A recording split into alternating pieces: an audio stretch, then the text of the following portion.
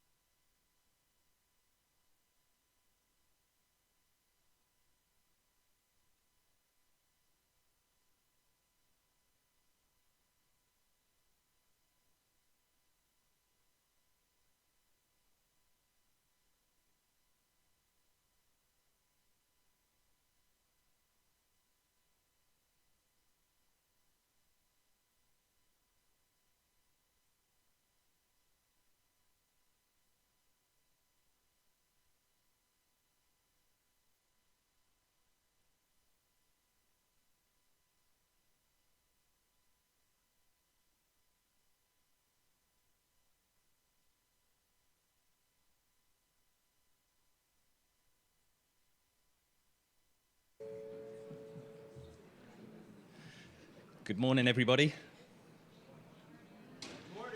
Morning. That chime seems to work really well. It seems to get people very quiet. So I wanted to start off just with a few comments, just really welcoming and saying thank you to everybody here in the room today. I think we should have about 200 people who are going to be here with us today, and then maybe about 250, 300 people who are online participating as well. So it's actually a really good turnout for us, for our whole community participating in this day. And I think I wanted to start off by just saying just what an important day this is. It's a very important day for us as a community to be coming in and having this opportunity, giving our patient voice to the FDA.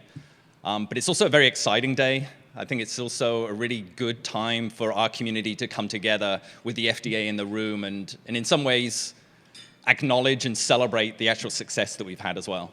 So it's a great day for our community coming together at this time, for our community in drug development, the successes that we've had. So for us to come together at this time, I think is important for so many reasons. And I think I wanted to start off, and everybody are joining me, I think, as well, in actually acknowledging the FDA and thanking them for what they did for our community recently. It was an amazing result in December that came through for all of us, and I think we all worked for a long time to make that happen, but I think the FDA's role in that was really critical. There was a lot of opportunities leading up to the approval of that first therapy where the patient voice was important. We did many opportunities of taking families in, giving information to the FDA, talking informally, but also more robust data as well. And I think that whole process was important. The FDA was listening to us. The FDA helped with the design of the clinical trials, giving feedback, and I think all the results that came through at the end with the very fast approval. And I think what we all really kind of stood back in amazement, I think, at the end, the broad approval. We got the main thing that we were all hoping for with that approval, with a broad label, a label that is for everybody with SMA.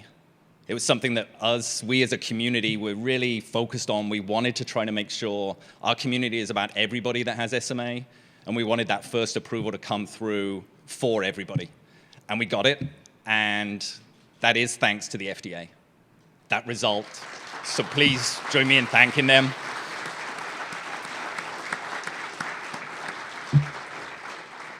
And for being here today, I wanted to say thank you for your participation here, listening to our families about what is important now. So I'll say a few more words, but I actually wanted to take a moment and actually ask Dr. Dunn to come up. Dr. Dunn's the director of the Division of Neurology and really was critical, was an integral part of that approval that we had all the way along, and then those final few days in particular. So I wanted to ask Dr. Dunn to come up just to say a couple of words on behalf of the FDA. I think maybe the importance of the patient voice. I think you've had such a critical role with other diseases, but just definitely with SMA as well. So actually it's a real pleasure to have Dr. Dunn come up at this time. Thank you as well for what you're doing. Thank you for what you've done. Absolutely. Thank you. Good morning.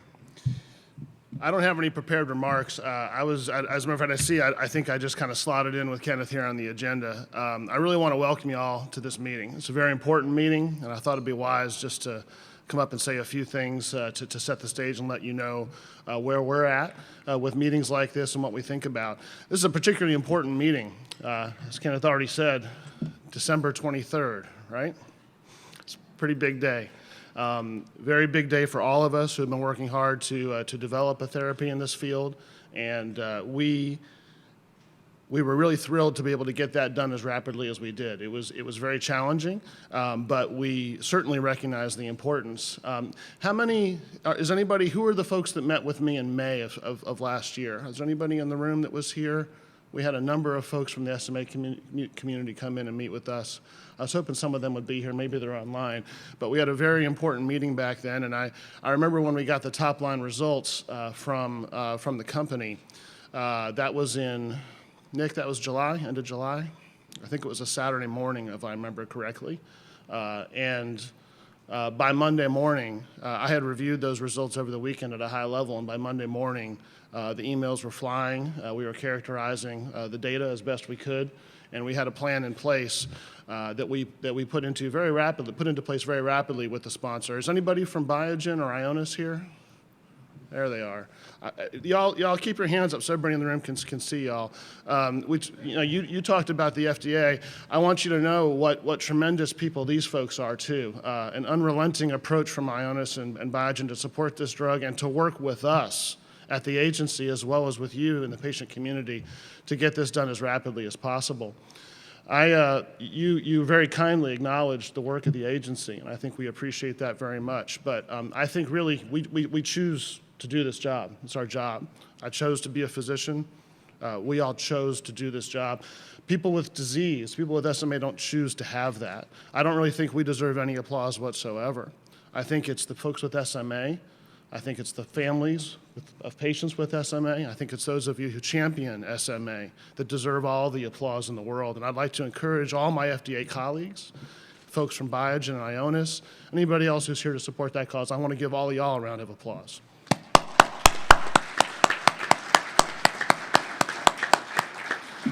To me, you're the real heroes. I have no doubt that any number of you have either participated in clinical trials, have supported folks who participate in clinical trials, have tried to participate and perhaps been unable to, but have been involved in research in this area in some way, and it's absolutely crucial. So I thank you for that, and all of our colleagues thank you for that as well. You heard me call on Nick just a minute ago to check on the date. Dr. Nick Kozauer, sitting right there in the white shirt, is somebody who I want you all to recognize. He really did a lot of the heavy lifting with the application for nusinersen. As you know, it went on a historically fast process through the agency, and Dr. Kozauer, who's one of my senior leaders in the division, really championed the application and worked very closely with the company to get that through there. So again, we choose to do this, but we did work very hard on behalf of the community to get this drug out there, and so I wanted to make sure I acknowledge that. These patient voice meetings are very, very important. As y'all know, 21st Century Cures directs us to take pay ever more vigilant attention to the patient voice. We refer to patient experience data in that law, and it's very important to us to hear that. We really want to capture the patient experience. I think many in the room, I remember some conversations early on when we were forbidden from talking about the application. I think many thought that this meeting might be a meeting, I don't want to put words in anybody's mouth, but might be a meeting to attempt to convince us to approve nusinersen. I don't know if I'm wrong. Is that right? Does anybody think that might have happened? I think so. And I think it's really wonderful to be able to sit here and show how I hope in tune we are with the patient voice, and that even in the absence of having that formal interaction here today, that we already have that drug out there and approved. I think that shows that we're pretty tuned in to what's important. And I frequently say that people probably overestimate our conservatism about reacting to what's important to patients. It doesn't take an awful lot of meaningful benefit to get a drug approved. What it does take is the data have to be reliable and interpretable, and boy, we have that in spades with nusinersen.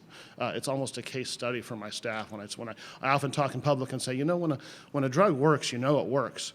People always agonize and want to split hairs and talk about kind of post hoc explorations and subgroups and things like that. And this is a real good example of what I often say and others at the agency say when we say if a drug works, it's going to work, you're going to know it. And this is one where really it was fairly obvious on face. And we kind of poked and prodded and made sure we did our job, but it works. And we're very happy about that. And we're also equally happy that not only some of the more compelling data that we saw in the infantile onset form of the disease, but some of the experience with the open label trials and studies that were done helped to support that and gave us that indication for a disease that's very well understood. I often emphasize the importance of a detailed understanding of the science of a disease and allowing us to pursue effective development and even effective labeling for drugs. And nusinersen is pretty well understood, and that allowed us, I think, to really understand the breadth of the disease, how the different stages of the disease relate to each other, and allowed us to look at the totality of the data to ensure that this drug is unambiguously, unequivocally indicated for the entire population. I want to make sure that's very, very clear. So,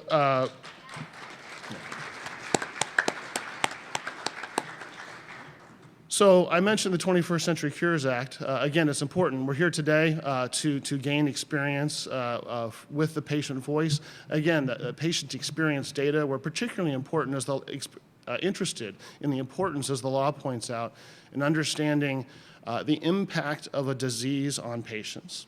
We want to understand that as best we can. A lot of us are neurologists. We're in other disciplines as well that deal with the diseases. Sure, we know these things, but it's nothing like hearing it from the source. So we want to make sure that we understand the impact of the disease and what patients prioritize in regard to the treatment of their disease. Those are two specific areas of extreme importance to us.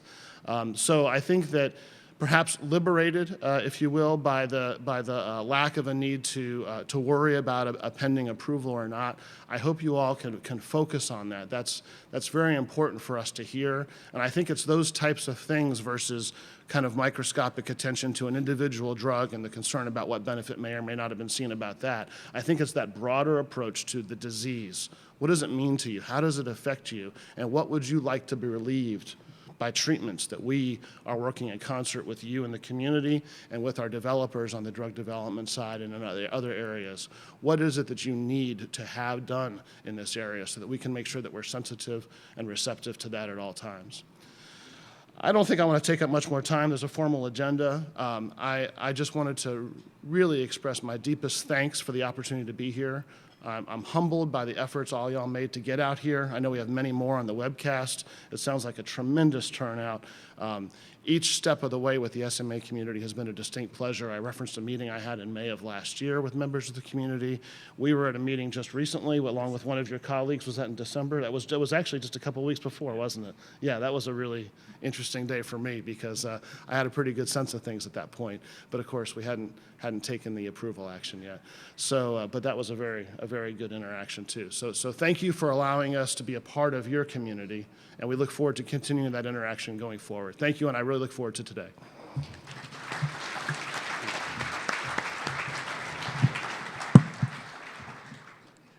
And certainly originally the planning for this meeting was going to be about trying to get that first approval. That's what we were originally leading up to, and the importance of that broad label. That's why we were really kind of hoping for the timing of this meeting to come together.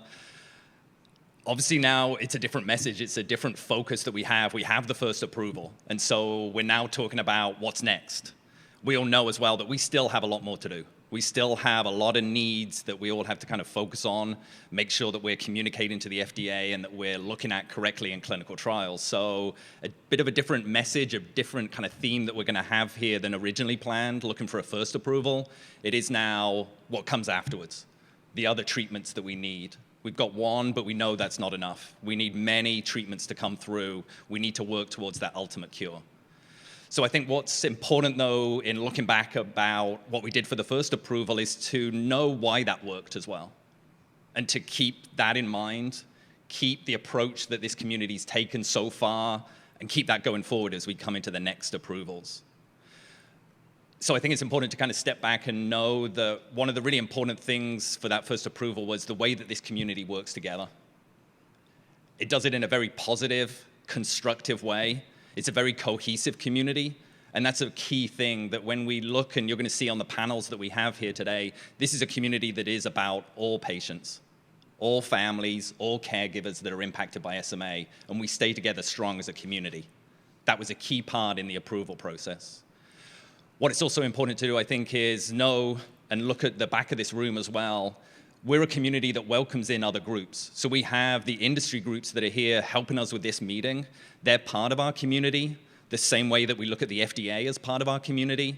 And it's actually the industry groups that when you look at them, how they work in SMA, they work together in a collaboration. And that's very important. We have the support of industry. They're working together, though, helping us, helping our families in our goals. And I think that's something that really stands out. It's a very satisfying thing to see industry working together in this way for our disease. So actually, if you could as well join me in thanking all the companies for what they've done so far, Biogen and Ionis, but the other companies as well that are helping us support this meeting and actually helping us to move towards what's coming next as well. So I did want to thank you all for your support, helping us put this meeting on.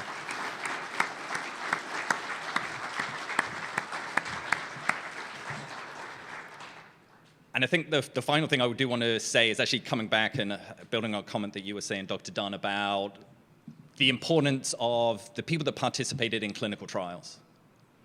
The way that this community went about those first clinical trials was key. The clinical trials that had narrow criteria that actually excluded a lot of people, the clinical trials that had the placebo controls that are very frustrating, and the sacrifice that it takes to participate in a placebo-controlled trial is amazing. The courage that it takes to participate in something like that, I think we all as a community owe those families a debt of gratitude. It's an amazing sacrifice that all those families took on to participate in that way. But that is the right way to do clinical trials. That was the right way to go about getting that first approval. And I think in the end, it showed, the results came through, and that sacrifice of those families is what really paid off to get that approval early, get that approval, the broad label for everybody. So an amazing sacrifice that we all owe those families that took that challenge on to participate for us. And again, that's the message of this community, I think. Individuals, patients, families who are willing to take that sacrifice for the greater good of the community. And that's the way that this community has worked over the years. It's got us to that first point, and I think that's what we have to bear in mind now as we go into these next stages. It's working together as a community, the FDA part of our community, companies, industry part of our community, but all our families working together, all of us working for the greater good of our whole community, and it's something that I'm tremendously proud of to be part of this community, and the sacrifices that you all make and the results that we got, I think, are just fantastic. So it's thanks, as Dr. Dunn was saying, to all of you, families coming here, sharing your experiences, your needs, working together as a strong, cohesive, positive community as well. So thank you. Thank you for all that you've done, everybody that's online as well, participating up to this point and over the next couple of years as we move forward as well. Thank you.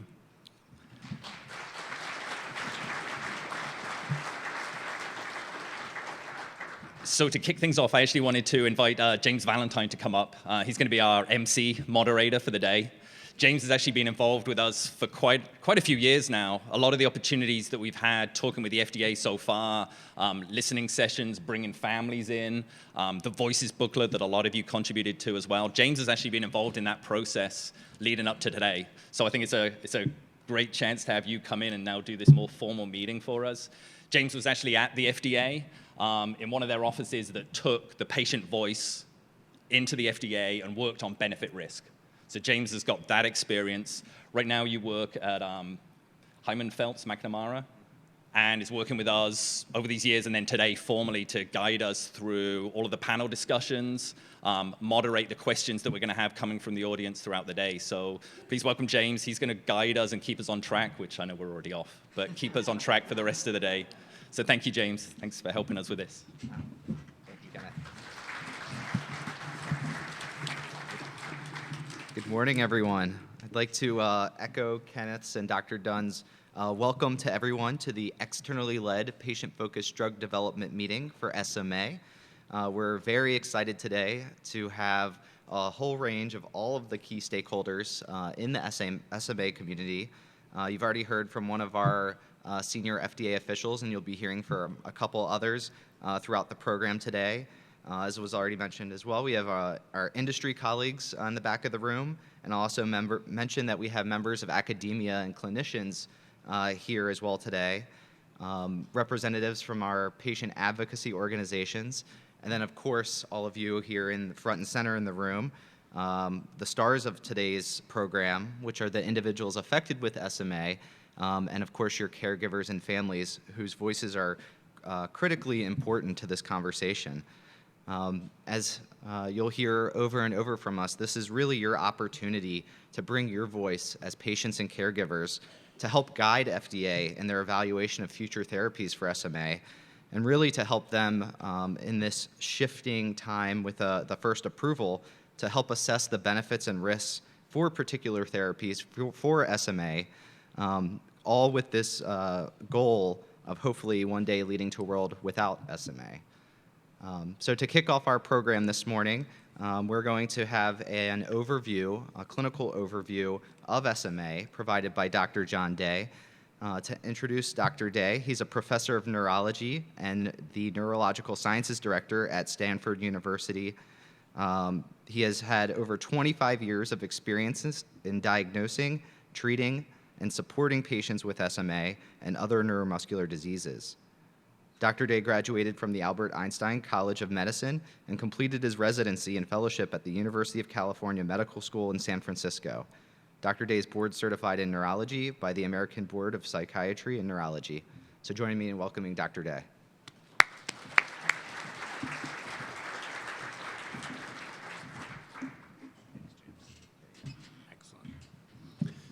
Thanks, James. I've worked with James before, and it's really a pleasure to have him here again and working with him on this. My major goal today is to get off the stage so that we can have the real experts here. I really want to thank the organizers for inviting me so that I could be here to learn, along with everybody else in the room, about what really is going on with SMA. But in the intervening time, I'm supposed to talk about an overview. So I have 20 minutes to talk about an overview of SMA without editorial comment. And to do that is a challenge for me.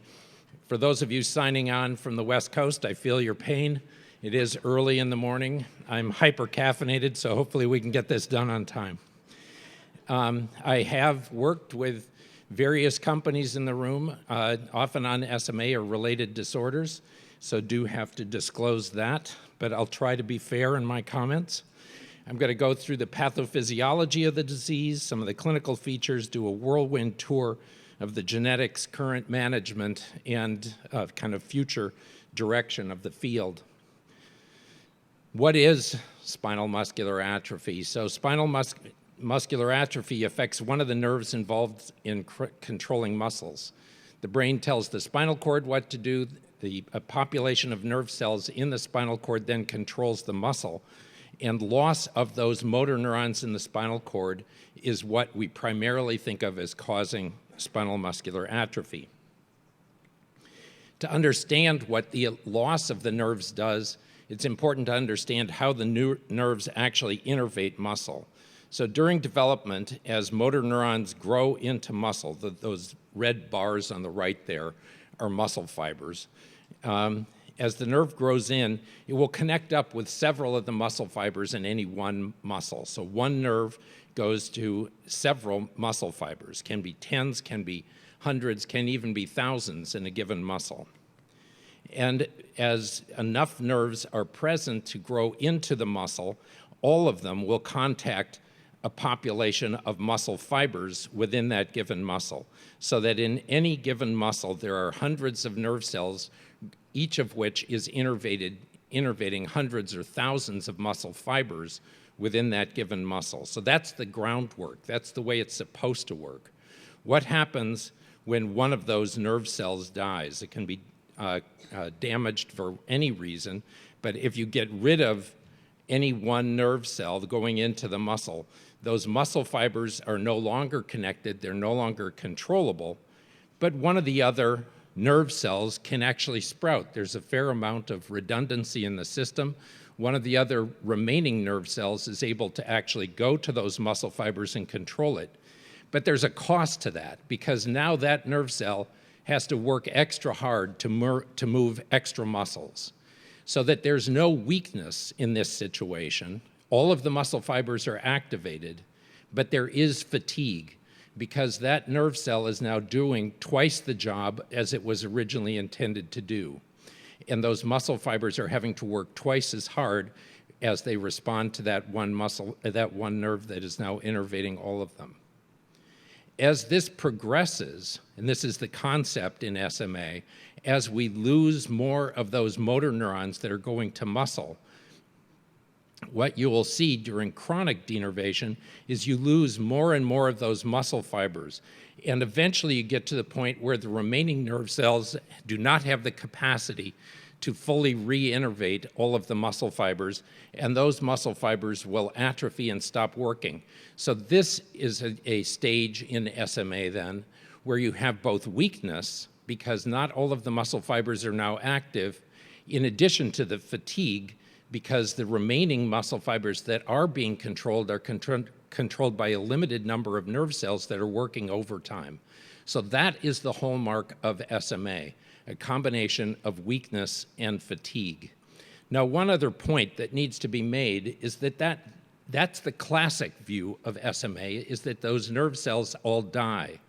But what can also happen is that the nerve cells might just stop working. They might be there, but they might not work as well, and the muscle fibers that they go to then become atrophied and stop providing any force. and cause weakness. Now, it's very hard to differentiate these clinically between a nerve fiber that is still present but not doing anything as opposed to a nerve fiber that is no longer present. That's very, very difficult for us to differentiate, but therapeutically it makes a big difference. Because if you have a treatment that goes in and revitalizes a nerve, if that nerve is absent, you can't revitalize it. But if the nerve is still present, it is possible for that nerve to be revitalized. So that is one of the hallmarks then of clinical treatment we can hope for, is that there is a long period of a window of opportunity during which we might be able to reactivate some of those sick nerve cells. Obviously, it's not an either or. If a nerve cell stays sick for a long period of time, it might be revitalizable, but at some point you might lose it altogether, in which case that would no longer happen. And to be honest, we don't fully understand all of the natural history of the disease at that degree of granularity that we can predict exactly how these treatments might work. Okay, so what does that cause clinically in this whirlwind tour that I'm already going way too slow on? It causes weakness, as you might imagine. So it causes weakness of movement, weakness of breathing, weakness of possibly speech. It does not tend to affect the smoother cardiac muscles, and importantly, we don't think of it as causing any effect on the cerebrum thinking or behavior. The pattern of weakness is unique, so that the eye muscles are affected less than the lower face, the neck is affected less than the trunk, and in the limbs, proximal muscles are affected more than distal muscles. If we look early on in any case, we will see that the degree of limitation is much more restricted along those patterns. And if we look late in any case, we're going to see that the pattern is more extreme, so that maybe only the fingers are retained or only the distal leg muscles are retained. And so these lead to a number of consequences: loss of mobility, upper extremity function, the fatigue I mentioned, but can also affect bone health, cardiac function, a number of things indirectly. Importantly, it's necessary to realize that all individuals have a progressive loss of function. This is a progressive condition. Now, it's interesting because of the creativity of a lot of people with SMA. They have workarounds, so that if you have difficulty moving your mouse in a particular way, you might develop a new way. You might adapt to that. And so it's hard to see that progression oftentimes because they are so adaptive. People with SMA can be extremely clever, extremely bright, extremely capable of dealing with their motor disabilities, and consequently that can hide them. Just a word about the genetics. It's a recessive disorder. About 1 in 40 people in the population is a carrier, which adds up to about 1 in 10,000 births with the disease. About half of which, a little more than half, is the severe infantile form, and a third is milder, as well as there being some very severe or milder forms. So 1 out of 40 people has only 1 copy of the gene, the SMN1 gene, and they have no effects. There's no evidence of any problem. But if you lose both copies, you then lose the protein, the SMN protein, and consequently develop SMA. As I often say to patients, though, the good news is that you have a spare tire. I mean, that we have a second copy of a gene, the SMN2 gene, that can fill in. It makes the identical same protein that is missing from the SMN1 gene. That's the good news. The bad news is that the spare tire is flat. There's a nail in it. It doesn't work quite as well. So if you're missing the SMN1 gene, which is true for all patients with SMA, they have a relative number of copies of the SMN2 gene that can make a little bit of the protein. It's spliced differently, which affects treatment. So that people have varying numbers of copies of the SMN2 gene, which leads to this spectrum of how much of the SMN protein they generate. And that amount of protein ends up predicting what their clinical features will be. so that if they have approximately 2 copies of the SMN2 gene, they'll probably have normal function at birth. If they have 3 copies, they probably develop the ability to sit. If they have 4 copies, they probably develop the ability to walk. And if they have more copies, they might manifest features later in life. Now, people with all levels of disability can have a normal lifespan if we provide the adequate support for them. So you can have a range of different disabilities surviving into adulthood with various elements of support. Okay, so current management, how do we manage this? It's fairly obvious what we're going to do. It actually takes a team. We have to have neurology, PM&R, pulmonology, orthopedics. A number of services get involved in this, which we could spend a long time talking about. And the importance of therapy is huge, so that physical and occupational therapy, speech and swallowing, respiratory, and nutritional support are all key elements of helping people maximize their functional ability. Treatment strategies focus on the symptoms, so that we tend to try to treat their mobility issues with assistive devices or with physical therapy regimens. We support their breathing and sleep with various aspects of support. We make sure that they're getting the adequate nutrition and bowel function. And we can treat their fatigue, so that we do use medications mainly in the range of helping them deal with their fatigue and maintain stamina, and sometimes with pain management. But we've already mentioned the one treatment now that is approved that actually works at the root cause, which is nusinersen. And I don't know if you've seen this slide before, but it summarizes a number of the trials of nusinersen in the infantile onset form of the disease. And what you can see in the dark blue line on top is treatment of pre-symptomatic children. So it's clear that if we start the treatment early in the course, that we can have maximal effect, but I'll just point out that it still does not eliminate the consequences of SMA, that we still have features left over even if we're treating pre-symptomatic patients. I'll also point out in the red line that the patients, that's an open label trial of SMA in infantile onset patients, that years into treatment, they're still apparently gaining motor function. And that's a very interesting result that we'll need to follow up. Obviously, our goal in treatment was to slow the rate of decline.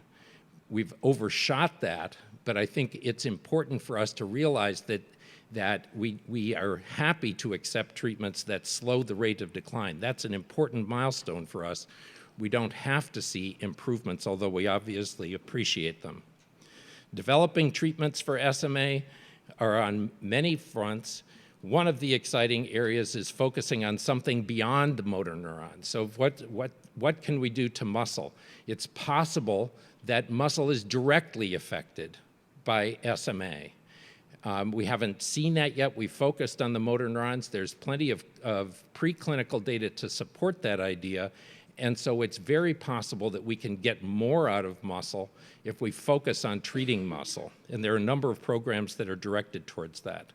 There are programs directed at increasing the SMN protein, whether that's in motor neurons or other tissues, by replacing the SMN1 gene. There's one company going into later stage clinical trials soon in Avexis. There are other companies that are promising to go that route as well. But there are other ways that we can increase transcription of SMN2, or we can improve that splicing deficit in SMN2. There are a number of approaches that should work, and I'm excited that a number of companies are exploring them. But we'll also want to focus on the other tissues that might be affected. Just a word about epidemiology, which you probably can't see from anywhere in the room. Just to make the point that the infantile onset form of this is the most common to occur, so that about 55 to 60% of people born affected by SMA have the infantile onset form. If we look at the patients living with SMA, they represent a minority. less than 5% of patients currently living with SMA have that infantile onset form. That is about to shift in a huge way. As we start treating patients with the infantile onset form, we're going to have many, many more patients living, undoubtedly with certain elements of the disease still present. That current treatments are not a magic wand, will not fully eliminate this condition. We will see elements of it, and we have to be prepared. If you think about the demographics of this, we're about to increase the morbidity associated with SMA because now people will no longer be dying of the disease, they'll be living with the disease for a lot longer period of time. So we have a lot more work to do.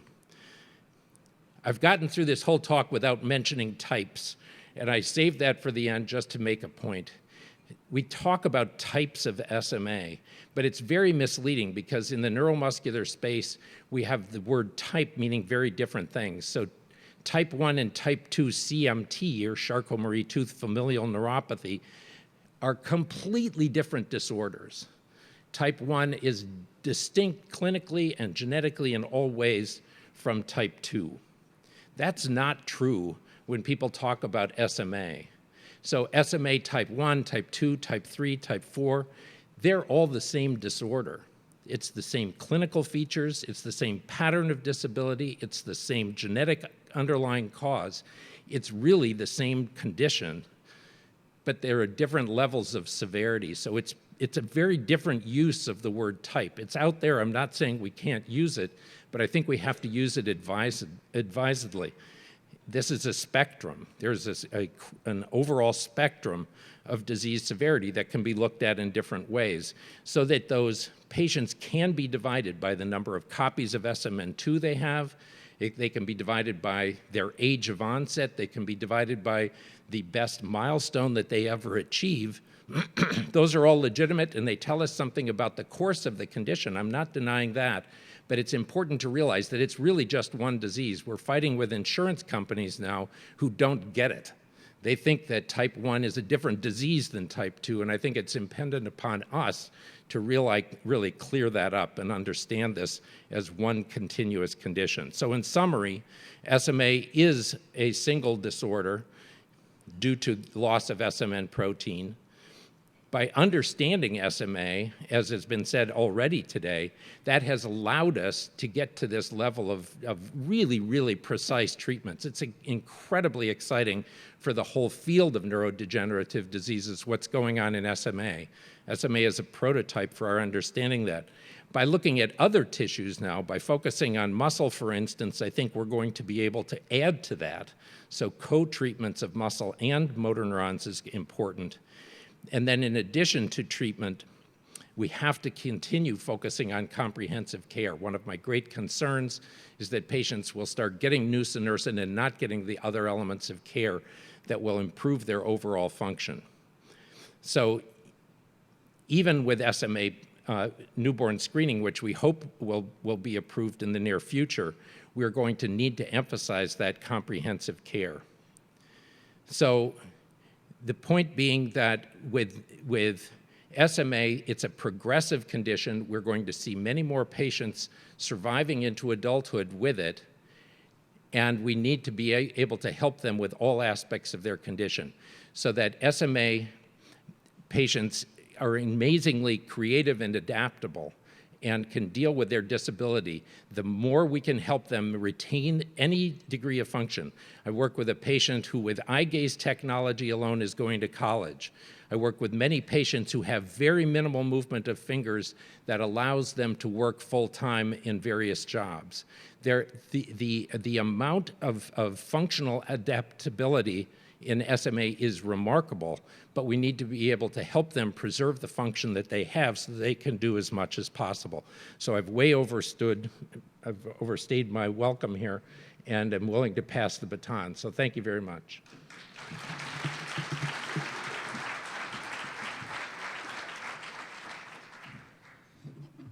Thank you, Dr. Day, for that very important overview. We will certainly build upon what was presented with much more meat from the experiences of patients and caregivers, helping us understand that clinical course and your approaches to treatment. I'd now like to welcome our next speaker, who is from the FDA, Dr. Wilson Bryan, who will be providing some overview and welcoming remarks from the FDA perspective. Dr. Bryan graduated from the University of Chicago Pritzker School of Medicine. Sorry about that, Dr. Bryan.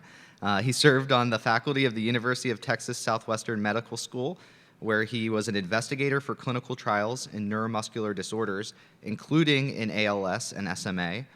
Dr. Bryan joined the FDA in 2000 and now serves as the director of the Office of Tissues and Advanced Therapies in the Center for Biologics Evaluation and Research. So importantly, this is the component of FDA that regulates cell, gene, and tissue therapies, among others. So joining me in welcoming Dr. Bryan.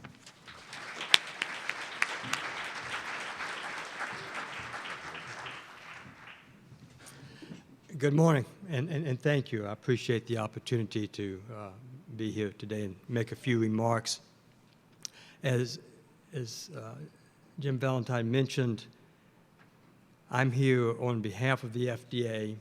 Particularly, I work in the Office of Tissues and Advanced Therapies, including gene therapies and cell therapies in the Center for Biologics. And what I'm going to say today will echo some of the remarks that you heard earlier from Dr. Dunn and Dr. Day. But particularly what I want to talk about today is education. My personal medical education started, it's been almost 40 years ago when I had the opportunity to go to medical school. And this was a great honor and privilege for me, as it is for, I think, all physicians, to go and learn about patients and diseases. And in medical school, I learned about spinal muscular atrophy, or SMA. And among the things I learned about SMA was that it is relentlessly progressive and that it's not treatable. 20 years later, in the late 90s, by then I was a neuromuscular specialist practicing medicine, and I had the opportunity to attend an event to raise money for SMA research. It's one of these fundraising events.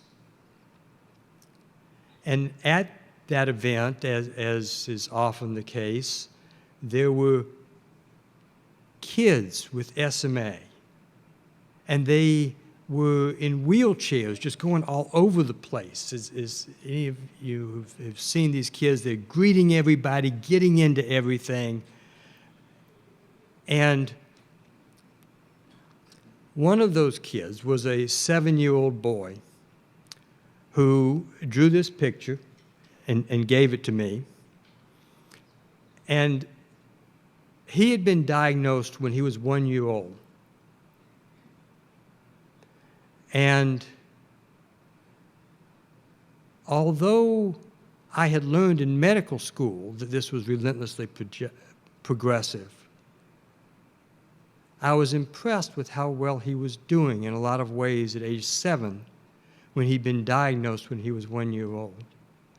But by the late 90s, we knew that what I had learned in medical school wasn't quite accurate.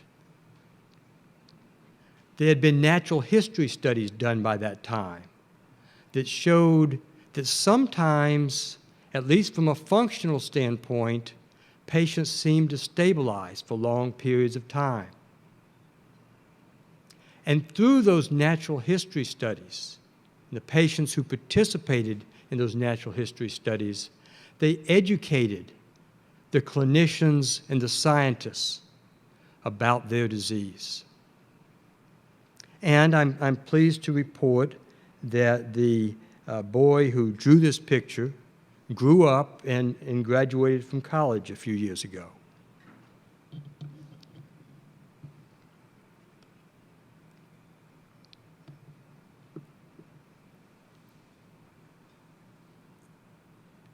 about 20 years later, just a few months ago, the FDA approved nusinersen, the first treatment for spinal muscular atrophy. And I really think that this was an outstanding achievement in drug development and regulation. And I hope it doesn't, from a regulatory standpoint, I hope you know that it should not in any way seem like I'm bragging here, because I had nothing to do with the regulation of nusinersen. That's regulated in the Division of Neurology Products and the Center for Drugs, led by Dr. Dunn, Dr. Bastings, Nick Kozauer.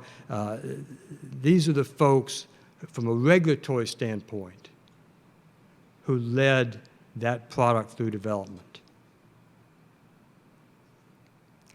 But I think that there are lessons for all of us as regulators in that development, particularly that the Division of Neurology Products maintained a strong collaborative relationship with the drug developers and the patients throughout the process,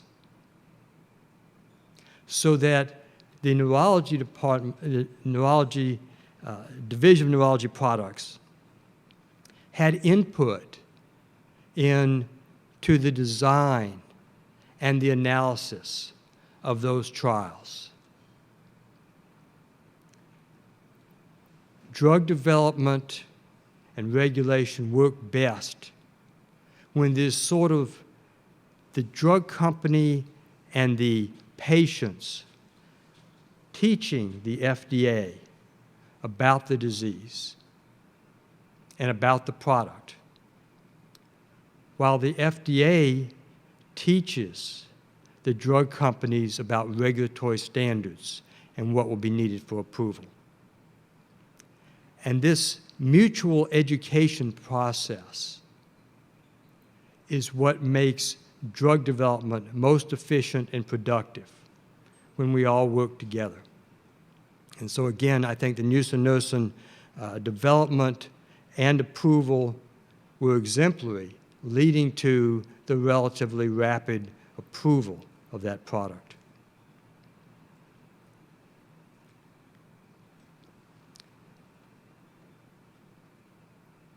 Now we as regulators learn about diseases and products, not just from the drug companies, but also from the patients and their caregivers.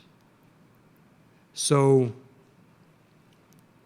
Congress, recognizing this, has passed laws. Dr. Dunn mentioned 21st Century Cures Act, but even before that, in 2012, what's called the Food and Drug Administration Safety and Innovations Act. The name doesn't really matter. What matters is these laws that Congress has been passing emphasize the importance of patient input into the regulatory process. So in 2012, Congress told the FDA, you need to get more patient input and have public meetings to hear the patients. So since then, the FDA has had almost 20 of those meetings. And the FDA can't have a meeting for every disease. There are too many. So we appreciate the organizers, Cure SMA, the organizers of this meeting, for putting this together. Because what we hear today, what we as regulators hear today, will help us to think about clinical trial design, what outcome measures to use in clinical trials, what really matters to patients, and how we as regulators should think about the balance of risks and benefits for patients with SMA.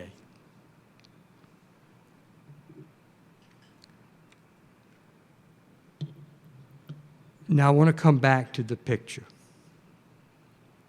And this is, I keep this picture in my office at the FDA. And one of the things that I like about the picture, besides the fact that it reminds me of this patient, is it's one of those pictures that no matter where I'm standing in the room, the eye of the unicorn is looking at me. And it reminds me that the patients are always with us.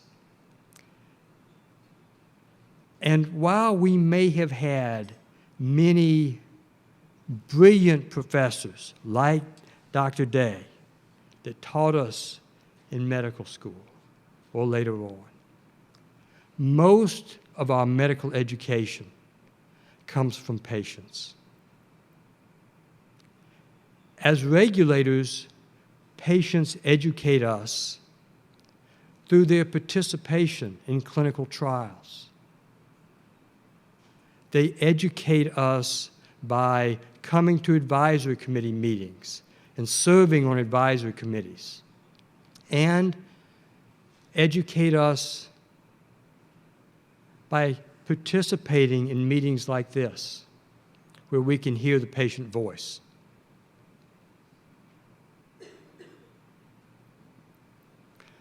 So again, I want to thank Cure SMA for organizing this meeting.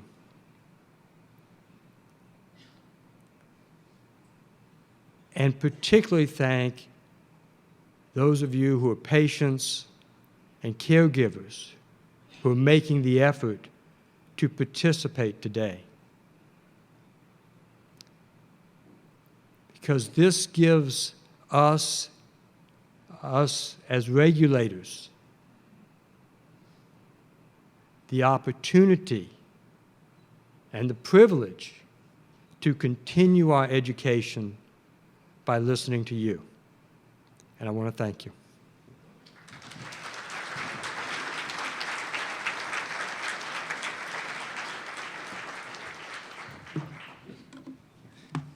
Thank you, Dr. Bryan, for those great remarks, and also for providing a great overview for what it is that FDA is interested in hearing from patients today and how it will fit into FDA's regulatory decision-making.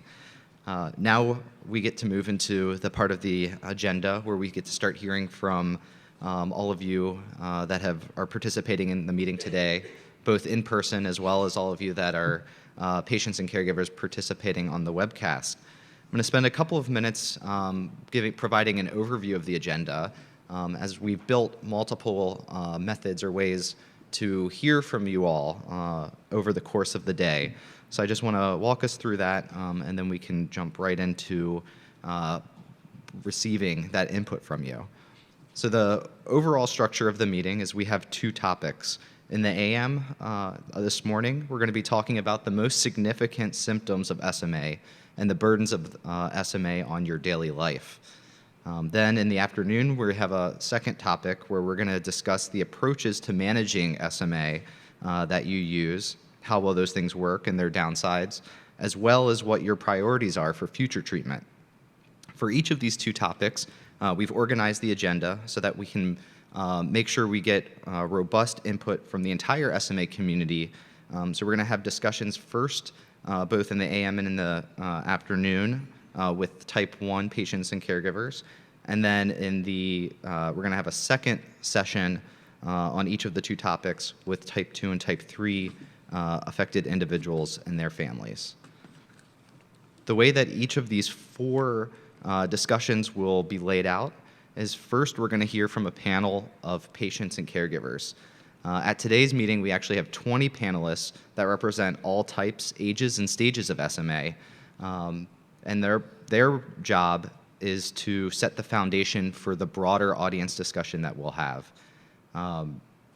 Following each of these panel discussions, we'll then broaden the dialogue so that way those of you in the audience and on the web can participate, and you'll have a chance to answer some polling questions.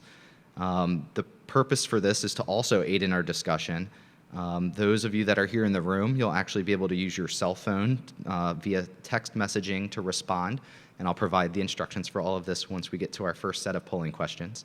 And then for those of you on the web, there's actually a website that you'll be able to log into and provide your responses to the polling questions. All of the responses will be displayed live for us to review together and then inform our discussion. We do ask, though, even though the technology is open for anyone to use, that only patients or caregivers of patients of SMA respond to those questions. We'll then move into the facilitated audience discussion, which is a discussion that's going to be open for all of you that are here in the room today, patients and caregivers, to build on the experiences shared by the panel. We'll ask questions and invite you to raise your hand to respond. And when you do raise your hand, just for our purposes of keeping a record of the meeting, please state your name and SMA type before answering the question. Although there's only so much time that we'll have today to have this conversation, and of course those of you on the web are not able to participate in that live discussion, there is an opportunity to submit written responses to the various discussion questions following the meeting. All of the registrants, both in-person registrants and webcast, will receive a link to do so, and then you'll have 30 days from today to respond to those questions. I just wanted to provide some guidelines for our discussion today. We encourage all patients and caregivers to contribute to the dialogue.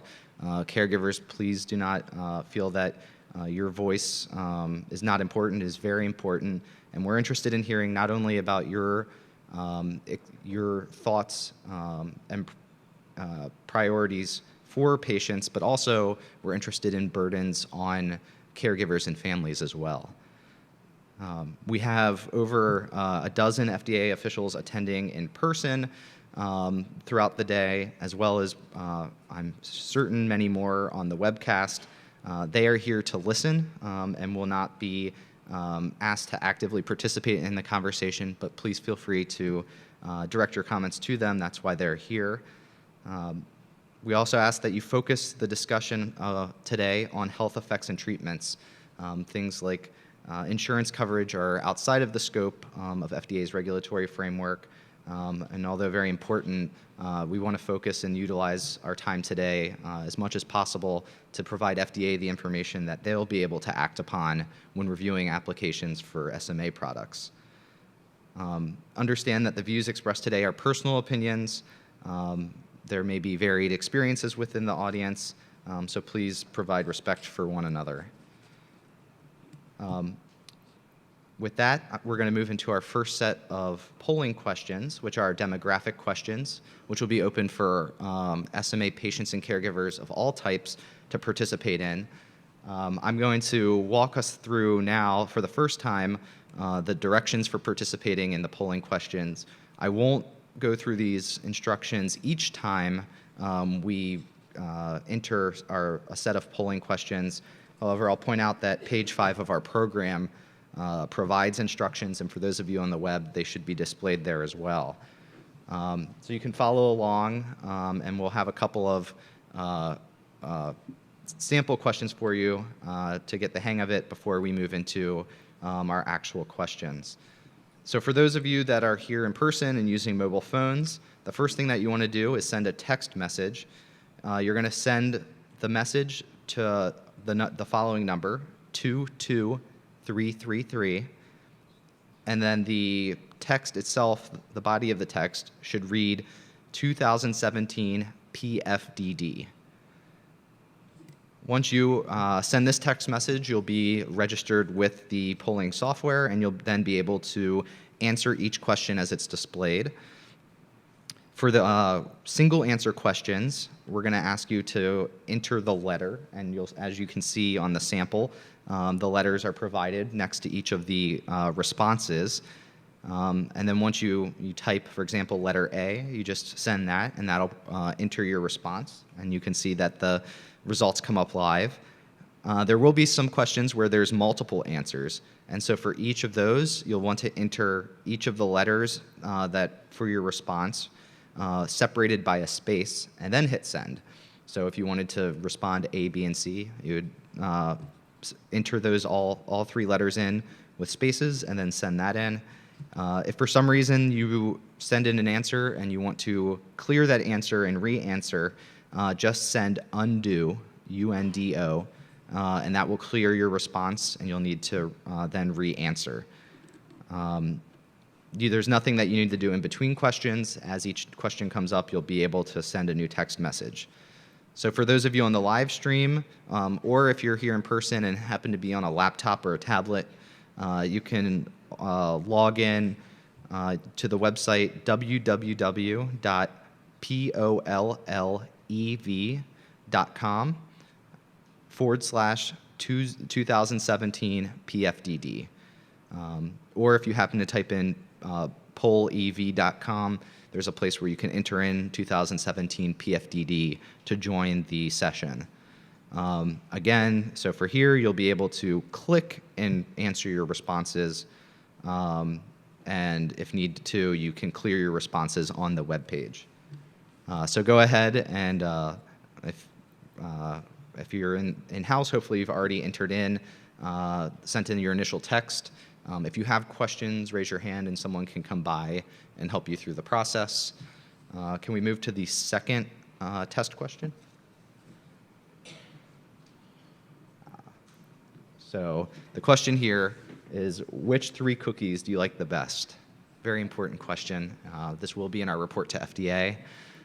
So please enter up to 3 responses, A through F, and send those in. Let us know if you're having any technical difficulties, and again, someone will come by and assist you. Just raise your hand. Okay, it looks like we are good to go to move into our demographic questions. So again, this is for SMA patients and caregivers of all types. If you're a caregiver and you're a caregiver of multiple individuals affected by SMA, we do ask that you please select one patient to answer for and answer all of your questions moving forward on behalf of that individual. So the question here is, where do you live? And this is a question where you just choose one response. And we'll go ahead and give about 30 seconds or so for everyone to respond.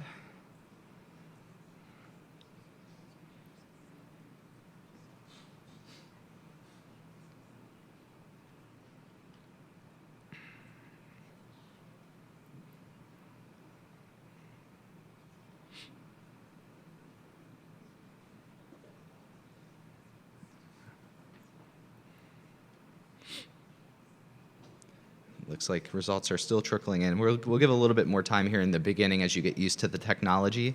And then moving forward, hopefully it'll be fairly easy for you. Again, before we move on, is anyone having any issues where they need some assistance before moving forward? Okay. It looks like we have stopped.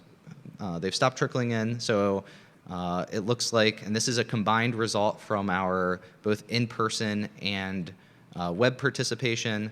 So you can see we have about 15% from within the DMV area, about 1/3 on the East Coast, 1/3 from the Midwest, and then a smaller contingency on the West Coast and in the Northwest.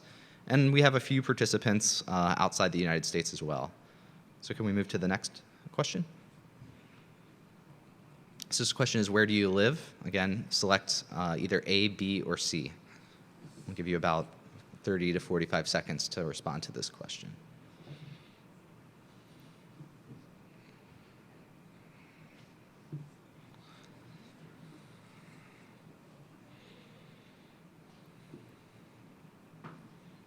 I'm glad to see the results are coming in much more quickly this time. It looks like everyone's getting used to it.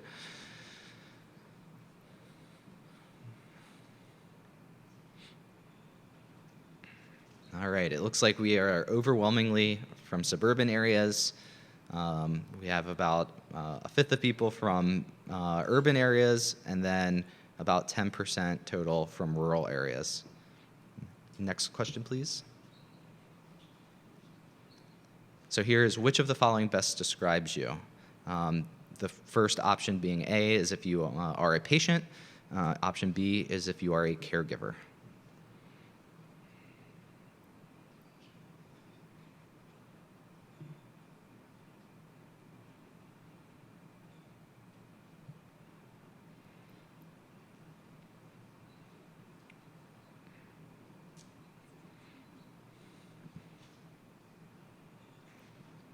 All right, we have quite a few caregivers.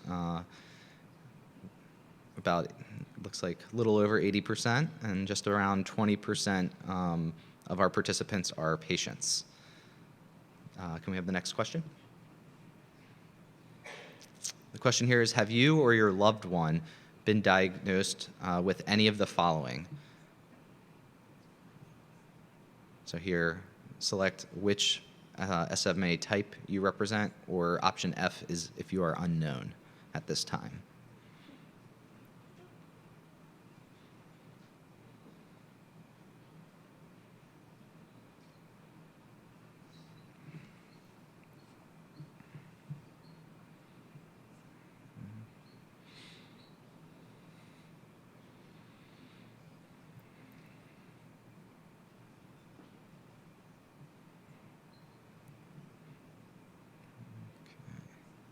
All right, it looks like, the percentages are shifting a little bit here right at the end.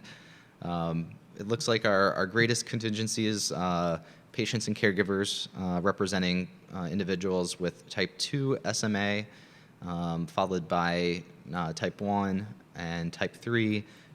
No representatives for SMA type 0 or type 4, or those that are unknown. Could we have the next question? This question is, what is the length of time since you or your loved one's diagnosis? Please select one answer.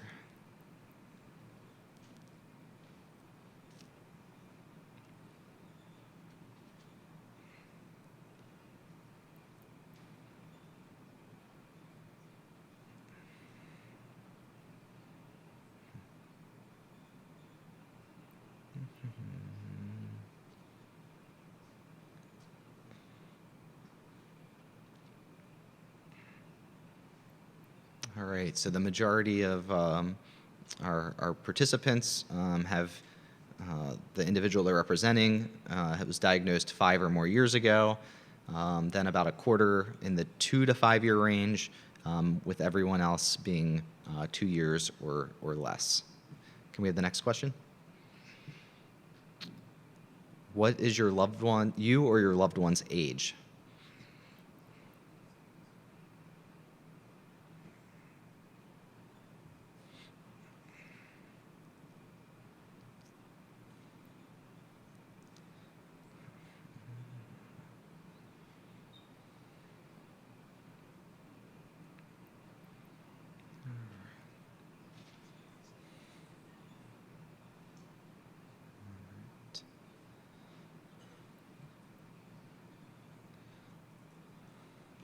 All right, so for those that are 2 years and younger, we're at about 10%, our largest contingency being in the 3 to 12 year range, followed by about a third in the age 18 to 34, about 10% aged 13 to 17, and then the remaining about 7% age 35 and older, notably with nobody older than age 65. Next question, please. And could you respond whether you or your loved one is male or female? And these questions will be very helpful to us because we'll be able to track your responses across all of your all of the questions throughout the day. So that way we can do some breakdowns when we provide this information to FDA in a report that will be provided subsequent to the meeting. All right. We have about 60% female and 40% male for individuals being represented with SMA today. And then next. Okay, and then this question is, on a day-to-day basis, the primary, so the one, select the person providing the most caregiving for you or that is provided to your loved one. So who is the primary caregiver?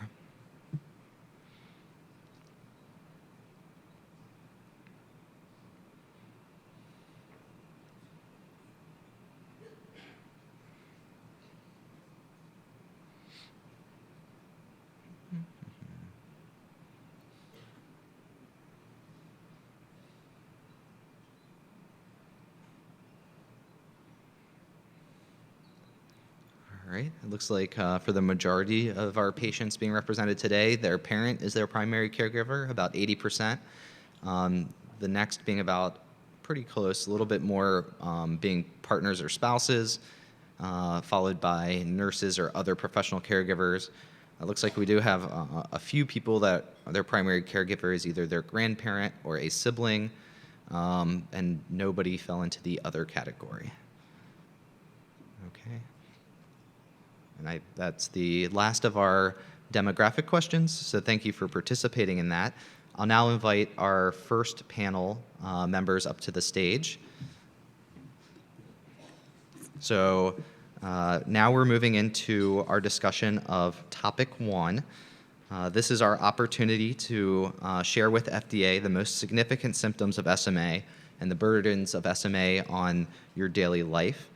As I discussed, we're going to first hear from caregivers of patients with type 1 SMA, and we'll have polling questions and a discussion with others representing type 1 SMA. And then subsequent to that, we'll have a similar discussion with those representing individuals affected by types 2 and 3 SMA.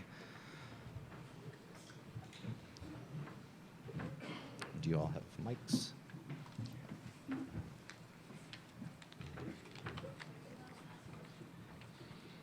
Ask questions. So this will be an opportunity for each of these individuals, Scott, Grace, Christina, and Kristen, to share some prepared remarks with you. We'll then move into an audience discussion where it'll be a fluid discussion. So if there's something that you want to react to that was discussed by the panel, I'd encourage you to raise your hand and we can have that discussion. Or if there's something that is a question, you can pose it, and the general all of the participants can respond to it together. Oh, a question about the program. Yes.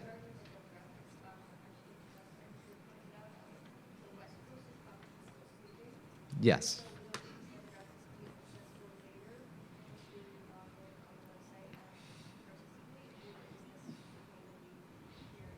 So the question was, since our friends on the West Coast are probably still sleeping, will there be a chance for them to answer the demographic polling questions? Unfortunately, no. It would we take too much time to throughout the day repeat those demographic questions. But however, we do encourage everybody that wasn't able to participate in the full meeting to respond to our written responses, which will provide an opportunity to also provide the demographic information. So thank you for that question. All right, I will turn it over to our panel. Thank you. Good morning. My name is Scott Ellis. I'm here with my beautiful wife, Adriana, and I'm here to talk about our 16-month-old daughter, Alexandria. Our daughter, Alexandria Tamata Ellis, was born a happy and healthy baby girl on December 20th, 2015. As the new worried parents we had Alexandria tested for genetic diseases both in the womb and after birth. She was cleared of all major diseases and sent home with us with a clean bill of health. It was an amazing time for our new budding family. As the weeks started to pile on, Alexandria's personality started to show. She would giggle and laugh every time we'd change her diaper. Her smile was infectious. Her little body would wiggle like crazy. It looked like Alexandria was going to be a happy, normal girl. As months passed on, we began noticing she was missing simple milestones, such as holding her head, rolling over, and/or crawling. She hated tummy time, screaming and crying, never lifting or turning her head. Her whole body began to go limp, especially in her legs. She appeared to go to labor more with sucking from a bottle, even breathing. After several concerned visits to our pediatrician, we decided to take matters into our own hands and hire a private physical therapist. It was our second visit with the physical therapist that led us to see our neurologist, who diagnosed Alexandria with spinal muscular atrophy type 1. At 6 months of age, we were told we might not see our daughter's second birthday, potentially her first. Worse off, hearing how she would leave us added to our pain. To lose your child by watching them lose strength in their major muscle groups, causing them to slowly suffocate to death from their own secretions, became mortifying. Shortly after our diagnosis, all of what we read online about SMA began to happen. We started the overwhelming process of scheduling studies, tests, and hospital visits. Hours were put into finding the appropriate doctors and specialists. Countless days of missed work and scores of hours lost to healthcare visits started to take their toll. More importantly, we were spending more of our time managing her schedule than we were enjoying her. But then the heartbreaking symptoms started to happen. One evening, shortly after a second swallow study, Alexandria suddenly stopped swallowing. You could see she didn't trust the formula to go down her throat. She began writhing in fear as I held her. We had to quickly get her to a hospital so we can get her the nutrients she needed. Within a few short days, we were in the hospital again to have a G-tube surgically placed into her abdomen. Only a few short weeks later, Alexandria caught a cold. Initially, we were in awe that her little body was handling the illness. Then one evening, she stopped breathing. Her pulse oximeter numbers dropped to dangerous levels. I flipped her over on my arm and began working her body to get her to start breathing. I flipped her, thankfully, the mucus plug in her lungs leaked out and she began breathing again. Sadly, less than a few days later, we were not so lucky and had to call 911, where she was taken to the nearest hospital, only to code 3 times. Another plug had formed, one we could not remove. With Alexandria's already weakened state, we chose to intubate her so that we could transfer her to specialized doctors in Chicago. This was the last time Alexandria would be able to breathe without the help of a ventilator. As you probably have gathered by now, with SMA, time is not a luxury, as regression happens almost immediately, and the results are devastating for both child and their families. After almost 3 months stay in the hospital, a tracheostomy, and the first of several loading doses of Spinraza, nusinersen, thanks to the Expanded Access Program, we were on our way home, loaded with medical equipment, questions, and concerns. What will happen to her? How will we care for her 24/7? What will happen to her psychologically? For my wife and me, nothing feels worse than not knowing what the future holds, especially when your child has a debilitating disease such as SMA. We went from fearing our daughter would never dance, play a physical sport, or even walk. Now we fear our daughter might not be able to cough up her own secretions, safely bite into an apple, or even prop herself up to read a book. Illnesses like a simple cold double or even triple her treatments, leaving no time for sleep. Anytime her SATs dip below her, even slightly, anxiety and fear begin to take hold, knowing that another mucus plug could take her life. However, our greatest fear is that we won't be able to give Alexandria the life she and all other SMA children deserves, a life of independence. Although her disease infects her entire body from head to toe, her mind is in perfect working condition. She's learned to adapt so quickly, our despair has turned into hope. While she may never walk, be able to eat solid food, breathe without help, or even scratch an itch, her personality and determination give us so much drive and encouragement. Inside the weak, limp body that holds her back, she is still a vibrant and silly little girl. She has given us a whole new outlook on life. Life is rich and at its greatest when we can go through it absorbing new experiences, good or bad. While we will do everything we can to bring those experiences to her, we hope and pray every day for advancements in treating or curing her disease. However, even gaining a simple ability like reaching up to her mouth so she can suck on her thumb will give her a sense of accomplishment and independence she didn't have before.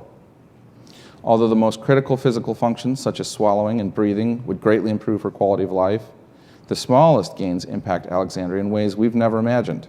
For those simple gains, my wife and I are prepared to make sacrifices and take whatever calculated risks are necessary to give her the opportunity she deserves. I just want to thank all of you for hearing our stories today. On behalf of myself, Alexandria, and my family, I want to thank the FDA for quickly approving Spinraza and nusinersen and getting it out to the public so quickly. I can say with 100% certainty, had the drug not been approved so quickly, for us, Alexandria would not be here today. She's benefiting from this drug to this day, and I just want to thank all of you very much.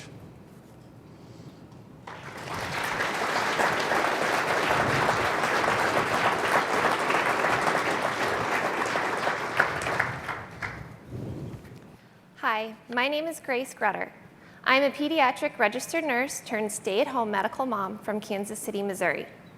I am married to my college sweetheart, Barron, and we have 3 children, Bowen, who is 5, Nella, who is 3, and a baby boy due in August.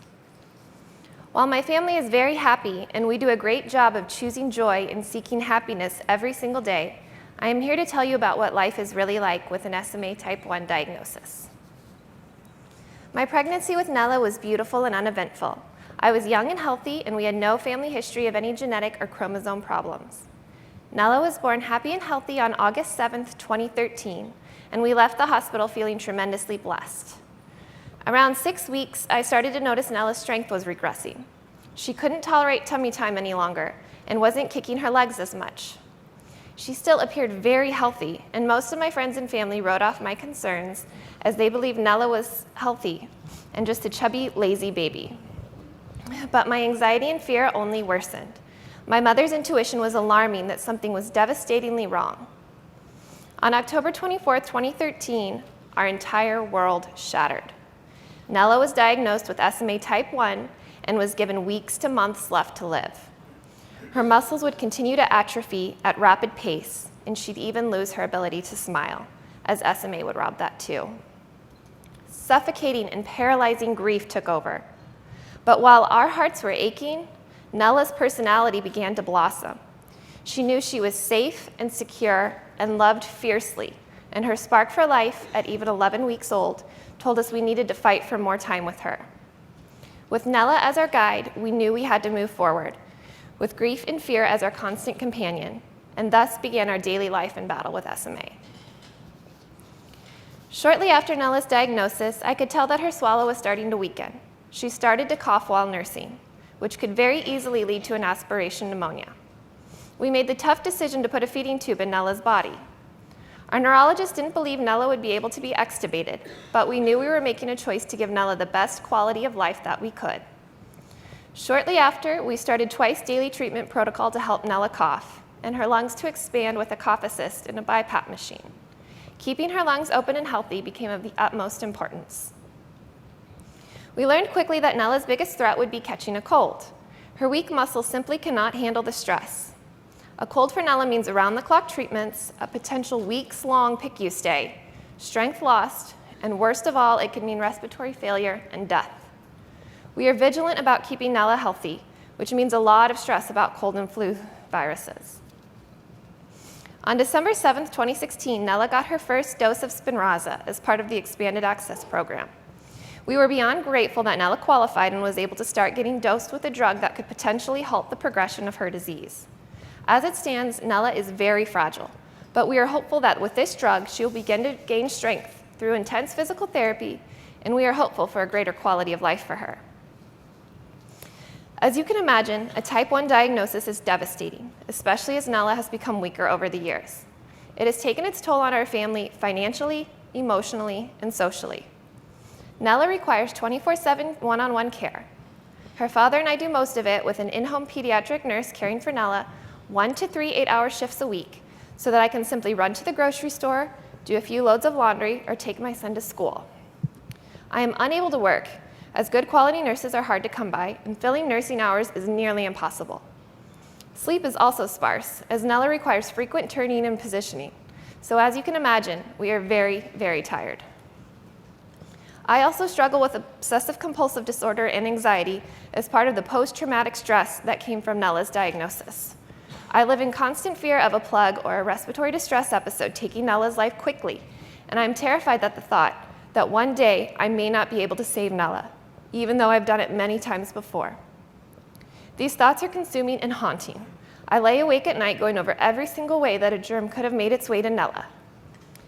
Nella's protection and care are who I am now, and while this is a life I want forever, because I want a life with Nella forever, it's not without complete sacrifice and a lot of hardship.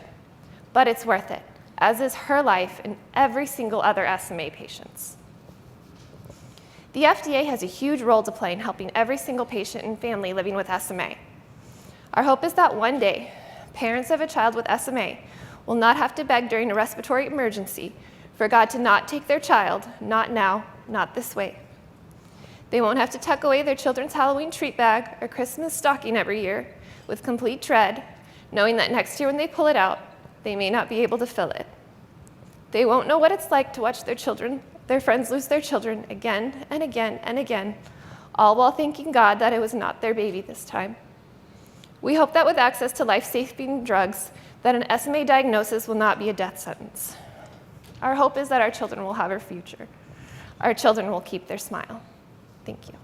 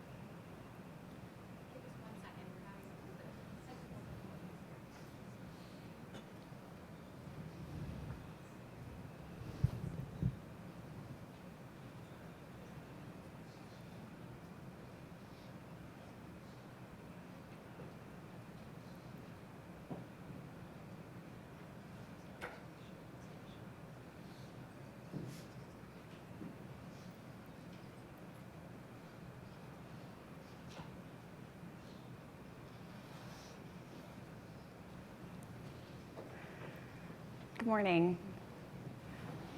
I have a confession to make. I never wanted to do anything remotely medical. I wanted to be a teacher. The extent of my medical knowledge was first aid and missing teeth. I never dreamed that becoming a mother would require me to acquire complex medical skills like changing a trach, using a cough assist and suction machines, and feeding my son through his G-tube. I couldn't imagine learning all this mere weeks after having my world turned upside down by a genetic disease I never even heard of. When my son Max was 1 month old, we noticed that he couldn't lift his head during tummy time. His pediatrician said, "Oh, give it more time."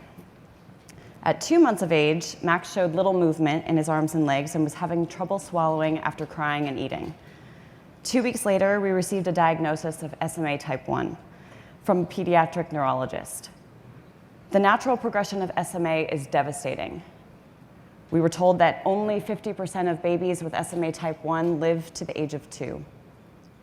When our doctors talked of tracheostomies and ventilation, we heard that SMA was going to steal away our child's ability to breathe, swallow, move on his own, talk, and smile. We began doing all we could to postpone the progression of the disease. We started physical therapy 5 days a week and learned respiratory management. A few weeks later, we registered Max to be enrolled in a clinical trial for the new drug called SMNRX. Unfortunately, Max got his first cold before he was to be entered into the clinical trial. We spent the next 7 weeks in Children's National Medical Center's PICU, and Max fought as long and hard as he could with non-invasive BiPAP ventilation. But eventually, we decided that a tracheostomy would help Max breathe better. That very night, Max had a respiratory event, and he had to be emergently intubated and resuscitated with CPR and 3 shots of epinephrine. 2 days later, he got his trach and G-tube. My son's near-death experience showed me just how quickly Max can be overwhelmed if his respiratory system is compromised or if he is left unattended. The memory still influences every choice I make. The trach gave Max a stable airway and allowed us to finally bring him home. along with 6 new machines, a borrowed wheelchair stroller, a round-the-clock team of home care nurses, and a full schedule of in-home therapies. It was totally overwhelming, but in time, and with the assistance of the SMA community on Facebook, we started to get the hang of it. Now, Max is 3 years old, and he's famous. It's true. He's been interviewed by both USA Today and by NBC. Thanks to stringent health precautions, cutting-edge technology, and a lot of teamwork, Max is thriving with his disability. We make endless adaptations to ensure Max gets to participate in what other kids his age do effortlessly. Although Max's mind is fully intact, we have to support him physically for all activities. He needs me to carry him from his bed to his wheelchair, to his stander, and to his gym. Other moms can say, "Go play with your toys, I need to make dinner." I can't do this with Max. He cannot move his arms or legs against gravity, so I support him by putting him in slings or an exoskeleton. He has trouble gripping his toys, so I either hold his hands on his toys or help by using tools that can help him grip. I also cannot drop my son off at preschool, like other moms do. Instead, he uses a beam telepresence robot in school to avoid catching colds and flus. I attend class with him to help him drive the robot, tell his class what he says, and assist him in doing all the activities. Max doesn't articulate words, but he can vocalize syllables with proper inflection. I try to translate the best I can, but we are teaching Max to use an eye gaze speech device so that everyone will be able to understand him. What is only a cold to others may cause Max to need respiratory treatments every 4 hours, or a week-long hospital stay, or worse. Before any visitors are allowed to come to our home, we require that their entire household be free from illness. One holiday, we cut short a large family gathering because a cousin started coughing. We sent them all home. Later, 3 family members came down with a terrible respiratory infection. Since he can't swallow or cough on his own, Max needs help clearing his airway using a cough assist and suction machines. We require someone with training to be awake and alert with Max at all times. Even though I have spent countless hours training scores of nurses, we currently have only 3 nurses on Max's case who are fully trained. Many nurses come for a few weeks but decide the complexity of his needs is too much. Others fail to achieve proficiency in his cares. It's particularly hard when a qualified nurse moves on to an opportunity with higher pay, paid time off, or health benefits. We have learned to be extremely flexible when a nurse calls out, canceling plans, staying up all night, even staying home with Max for days on end because there is no one to sit alongside Max while I drive our wheelchair van. Because I am Max's main caregiver, this takes a huge toll on me physically and emotionally. If there is no one else to watch Max, I'm not free to do things I need to do for self-care, like exercise at a Zumba class, get a full night's sleep, or even attend my own doctor's appointments. Life as an SMA family can be very lonely and isolating. Sometimes friends and family say to me, "You practically have your nursing degree. Do you ever think about going back to school?" I say, "No, I'm only an expert on Max, not a nurse." The reality is, I can't go back for a second degree. I can't even go back to work as a teacher. I am Max's caregiver. And though I will do anything for my son, in my heart, I hope that Max can be an independent member of society, making his own unique contributions to the world. The FDA has a critical role to play in making that dream a reality. Thank you.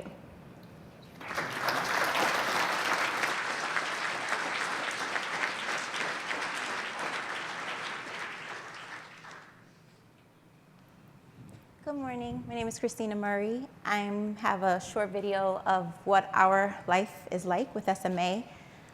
My son Omar is 7 and he has not received any drug therapy as of yet. So, thank you. Hi, my name is Christina. I am the mother to Omar. Omar is a 7-year-old diagnosed with spinal muscular atrophy type 1. Omar was diagnosed at 6 months. Hi, my name is Christina. I am the mother to Omar. Omar is a 7-year-old diagnosed with spinal muscular atrophy type 1. Omar was diagnosed at 6 months, and they told us at 6 months to take him home and love him, that he wouldn't see his first birthday. So if he was to see his first birthday, they told us he would definitely not see his second birthday. Omar has lost a lot of strength since diagnosed. Omar has lost his ability to move his arms.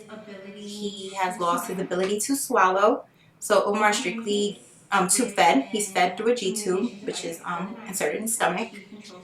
He has lost his ability to smile. Omar communicates with a communication device called an eye gaze, in which he controls with his eyes. Spinal muscular atrophy is a genetic disorder. It affects the muscles. So the bigger your child gets, the weaker he gets. Omar was able to be off his ventilator for hours at a time a day. Now that he is bigger, he is unable. He is ventilated 24 hours a day. He is trached. He used to be BiPAP. Omar needs airway clearance because since he lost his ability to swallow, he is unable to clear his airway. So we have to do coughing, suctioning. Also, we have an extensive morning routine where we have to do an epidural treatment, chest PT, cough assist, and suctioning. He has to be repositioned every 2 hours, 24 hours a day, to prevent any bed sores, any breakdown of the skin. Omar receives physical therapy, occupational therapy, and speech therapy at home due to the germs in school settings. Omar does not leave the house for school nor any of his therapies. And this is all stuff that takes place on a good day. On a bad day, where we have come down with the cold or allergies, because allergy seasons do give us a lot of bad days. Those airway clearances that on a regular day we do maybe every 2 to 3 hours, they have to be done every 15 minutes around the clock in order to help clear out his lungs of any mucus or anything to clear out the airway. What kind of like encouragement would you give, mothers or parents that have children with SMA, like, to keep fighting and to, because you didn't give up when they told you, you only you take the pictures and do all of that. Like, what kind of advice can you give to those families? So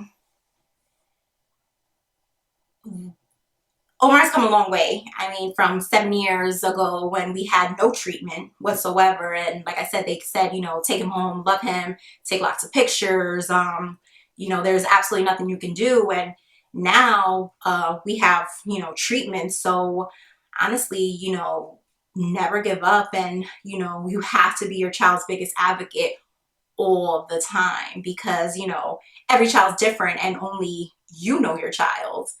And a fear that I feel that any SMA parent has is the fact of losing your child. And it wasn't up to recently where we finally have had a treatment that was approved.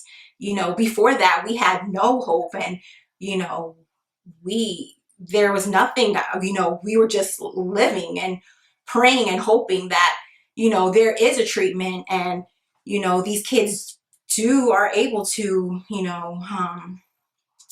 get some strength. And, I leave the house every day in fear that I might come home and my son might not be there. And that's a fear that I've had since diagnosis, but like I said, we've come a long way. Unfortunately, because of the disease process, Omar has lost a lot of his strength. But he's here, he's happy, he's healthy, and that's my job, Bad times are a lot of work. In order to get, a bath, he comes, being the fact that he is on a ventilator 24 hours, we have to take the ventilator, the suction machine, the oxygen in order for him to get a bath. To travel, it's the same concept, but, a lot harder. If he needs airway clearance, we do have to pull over in order to suction him. just outings alone, it's just a lot of work to get him, out and about. And, you get your routine and you get used to it, but then you're worried about, is everyone healthy around you? Is anybody sick? Oh my gosh, can you sanitize? And you become rude, and it's SMA. Look at him go. Look at Grandpa's Yes, face. we're out of here. Right.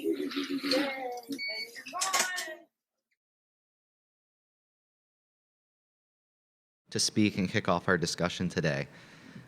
We're now going to move into our first set of polling questions on topic 1 for patients and caregivers of patients affected with type 1. If I can get those polling questions pulled up.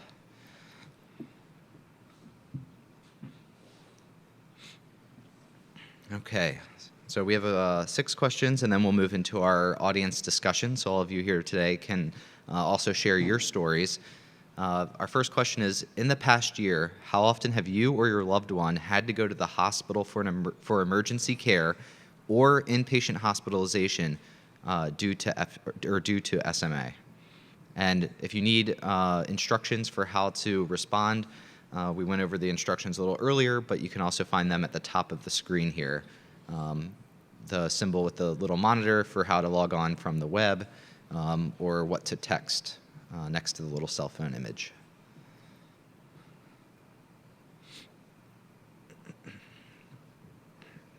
Okay.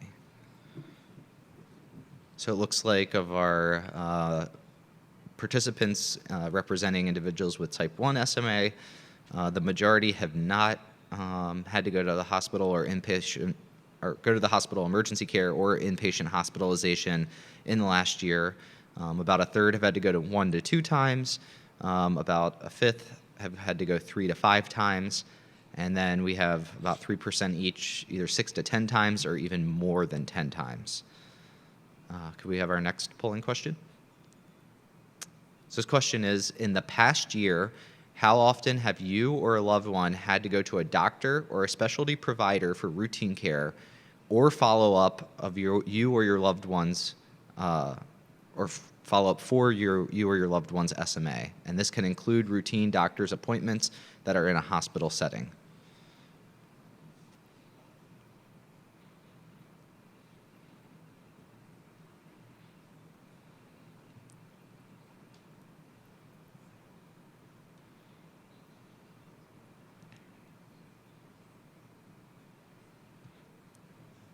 Okay, so it looks like the large majority is more than 10 times in the past year, and nobody having to go to no appointments in the past year. Can we have our next polling question? Okay, so this question is, which of the following symptoms, and you can select up to 4, currently have the most significant impact on you or your loved one's life? And because it is a little hard to read, I will read through the responses here. So for A, it would be breathing difficulties. B, breathing lung infections. C, bone fractures and hip dislocation. D, communication difficulties. E, feeding and swallowing difficulties. F, falls. G, fatigue. H, inability to cough or clear lung secretions. I, joint contractures and severe scoliosis. J, muscle weakness. K, paralysis. L, respiratory failure requiring assistive devices. M, sleep problems. Or N, being other. So we'll give you some time. Select up to 4. If you're texting, you can enter in up to 4 letters with spaces in between them and send them as a single text message. And again, this is for individuals affected with type 1 and their caregivers. We'll have this similar set of questions for those with affected by types 2 and 3 SMA at the beginning of that discussion.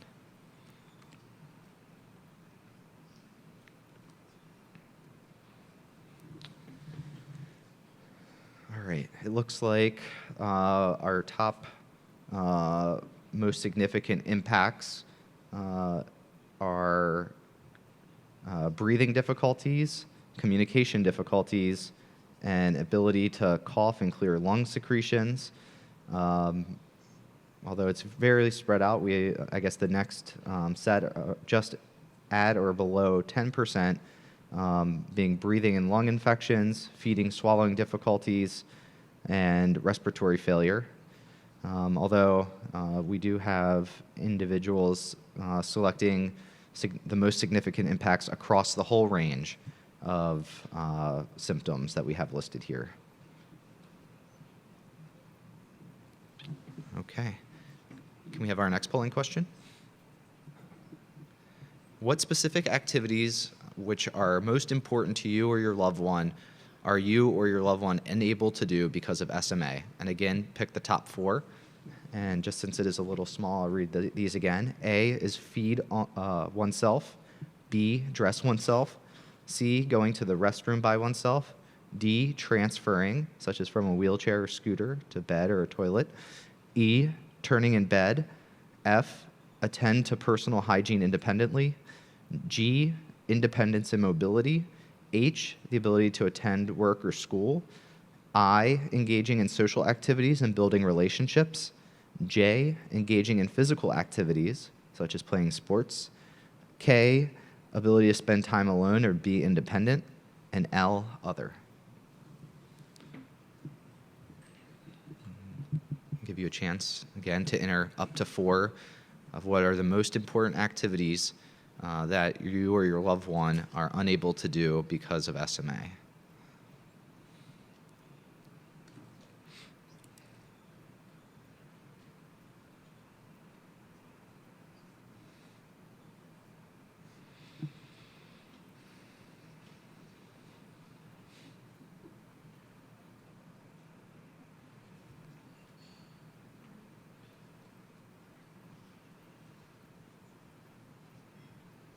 Okay, so it looks like our top response is independence and mobility, followed by being able to feed oneself, engaging in social activities and building relationships, and ability to spend time alone and be independent. And then we have, again, responses pretty much across all of the other activities that we have listed. So quite a range here. And we also have someone that has another activity not listed that they are no longer able to do because of SMA. Can we have our next question? So the question is, which of the following have you experienced as a result of coping with your loved one's SMA? And so this is a select all that apply, so you can enter in up to 6 responses here. Sorry.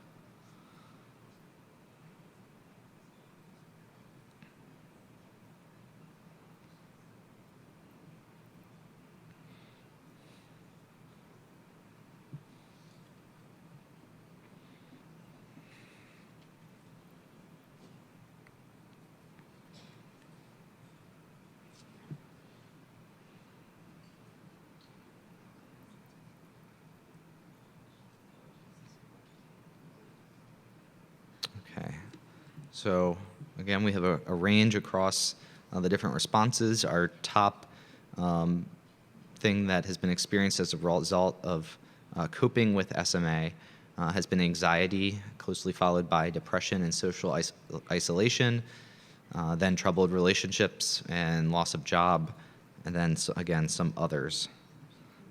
So we'll look forward to diving into some of what those might look like when we move to the audience discussion. Can we have our final polling question?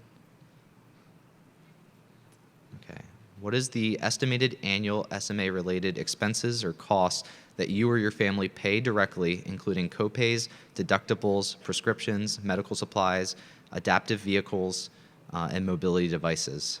So the economic burden estimated on an annual basis for SMA-related expenses. I'll read the responses since they are small.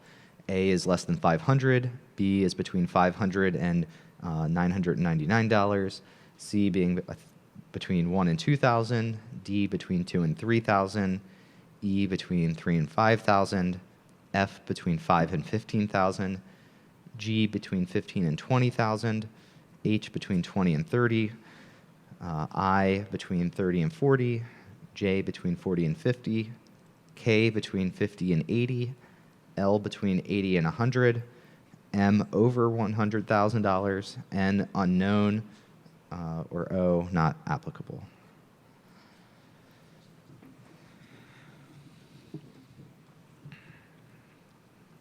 So we'll let you submit your responses for a little while longer. I see they're still trickling in.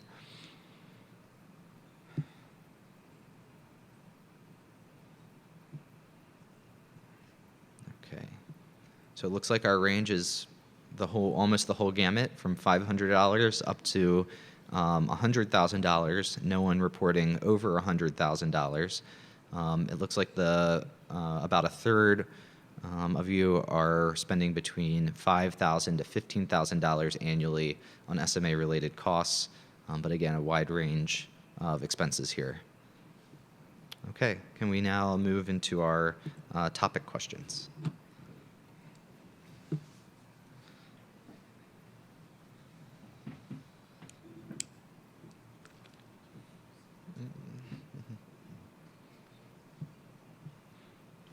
So this is the part of the day where we get to actually invite those of you here in the audience, but at this point, both patients or caregivers of individuals affected by SMA type 1. We're going to put up in a second here the topic questions. So all of the questions that you responded to, the panelist testimony that we just heard, is all focused on what are the main symptoms and burdens that affect your day-to-day life. So we have, I think, about 4 individuals that have mics that are going to be around the room, and so we're going to dive into some of these questions and have you participate. So the first thing that I would like to jump into is we heard from our panel that there's was often a first symptom or set of symptoms that were noticed. I'm going to actually get up, down, and join you down on the floor. So there was first symptoms that were noticed, and then that led usually to a diagnosis. And so I was wondering if those of you in the room could share what were the first symptoms that your child with SMA type 1 experienced that led to a diagnosis, or the first things that you noticed. So do we have any first volunteers from the audience? Right here in the middle.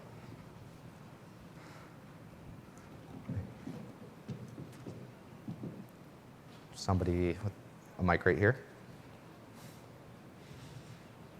Yep, and just raise your hand and we can move. Someone with a mic can come to you so you can go next. And just remember, please introduce yourself before you speak. My name's Amy Medina. I have 2 sons that are type 1. My first son, Mateo, is 5, and right at birth, he did not come out kicking and screaming. He did not move a lot. We were told that he was just a floppy baby, and that he would outgrow whatever he had. At 2 weeks, we noticed the breathing. I felt like he was congested all the time, that maybe he had swallowed, aspirated, but at that time, I had no medical knowledge, so I didn't really know what I was talking about. I just knew something was wrong. Sure. I was sent home from the ER as an overreacting first-time mother, and that nothing again was wrong with my son. And then at 1 month is when we were told he had SMA, and that's when his ability to move really stopped. And from there, he's lost his smile, his movements, he's trached, G-tube bed. My second son was diagnosed through an amniocentesis and is in the nurture study. So he just this week developed his first cold, and so those were the first times we really saw symptoms of SMA. So he is actually currently hospitalized with RSV. So. Thank you for sharing. Do we have others that would like to share their first signs and symptoms of SMA. Yep. We'll go here, and then we'll work our way around that right side. My name is Rebecca Biello. My son has SMA type 1. I think when he was around 6 weeks old, I felt like he wasn't kicking his legs a lot or moving them around. But I also thought maybe I was just being paranoid. He's my first. The first symptom that I noticed that I think also caught the attention of his pediatrician and really made him pay attention is that he didn't have a startle reflex. If you let an infant drop back, they should flail their arms out. And when he wasn't doing that, that's when they referred us to a pediatric neurologist. Great. And what was the time frame for that? He was 6 weeks old. Great. We had someone in the back, and then we'll come up to the front. Right there. Oh, sorry.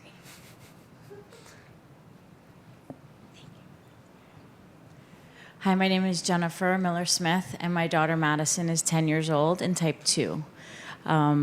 Madison's my third child, so when I started noticing that she wasn't getting into the crawling position and not having enough strength in her legs to hold a standing position like regular, typical babies do at around 5-6 months, being able to straighten their legs and push off, I started bringing her to the doctor right away, and they dismissed us for about 6 months till I just brought her to the ER and said, look at my child. And they noticed she had no reflexes in her legs, and then they referred us on to a neurologist. And it took 6 months to get a diagnosis, and they did diagnose her type 1. But, muscle weakness in the legs at first, but a long road of trying to convince doctors that something was wrong, and they did not believe us. Okay. Thank you. Right up here.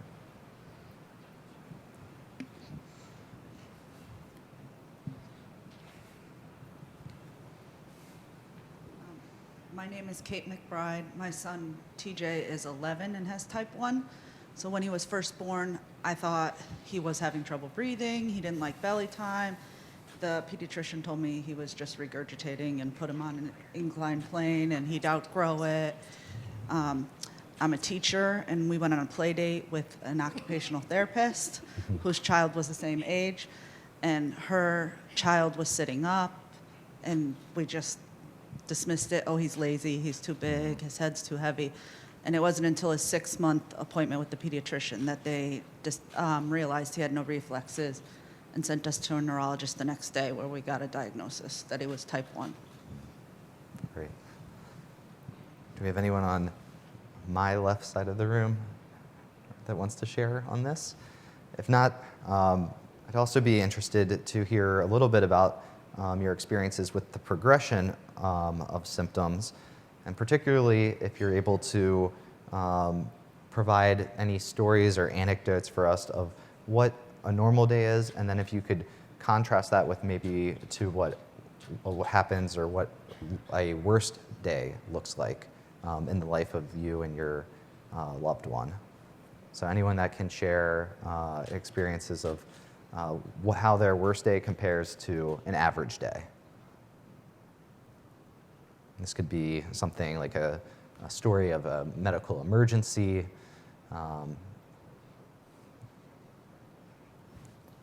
Right here.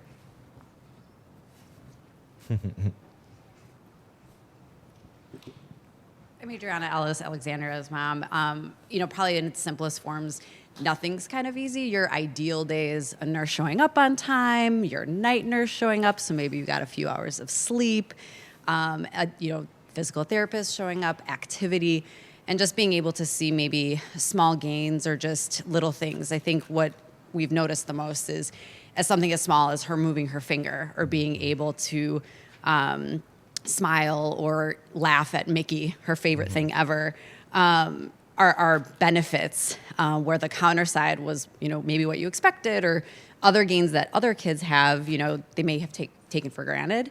And then anything as tragic as getting a hospital stay or having to call 911, mean, is devastating. It affects every aspect of your life, from work to your relationships, and then just seeing your child struggle and you're helpless. Literally, you know, you want to solve and protect and you can't. And I think just that helplessness is probably the worst, because I think as parents, that's what we feel like our task is. So it really ranges from those little things of how everything needs to kind of fall into place. And it's just a little more devastating when it doesn't, rather, for us. So you mentioned there were certain functions or activities that others, you know, other peers could do. Can you give some examples of those, the ones that were most noticeable or to you? I think Kristen had kind of said it well in the panel of, you know, while you want to make dinner, you can have your kid, you know, our friends can have their kids go play or, you know, run outside in the backyard because it's protected. It's like, you know, you have to keep eyes on our kids because they can't move for themselves. Or what if, you know, I hate to say it, but boogers start going, you know, draining. You know, they can't wipe their nose or they can't cough themselves or get the secretions out. So you really have to have an eye at all times. So that means your eye can't be on anything else. So, you know, the adage that when you have kids, your house is always a mess and whatnot, you know, it definitely is with SMA, but what we have to balance too is you have to keep things clean and all that. So it's a constant balance of managing. Right. Thank you for sharing that. Does anyone else have experiences of noticing, you know, the progression of the disease, maybe things that your child never had the ability to do, but their peers could do, that, you know, is most noticeable to you, or also if you still want to share comparing your worst day to a normal day. Go ahead right here. My name is Elizabeth Lockwood, and I'm the grandmother of 2 children with SMA. They both have type 1. One is a girl and one is a boy. Nick is 14 years old and Emma is 16. I believe they were probably stronger type 1s when they were born, and we've seen the progression. For me, as a grandmother, and I do help with the caregiving, as I was watching these videos and feeling their pain, I saw double of everything they talked about, because we've had 2 of them. So we're had 2 times the equipment, 2 times the chairs, 2 times everything. And in addition to that, we homeschool our children. And my daughter-in-law does an unbelievable job with them at homeschooling. And we have all the same similar issues with nurses not showing up, especially at night. One of the hardest things for me as a grandparent is watching our children, our son and daughter-in-law, live this life, because it is 24/7, 365. You know, when Emma was diagnosed, before she was diagnosed, what I noticed was that she wasn't pushing back with her legs, she wasn't as active. But we had 3 boys, so I kept thinking, well, girls are different. They're just not as active. And then when Nick came along, we were looking for it, and I can remember putting him on his stomach immediately after coming home from the hospital, and he did raise his head, and we were rejoicing that he was raising his head, but we never saw it happen again. And you know, it's hard, but there have been so many wonderful things along the way too, because the computer age has made their life so much more active but they have one of the robots, so they can't participate in a lot of the family activities that we have during the wintertime, but now they have this beam where they actually attended our other granddaughter's birthday party through the beam. So, and both of them are very proficient on computers, and and they use the eye gaze, and so there's so many things in technology today to help them that it's exciting to watch that. And now with this Spinraza, after 15 years of raising money for this drug, it's been, they're not on it yet, and I don't know if they will be, because there's also ancillary things that go wrong with children as they live. Emma has Crohn's disease in addition to the SMA, and Nick has a serious condition of vertigo.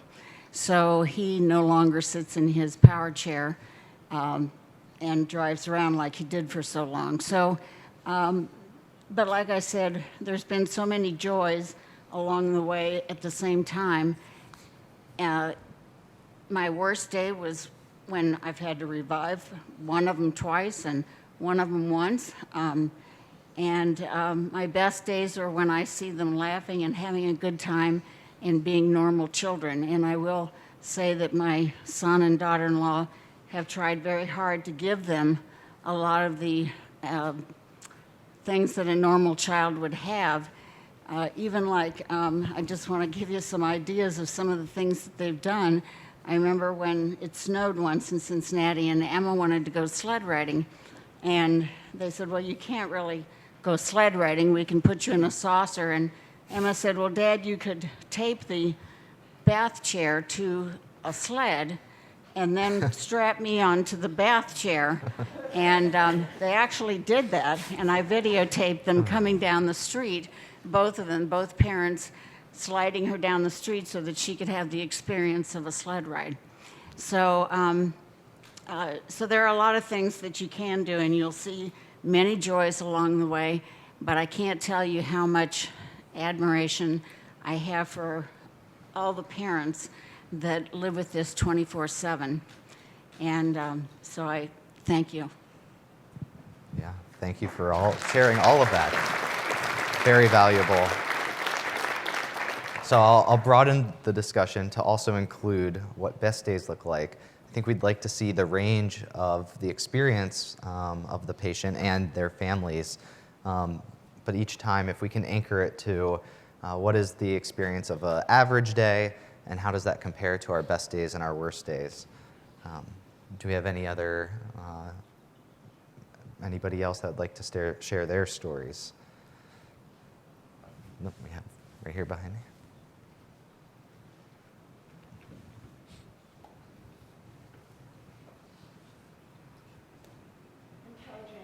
My son William is 11 months old and type 1. And I think for me, the big realization very early on is that your best days and your worst days are sometimes the very same day. There was a day just before Christmas, just before the FDA approval, and we had returned from a long medical trip to get his 3 loading doses of Spinraza. And so he was starting to get a little bit stronger. He was about 7 or 8 months old then. He had a great day, right? He was propped up, he was sitting up. We saw him swallow twice. He reached out, he grabbed one of his toys on his gym. And that night, we went to bed. My husband and I looked at each other and said, William had a great day today. And he's a very superstitious person, so he doesn't let us say that very often. This did not help. And at about 1 in the morning, my husband screamed at me from the other room saying, Kelly, come in here right now. And we take turns getting up in the night. And our son was dead. I mean, he came back, right? But he was blue and so limp, like you think an SMA kid is limp to begin with, and then you see them when they are truly, truly limp, and you realize how much muscle tone they still have left. And that moment is actually not the scariest one of my life, because this is my husband's moment. But that moment when you don't know whether to give your kid CPR or a cough assist, when you can't call 911 fast enough, when 911 gets disconnected and you're sitting there and you're not sure how to treat your kids with the toolkit that you have in front of you. I think those are the moments when you realize that it's all mingled up together all at the same time, always. And that these kids can be so strong 1 second and so weak the next minute, and you just don't know what's going to happen. Could you share with us a little bit about that near-death experience? What caused that? What was the result? We don't know what caused it, right? It was our second ambulance trip of our 9-month-old kid's lifetime. And the first time they'd let us in the ambulance the first time, and so we got to be there with him so we knew how he was doing. And the second time, they wouldn't let us in, different municipality, different principals. And so we were standing outside of our townhouse in the streets of Philadelphia I was just screaming, right? Because I was sure that because they wouldn't let us see our son, that he was already dead. And he wasn't, right? They brought him back right away. They brought him back right away with a hand ventilation, which we still don't know how to do, right? We're not medical people at all. I work in marketing, right? And so they brought him back. And my husband went with him to the hospital because they're buddies. And I couldn't do it and followed in the car. I forgot your question. I'm sorry. No. I think the answer was that you don't know what caused that. You don't know. I mean, they think it was a plug. Yeah. And he was still little, and we were so hopeful. And I think part of what that has made us realize is like the good days and the bad days occur at the same time. And even when you are on the good trajectory, it's not a straight line, right? And that we have this amazing drug, and we are so thankful for it. But there's still a lot of uncertainty, and there are still a lot of symptoms, even when you have a kid who's a great responder to the drug. Great. Thank you very much for sharing that. Do you have anyone else that wants to share? Another topic that we'd like to explore is the idea of communication and social interaction. I know that the panel shared some experiences that they've had in ways to, bring the world to their loved ones. And so I'd be interested to hear a little bit about, others' experiences and how that's maybe changed over the course of progression, and other, stories about how your loved ones interact with you and the world.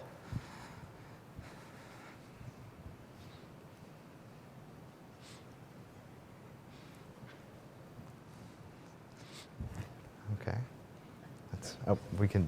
The panel can participate still. Well, my husband is home with Max right now with 3 speech therapists, and they wanted to demonstrate how much Max has been able to do, but it's not without a lot of late nights and hard work. My husband likes to burn the candle at both ends, so he stays up late computer programming communication devices while I do the daily cares. Max uses an eye gaze speech device, but we were dissatisfied with the software that came with it. So my husband is a computer scientist, so he collaborated with Cough Drop, which is another parent-generated speech device, a speech communication software program, and has been able to create boards to put up in the cloud so that other families would be able to do that. It is not necessarily easy because you just want to be able to speak directly with your child, and things as simple as, oh, well, he has an eye gaze, he could use it, but it blocks his face from being able to play with his toys. So it's not just about, oh, there's this technology out there. There's also the difficulty of, well, how do you play with a toy and look at the screen and be able to look at the person who's playing with you? There's these environmental, organization issues of being able to do that, but additionally, our kids are so smart that when Max lost the ability to smile, at the very same time, he learned how to use his diaphragm to bounce his belly to say yes. So I noticed this new ability that he wasn't able to do, but then at the very same time, he lost the ability to smile. But he's so happy. You ask him all the time, how are you feeling? That means happy. That he said, well, I need to communicate with my parents and I want to express my joy. And so he found a way. And I think that has taught me that in all situations, we will find a way to communicate. We will find a way to interact with others. We will find a way to help Max develop in both intellectually, socially, and also physically. And as I said in my presentation, Max uses a Beam telepresence robot, and we actually first encountered that before last summer, and Beam had a telepresence robot available at the annual conference, and so we were actually able to beam into the SMA conference, and that's where I met Grace for the first time. virtually. So that opens up opportunities and teaches others how to interact with our kids in a safe way. And I know that having a Beam telepresence robot in Max's preschool has not only helped Max, but all 13 kids in his class, in addition to his whole school, in addition to the Jewish Community Center where the school is held. So they are all grateful and have even made our tuition free for next year because they felt that it was extremely important to have someone like Max in their school. And if we don't get a grant to pay for preschool, they're going to make a way for him to go there because he's a benefit and an asset because he contributes something that others can't. Wow, thank you very much. That's amazing.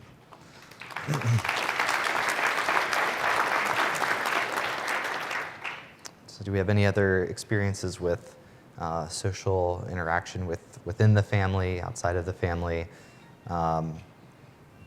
The impact of SMA on the ability to do that? Yes.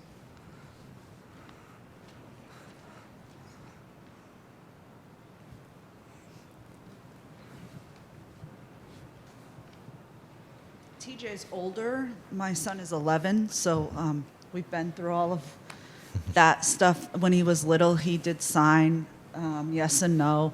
And so the nurses and whoever interacted with him would have to learn that. When he first went to preschool, we were afraid, he does talk around his trach, but we were afraid he wouldn't be able to keep up with the children. He got the newest and best Dynavox. We had a microphone to amplify his voice. He never needed it. It's in our closet. The microphone I brought to work because a music teacher uses it, and the Dynavox, I've offered it to other families. The technology with the iPad, really, that's what he uses. But for us, I'm divorced. So when his father calls, he doesn't always understand him because he doesn't speak with him enough. So in speech therapy, that really was one of his goals, to be able to talk on the phone. Not only for his father, but his friends. He's 11 years old, he's social, he wants to be with friends. He texts using his iPad, but he also now has his headphones with the little microphone he just got, so now he thinks he's really cool. And I call him every day on the way home from work, because I work an hour away, and we really talk for him to be able to speak clearly to people. But getting an older child to advocate and say, I need a suction, or he hates that. So he hates to have to be to say, I need a suction so I can talk more clearly. And so that's another goal that we've worked on. So I think when you get older, there's other things that come into play. But yes, he does the belly laugh, and he has those non-visual cues with his eyes. If he needs a suction and he doesn't request it, he wants to be independent. So we just we got small buttons that can go next to his joystick that just says, I need help, so that we don't have to sit right next to him. We can be across the room, and he can be a little more independent. And those are things that he had tried when he was little. He did a lot of switches, and we got away from it. But now I got him to agree to that just in those cases, so that he can be independent and request suctioning so that he can be understood more clearly. Great. Thank you very much for sharing. So we have a few more minutes left for our audience discussion for topic 1. And so I wanted to touch on one of the questions that we asked in the polling related to psychosocial and emotional burdens on the caregivers. And some of the top responses were related to anxiety, depression, and isolation. So I just wanted to dive into that a little deeper. If anyone's willing to share what frustrates you and what worries you the most that leads to those dynamics of caring with a patient with SMA type 1. Because the caregiver experience really is important in this, especially given the age of the patients. We want to make sure we capture that as well today. Yes, we have a gentleman in the front.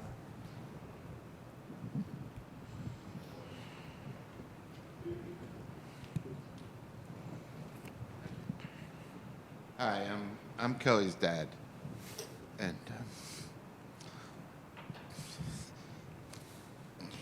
She got the crying from me. These people are too heroic. I've seen Kelly go through post-traumatic stress, and all of them have to have done that. And you ask them the question, and they sit there. I'm okay. It's all about my kid. So we need support for these parents. That's all I got. Oh, thank you. Thank you.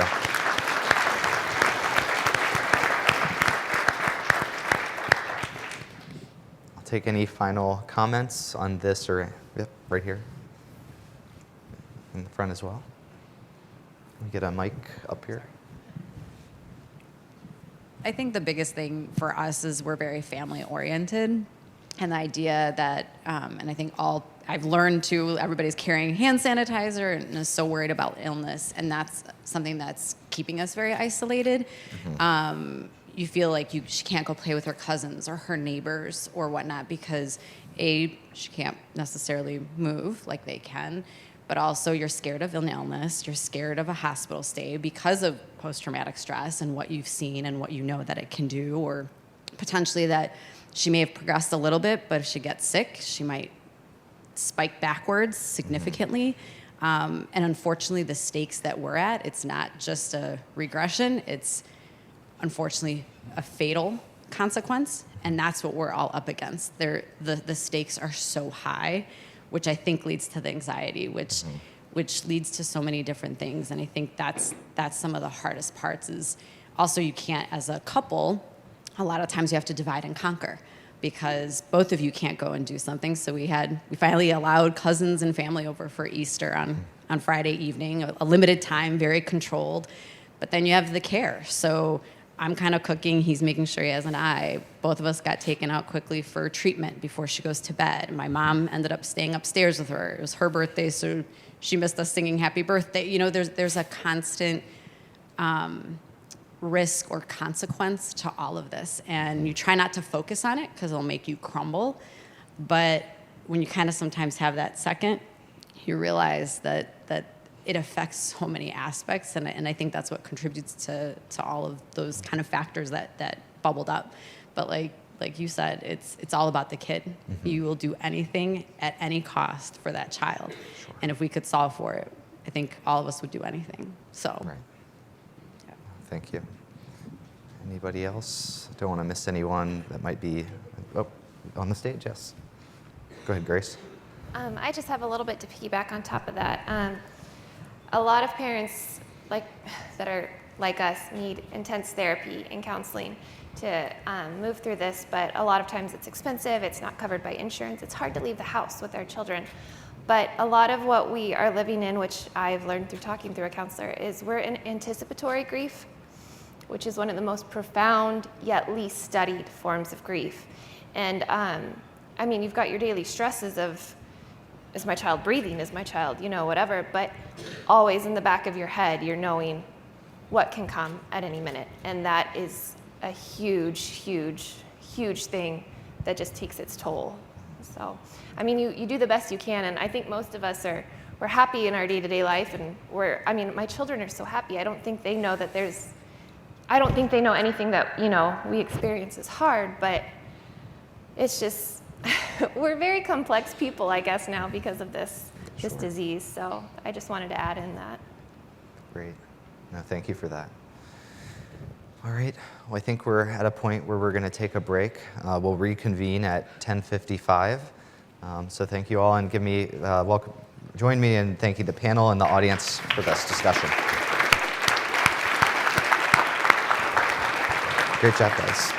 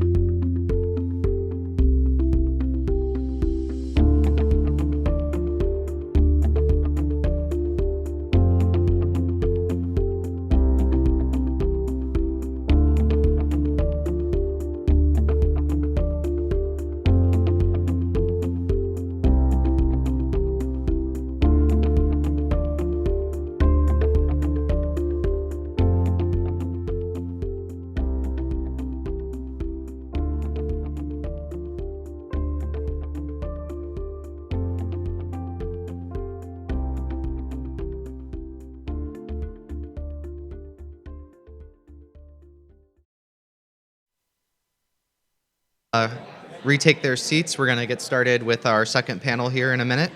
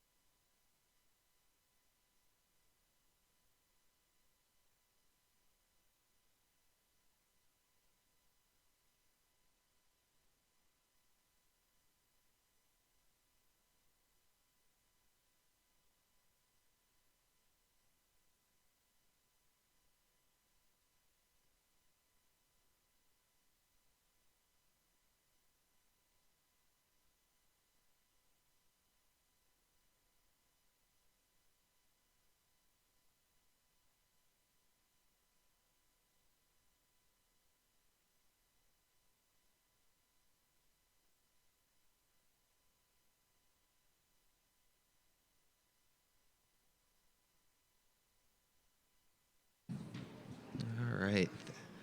Thank you, everyone, for rejoining us here for our second panel.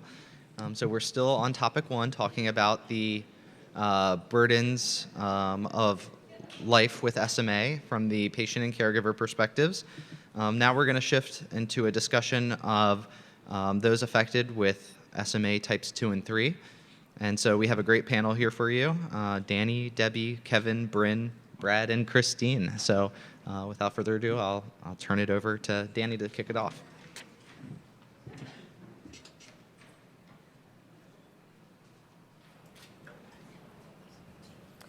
Hi, my name is Danielle Sun, and I'm here to represent individuals living with type 2 SMA as well as type 3.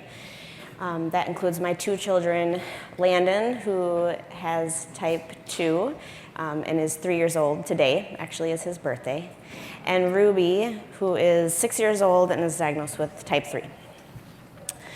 Ruby developed pretty typically until she was about 15 months old.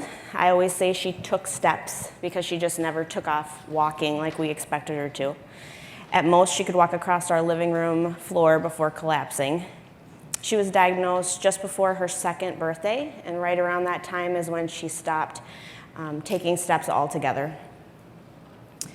4 years later, she's continued to lose strength. On her best days now, she can climb up and down a few stairs. She can get in and out of her manual wheelchair, brush her hair, brush her teeth, a few times before fatiguing, but it's all takes a lot of work on her part. And recently, she's started slipping quite a bit more when she's crawling or walking on her knees, and having seen this pattern before, we're anticipating another period of decline to come. Ruby's in kindergarten now, and while this is often a time of blossoming independence for children, with Ruby we walk a very fine line of encouraging that independence and also making sure that we're addressing all of her physical needs. She wants to fit in with her friends and do all the same things that they do, but we know that she fatigues very quickly. So she can get in and out of her chair a couple times, open her milk once or twice, pull a cap off of a marker once or twice before she's just too tired to do it anymore. And we try to put into place routines and systems that work for her at school especially, that don't single her out, that just make her feel like she's another kindergartner.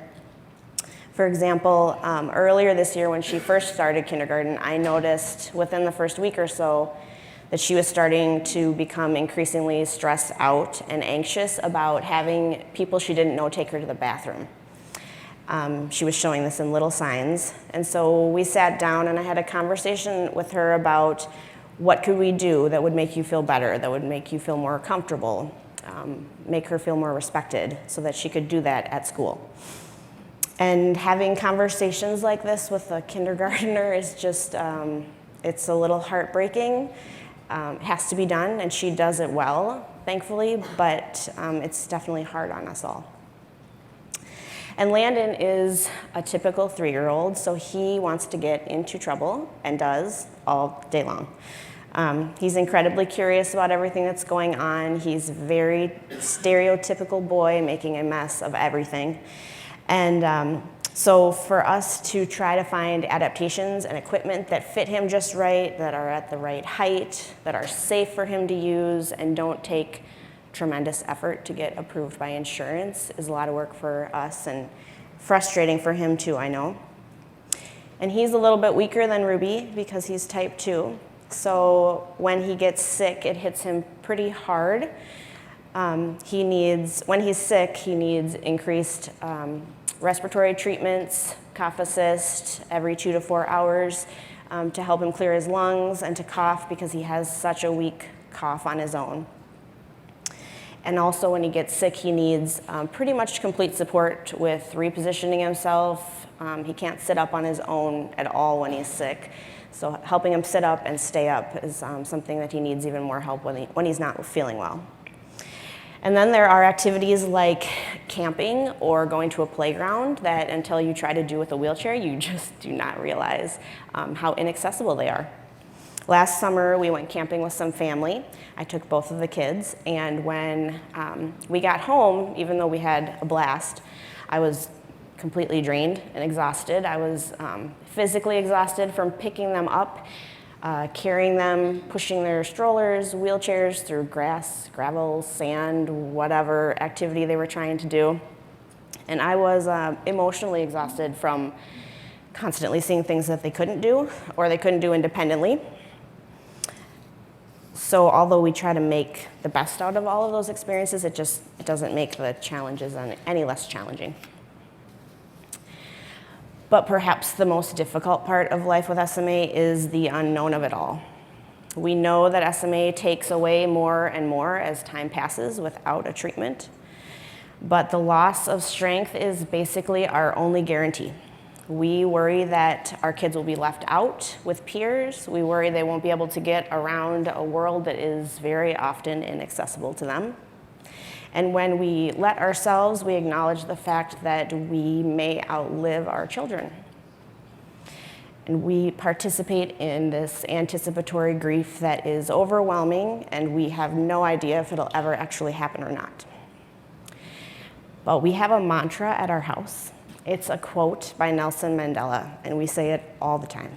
It goes like this: "May your choices reflect your hopes and not your fears." We face a lot of challenges, but we continue to live with this hope every day that there will be treatments developed that can help everyone living with SMA, adults and children. And I hope that the information that I share today and that which my fellow panelists share is helpful to the FDA in making decisions regarding treatments for SMA in the future. Thank you.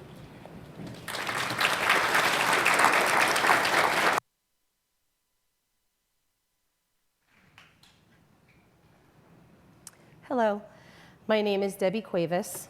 I'm the mother of 3 amazing children, Dylan, Heather, and Nicholas. I'm here today to talk to you about my journey with my son Dylan, who has SMA. Dylan has SMA type 1, 2. He's a strong 1, weak type 2. Dylan was born on November 4th, 2003. I had a normal pregnancy, and there were no complications at all during Dylan's birth. We took Dylan home, and we were overjoyed to be first-time parents. When Dylan was about 5 months old, he stopped meeting his milestones, and we started to see his head control weaken. Dylan had reached the milestone of rolling over and then suddenly was no longer able to do that. We really didn't understand what was going on with our son. After about a month's worth of tests and doctor visits, we were given the news that Dylan had tested positive for SMA and that he likely would not live past the age of 2. We asked what we could do and were flatly told nothing. There was no treatment or cure. We were coldly told to take him home and love him, that we were young and could have more children. As you could imagine, my husband and I were devastated. We did take Dylan home and love him, and we continued to do so in his 13th year of life. We refused to give up on him.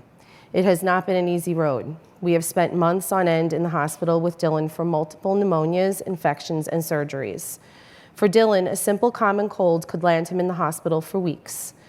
With something more serious, like the flu or RSV, Dylan could be in the hospital for months. I remember one hospital admittance for the flu. Dylan was in the hospital for a total of 8 weeks.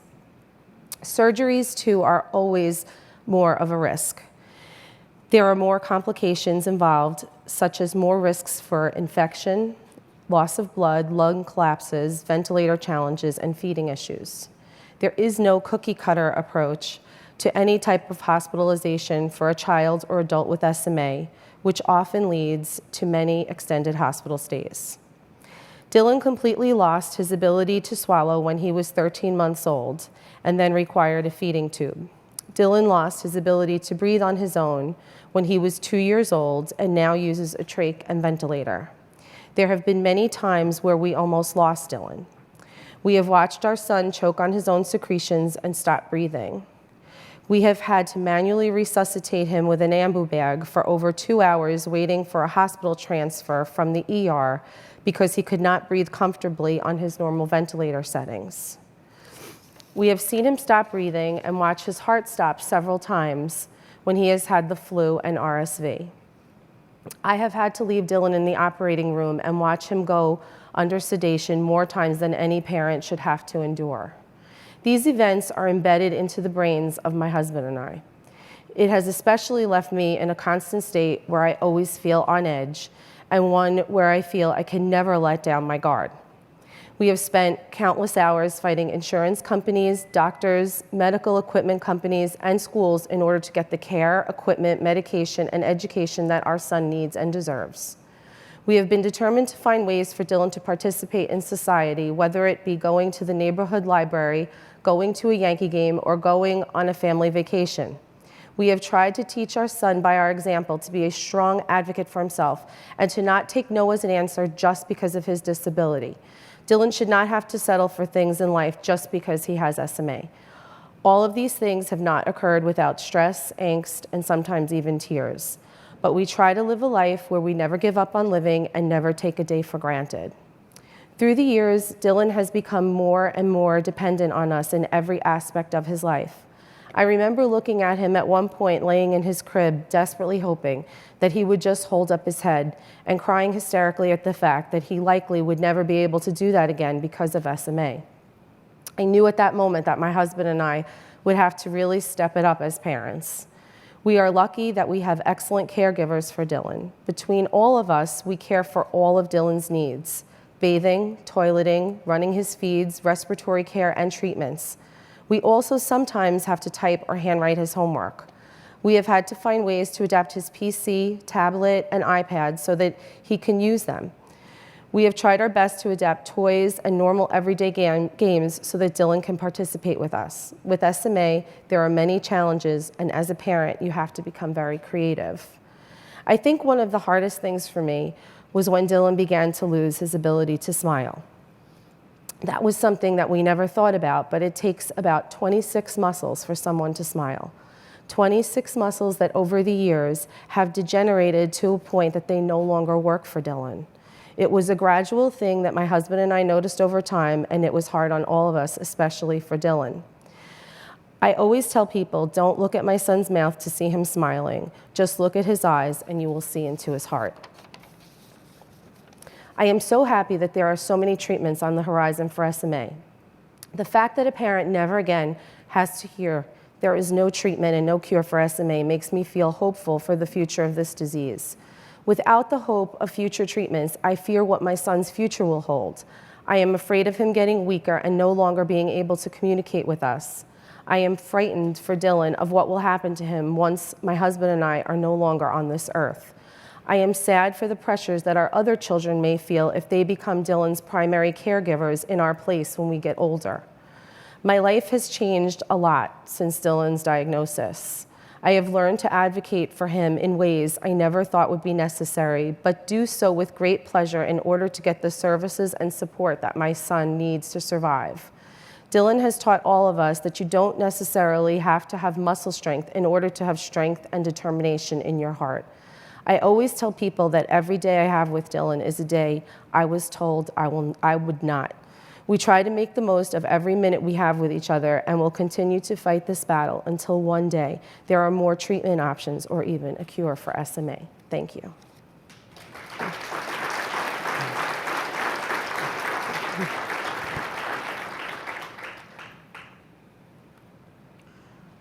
Hello, my name is Kevin Schaefer, and I am a recent college graduate and a writer from Cary, North Carolina.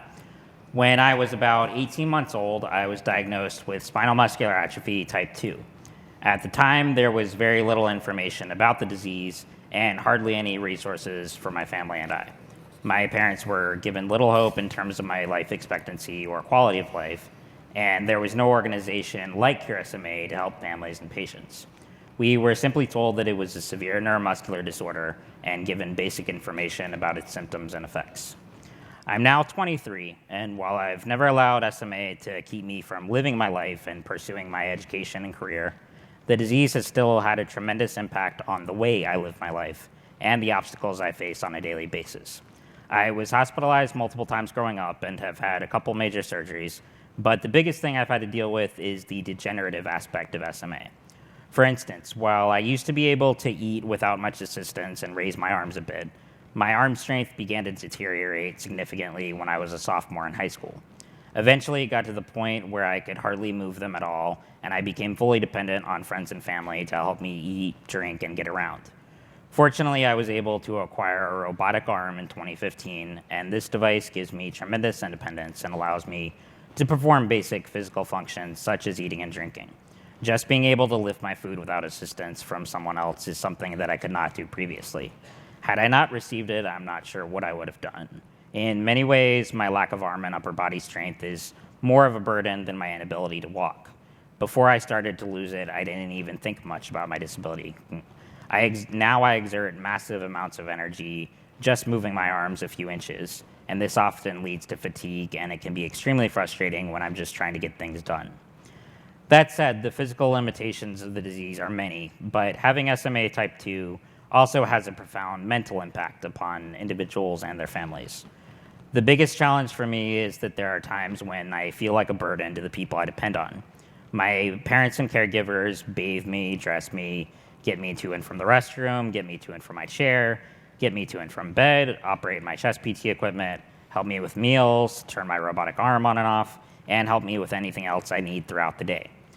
There's also transportation, and I depend on family and friends to drive me around. That said, the feeling that I'm a burden is sometimes inevitable. Specifically, there was one time during my freshman year of college in which I had a huge meltdown.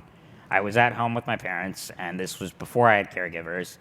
It wasn't anything in particular that set it off, but rather a culmination of frustrations and feelings that let out at once. I was tired of the constant restrictions that SMA brought about, and I felt like both my parents and I were trapped. It was definitely the most difficult time for me mentally because I genuinely worried about things changing and whether or not I would gain some independence. Now that I have caregivers, better equipment like my robotic arm, and caregivers and friends who can drive me, I live a much more independent life than I used to. This certainly makes it easier to deal with the everyday challenges, but those challenges are still there nonetheless. In terms of my day-to-day life, my caregiver gets me up and ready in the morning and helps me with my chest PT. A good day for me consists of getting a lot of work done at home, going out with friends, and having time to myself to relax. On a really bad day, however, I get overtly frustrated by my lack of arm strength or something else and struggle to get anything done. This can result from something as seemingly minor as being incorrectly positioned in my chair or not getting enough sleep the night before.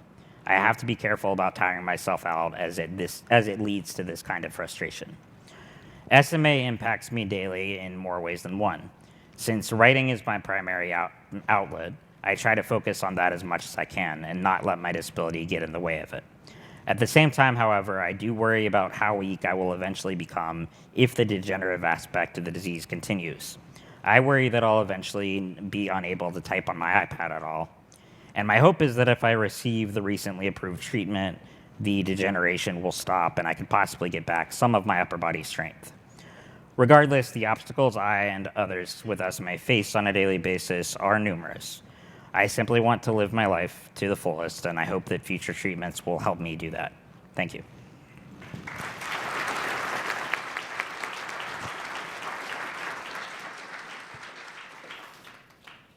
Good morning. My name is Bryn. I am the youngest of 4 and a twin.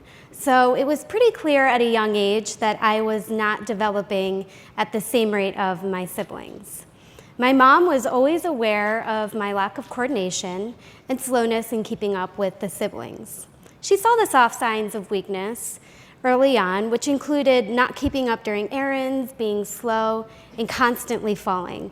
I know this sounds really mean, but my nickname was actually Banana Legs from falling so much.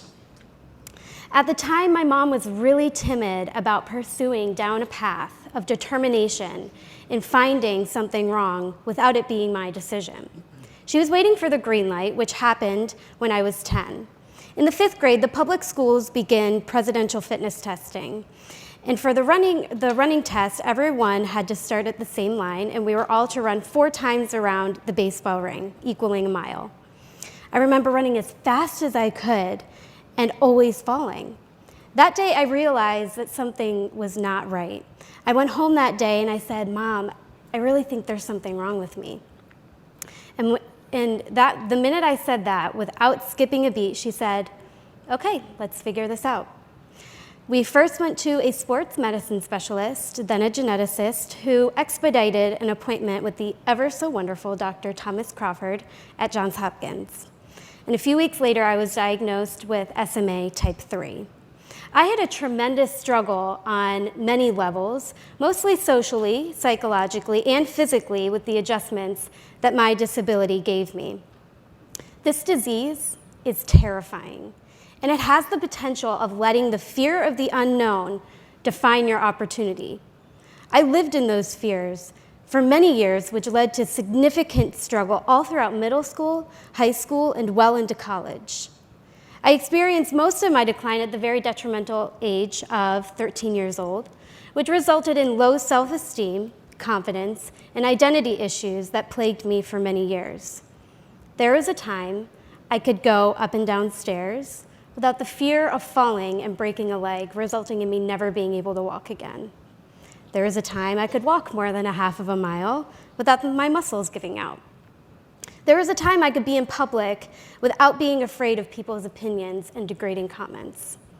I was able to mask the stigma that SMA brought for a time, but as SMA would have it, I would continue to get weaker, making those fears a reality.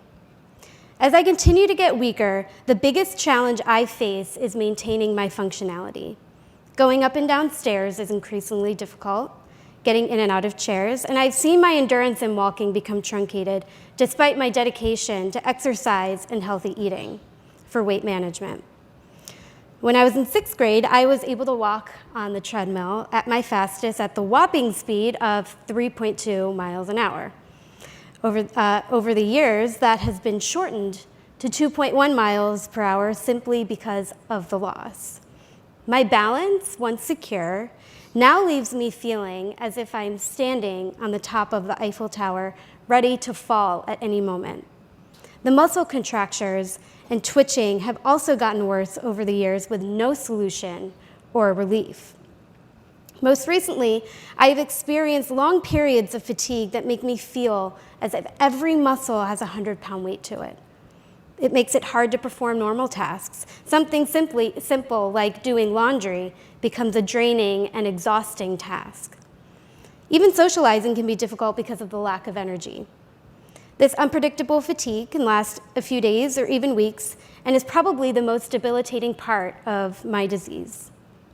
SMA redefines what I consider to be a good and a bad day. On the best of days, I can get out of a chair. I can walk more than a half of a mile. I can get through the day without falling. All of those really constitute as a really good day. On my worst days, I am simply unable to do any of those tasks. On my worst day, I let my disability define me as not good enough, as someone who is incapable of becoming anyone successful. We live in a world that glorifies and elevates and celebrates the able-bodied. And if we strive for that image, which I had done for years, we will never amount to our true capacity. It wasn't until recently that I decided not to let my disability define me, but for me to redefine what my disability means to me. My experience with SMA has taught me many great and valuable things: how to be grateful, true happiness and contentment, and the beauty behind knowing a creator designed you with weakness, with the purpose of you discovering what true strength is. I've been blessed with the stronger side of SMA, but I see this as a responsibility. This is why I love opportunities like this, because I hopefully stand as a representative for others living with SMA type 3. Thank you.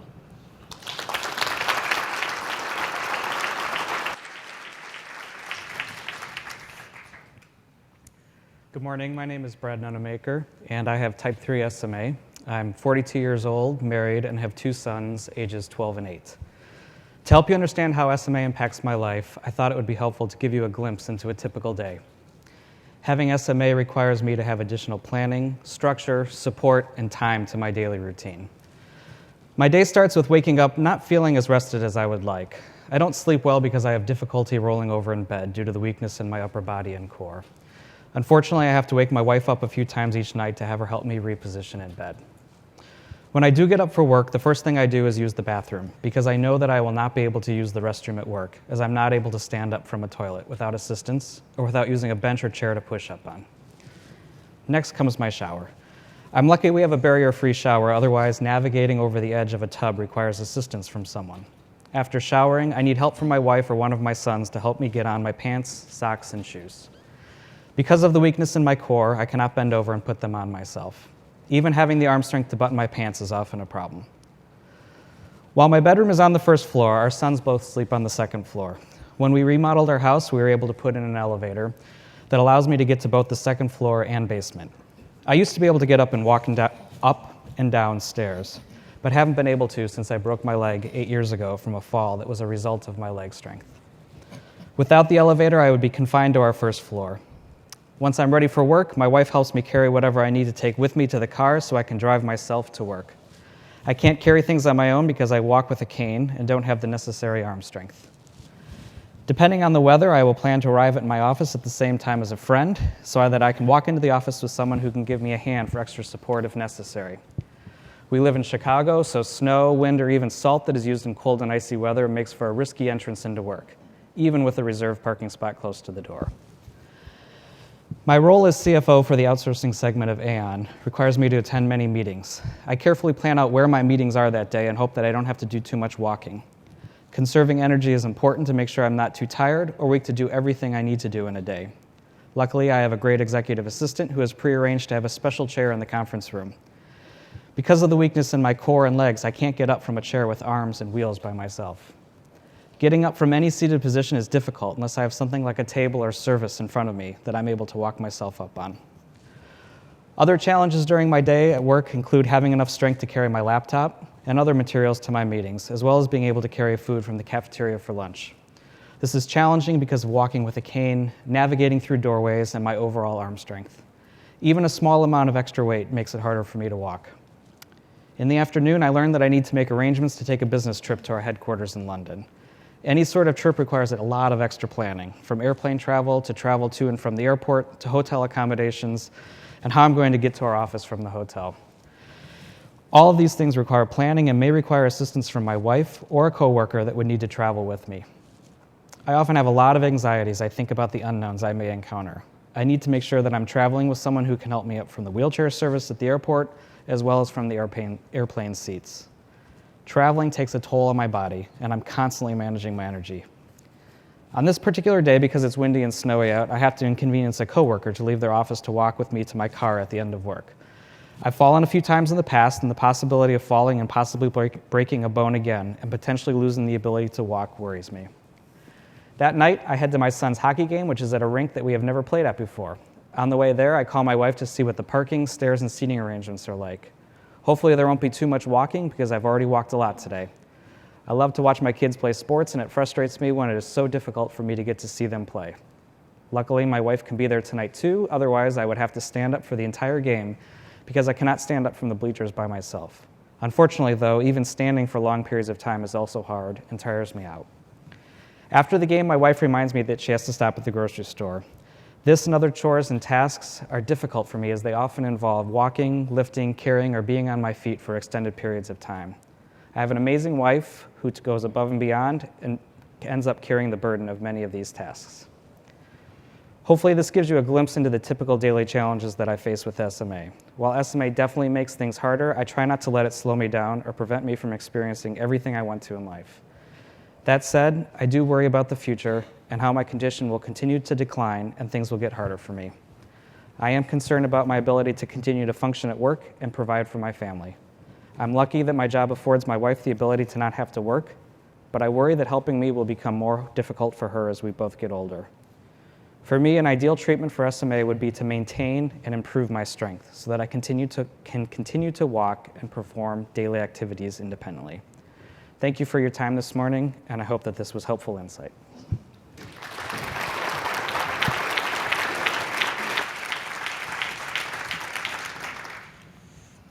Hello, my name is Christine Getman. I do fundraising and development for organizations in Portland, Oregon. I have SMA type 2. We had just celebrated my first birthday, and I was still showing very little interest in walking. As others have said, lazy, chubby baby. I was that one too. After a muscle biopsy, my family was told that I probably wouldn't survive to celebrate my second birthday. It's a good thing that prognosis was wrong because a life full of love, traveling, and rewarding work has transpired since. And I'll be celebrating my 30th birthday this summer. Immobility might seem like the most obvious or the most impactful effect of SMA, but to me that's just life. Using a wheelchair feels as natural as what I assume walking feels like. What does stand out to me is the complete lack of strength in my upper body and my core. My balance while sitting up, the ability to hold up my head while simultaneously driving my wheelchair is a huge endeavor. Another symptom that has a severe daily impact for me is the respiratory weakness and the constant concerns that go along with having a tracheostomy. Keeping my trach and airway clear, managing and maintaining the medical equipment, and above all, evading pneumonia. Those are constant concerns. To the naked eye, I can only use one finger on my right hand here, and obviously my face. That never changes. And while having SMA is a very constant experience, there are little subtleties that can completely change the trajectory of my day. Overall, a good day means that I'm energetic and productive. The caregiver is on time and happy, enthusiastic about helping, and that will lead to a quick and easy morning routine. That will guarantee that I'm comfortable in my wheelchair and my body will allow me to work. One slight deviation can severely affect my pain, my fatigue, and my overall sense of well-being. The quality of care can significantly affect how symptoms of SMA present. Let's say someone doesn't show up for work. That means I'll have limited opportunities to use the restroom. So I'll plan when or if I should drink water at all during the day. That strategic dehydration then leads to further respiratory issues, tightness in my chest, and brain fog. Improper positioning also leads to unbearable pain in my hips and pressure points under my elbows. Then I can't focus. I have problems regulating my body temperature and staying warm. If I get cold, my one little clicker finger will cease to work at all, and then I can't work either. Equipment failures can also exacerbate the SMA experience. An uncharged ventilator battery, a broken joystick, a malfunctioning suction machine, then I can't leave my house. When I was younger, I could use my arms and my hands, so being in a wheelchair didn't really faze me. Now that I've lost the battle against gravity, there are many tasks that I often daydream about doing. I can only imagine now being able to feed myself, or as I joke, binge eat in secrecy. Scratch an itch, defend myself from insects, change a tampon, cook meals, nurture the people that I care about, clean my house, although then I would actually have to clean my house, gotta think that one through. Dress myself, do my own hair and makeup, and I wanna hug people. I wanna reach out and cuddle with my fiance. The psychological burden of SMA is sometimes more tricky and convoluted than the physical disease itself. I have this constant sense of not accomplishing enough. I feel like I should justify why I need so much help from other people, so I do a lot. there's also this angst revolving around the idea of premature death. More so when other people talk about it or ask me about it. I don't know how to answer the question. But to cope with the idea, I literally trick myself by always making major exciting future plans, because then I can't go yet. I got something to do. So far, I've managed to employ some pretty effective coping skills, like being extremely strategic and organized, which I think my staff would call controlling, but I cushion it with a pretty twisted sense of humor. When you almost crash your wheelchair into a tree because you're going downhill and it's below 70 degrees and you lose control of your joystick because you can't use your hand, you just have to laugh. Sometimes I think I can't progress any further. I don't exactly live in fear of what will go next or what will I not be able to do next. But what I do realize is that any further loss will drastically and dramatically shake up this life that I've created. I don't want to lose strength in my hand, because then I will lose the independence to drive my own wheelchair. If I lose the ability to speak, I won't be able to work. And I especially don't want to lose the chance to cut the cake on our wedding day. I've been lucky enough to have created what I think is a really amazing life. It's a life that's exciting and fulfilling, and it's built around my body and what my body can do right now. My hope is to gain access to a treatment that, at a minimum, will keep it this way. Thank you.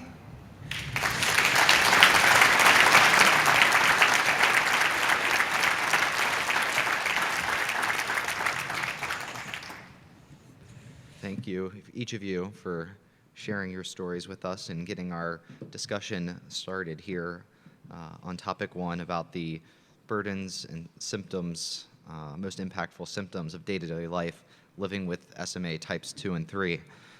I'd now like to transition into our polling questions, which will also, again, help inform our discussion and be useful to ensure everyone has an opportunity to provide us input. Could I have our first polling question? So we should have fresh polling questions for this. Oh, people have just started online. Okay, thank you. All right, so these will look familiar to you because they are the same set of questions that we asked in our first session for type 1 patients and caregivers. So I'll go ahead and read these again, but please go ahead and start responding.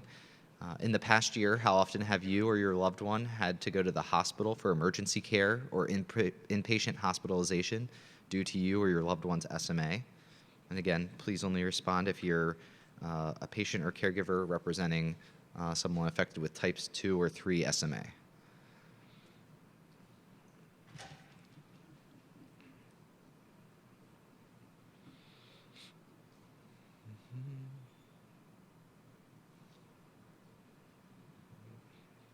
Give a minute for everyone to get reoriented to the polling. Looks like we've settled out. So it looks like about half of our respondents have not had to go to the hospital for emergency care or inpatient hospitalization in the last year. About a third have had to go 1 to 2 times, or have had this happen 1 to 2 times. 10% between 3 to 5 times, and then a few 6 or greater times. Can we have our next polling question? So here in the past year, how often have you or a loved one had to go to a doctor or a specialty provider for routine care or follow-up of you or your loved one's SMA? And this includes routine doctor's appointments, even if they are in a hospital setting.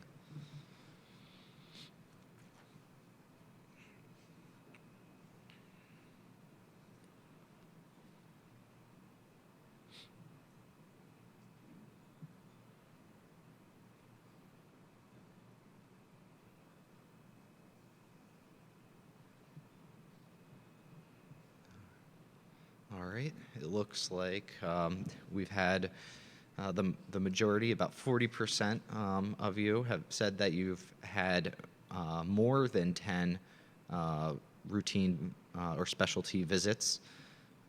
The next highest is at between the 3 to 5 range for about a third of you, and then the rest being either in 1 to 2 times in the last year or 6 to 10 times, and then it looks like maybe just a few of you have not had any appointments in the last year. Can we have the next polling question? All right, so here's our hard to read one. Which of the following symptoms currently has the most significant impact on you or your loved one's life? And you can select up to 4 responses here of what are the most significant impact for you. And again, I'll read these just to help out. A is breathing difficulties. B, breathing and lung infections. C, bone fractures and hip dislocation. D, communication difficulties. E, feeding and swallowing difficulties. F, falls. G, fatigue. H, inability to cough or clear lung secretions. I, joint contractures and severe scoliosis. J, muscle weakness. K, paralysis. L, respiratory failure requiring assistive devices. M, sleep problems. And N, other.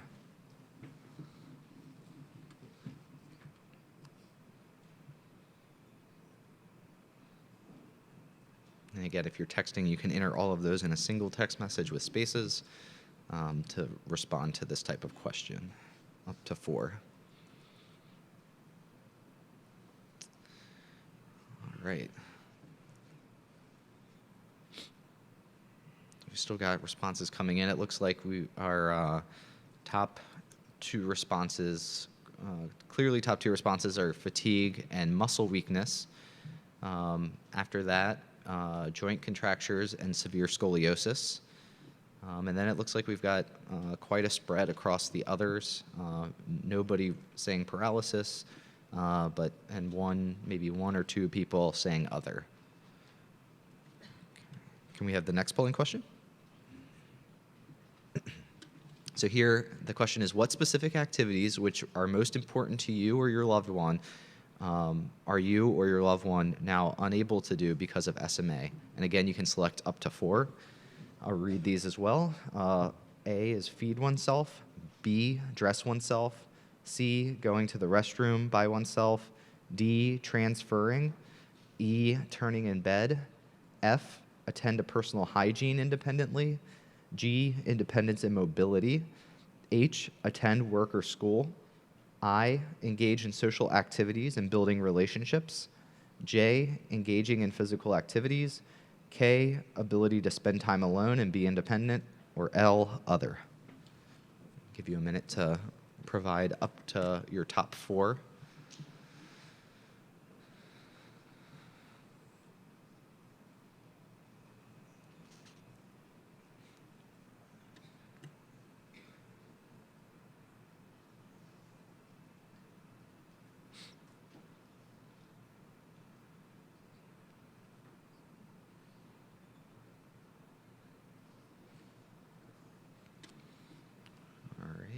Looks like the results are about finished here. So the top activity that was listed as that our respondents are no longer able to do because of SMA, which is important to them, is being able to go to the restroom by oneself.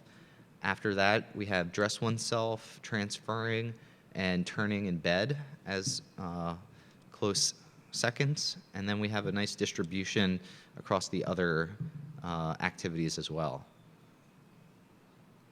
Get that one more second. All right, can we have the next polling question? Okay. Which of the following have you experienced as a result of coping with you or your loved one's SMA? And here you can select all that apply.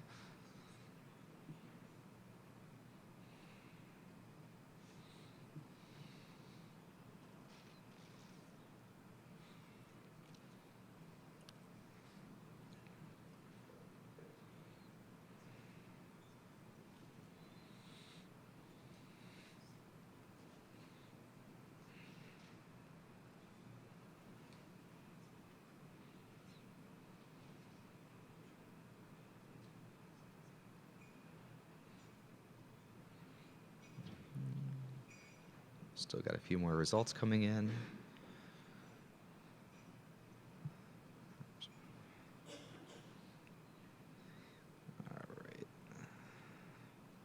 So it looks like the most experienced item is anxiety, followed by social isolation, depression, and troubled relationships close behind, as well as loss of a job and other.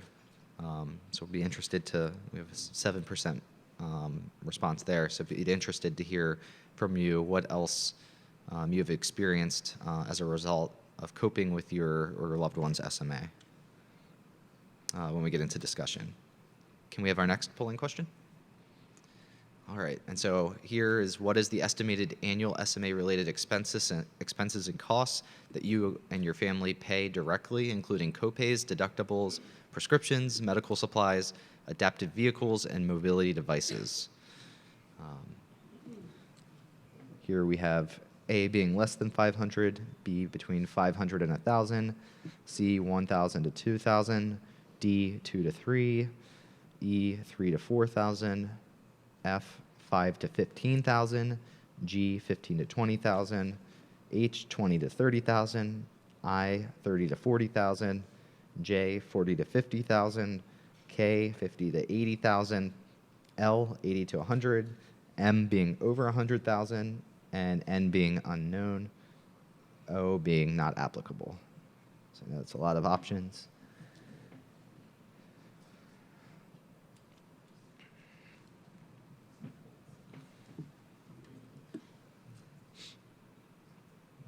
All right.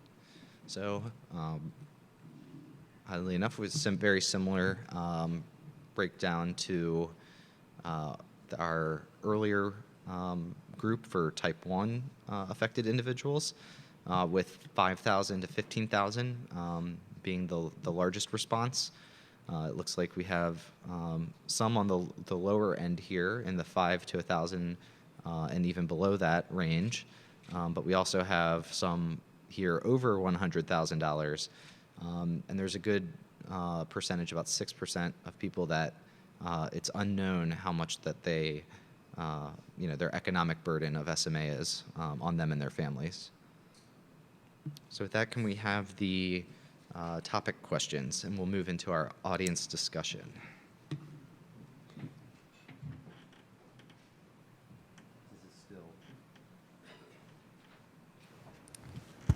So this is still going to be topic 1 questions. If we can get our topic 1 questions back up. So one of the things that we again, just raise your hand and we'll call on you, and someone will bring a mic to you. But one of the commonalities that we had across our panel was a discussion of the slow and progressive loss of function. And some of our panel members even talking about sometimes how it's hard to notice with plateaus in this progression.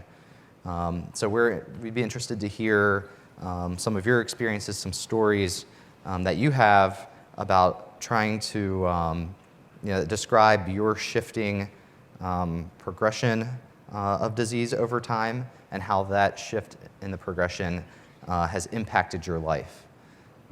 So do we have any, right here in the middle? Again, caregivers and patients affected with type 2 and type 3, and please just state your name and what type you represent and if you're a patient or a caregiver. My name is Megan Ramirez, and my daughter Madison is 11 years old, and she's a type 3. Thank you. Maddie was diagnosed after her 2nd birthday when she still wasn't walking, and they originally diagnosed her a type 2 because her crawl was very weak, and they didn't expect that she would walk, told us she'd probably be in a power chair. But as most parents, we kind of let her navigate, and she did walk after her 3rd birthday. She started walking, and we had kind of expected that to be her normal, and I guess we were in denial in hopes that that would be a strong type 3 and she would continue to walk. Maddie could never really walk like through the mall or anything like that. She was more of one that would just cruise the classroom or cruise our house, and we did have a manual chair for her when we went long distances. And this past year has been extremely difficult because she did lose her ability to walk and she really can't even stand anymore. We had built a new home when I was pregnant with Maddie, and we have 2 other children, so we built our dream house, and of course it had stairs. All of their bedrooms were on the upper level, and we looked into making the home accessible, and it was very expensive, and there isn't anything that helps you with the cost of improving your home. So we did choose to build a new home, and we built a fully handicap accessible house with an elevator, and we just moved in about a month ago, and it has been extremely invigorating just seeing everything that she can do, just everything that we were doing for her, having to carry her up and down the stairs, having to take her into the bathroom, having to take her wherever her sisters go, or the playroom was in the basement, and just having friends over. The first week we were in our new home, she was able to have a friend over, and they played in their room independently for probably an hour. And that was the most I had ever even left her alone. So even though it was a choice we made, the cost of the home was very expensive. And just to add the elevator to our house was an extra $50,000. So we're now getting to the point where we do think she needs a power chair, and we don't have a handicap accessible vehicle. So that's a choice. We're trying to decide whether we just keep the power chair at home and let her be independent there and still use a manual chair at school, or vice versa, just bring the power chair to school and use it only at school, and then use her manual chair at home, because we can't afford a handicap accessible vehicle right now after we built the house. So those are some of the struggles we have currently. Sure. And can you tell us a little bit about how she's handling the loss of the ability to walk? Maddie has very high anxiety, and she always has been, but I think the most heartbreaking, this is probably where I'll start to cry, it is my 11-year-old apologizes daily, and I hate that. She says, "I'm sorry," every time she asks for help to go to the bathroom. She says, "I'm sorry," every time she asks for me to pick up something for her. So she has a lot of anxiety, and she does do the planning, and she tries to plan ahead and decide what she needs for school, and things at school with her caregivers at school also. But just the fact that she has so much anxiety and she wants to walk so bad. I was just telling someone yesterday, she loves the sound of shoes on the floor. So she's constantly asking me still, "Can you help me walk? Can you help me walk?" So I try to lift her up from behind and walk with her. And that's tolling on my body as well, but I still do it with her pretty much daily just because she wants to walk, and she keeps asking for the medicine, which we haven't received yet, but she does keep asking and hoping that it will help her walk again, just because she loves the sound of her feet on the floor. But she'll take her wheelchair and kind of walk with her feet in front of her so she can hear her feet tapping on the floor, but it's been hard. Thank you very much for sharing that. Do we have others that would like to share their experience with the progression of the disease and how it's most impacted their life?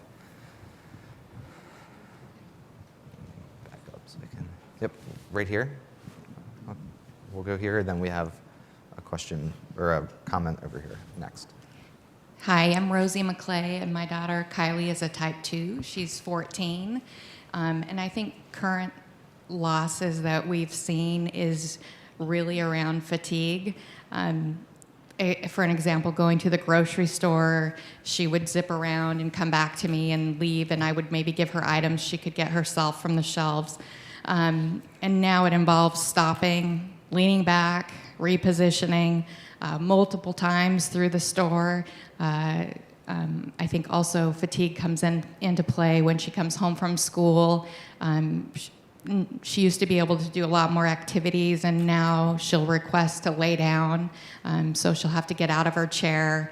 It's definitely the things getting much harder to feed herself. And again, she never stood or walked, so like many of the panelists have said, driving is completely normal to her. But just the loss of stamina, I think, has been really hard to watch, and our hope for a treatment would be, not seeing her world shrink, and be able to have that stamina to go out and experience everything she's used to. So. Thank you. Over here.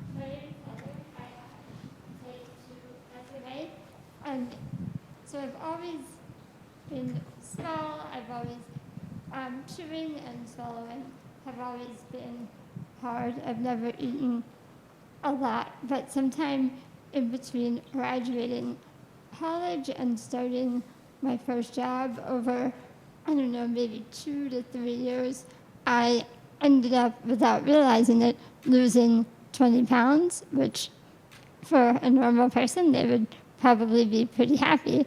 But it was, for someone who only weighed 65 pounds originally, I was under 50 pounds without realizing it. And the toll that took on my body and the fatigue that I felt, it was a struggle just to breathe. I had to tilt my chair back all the time. I was using more calories just breathing than I could possibly take in during the day. I was drinking all of the chocolate Ensure that they sold, but I just couldn't get in enough.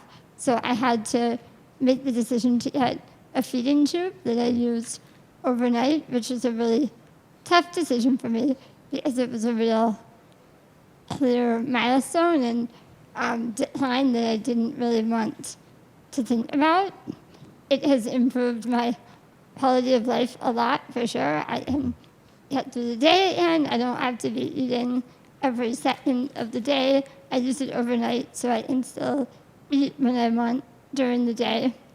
But it makes it a lot harder to get hair because for a feeding tube, I need to have a nurse help me and not just an aide, and that's very, very hard to find. So I'm relying on my mom a lot more as a caregiver, which just makes it a lot more stressful and tiring for everyone.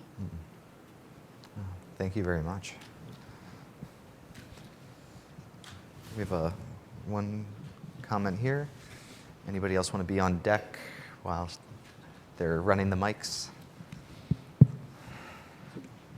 My name is Krista, and I have 2 children with SMA type 2. Joshua is 17, he'll be 18 in June, and my daughter Anna Rose just turned 15.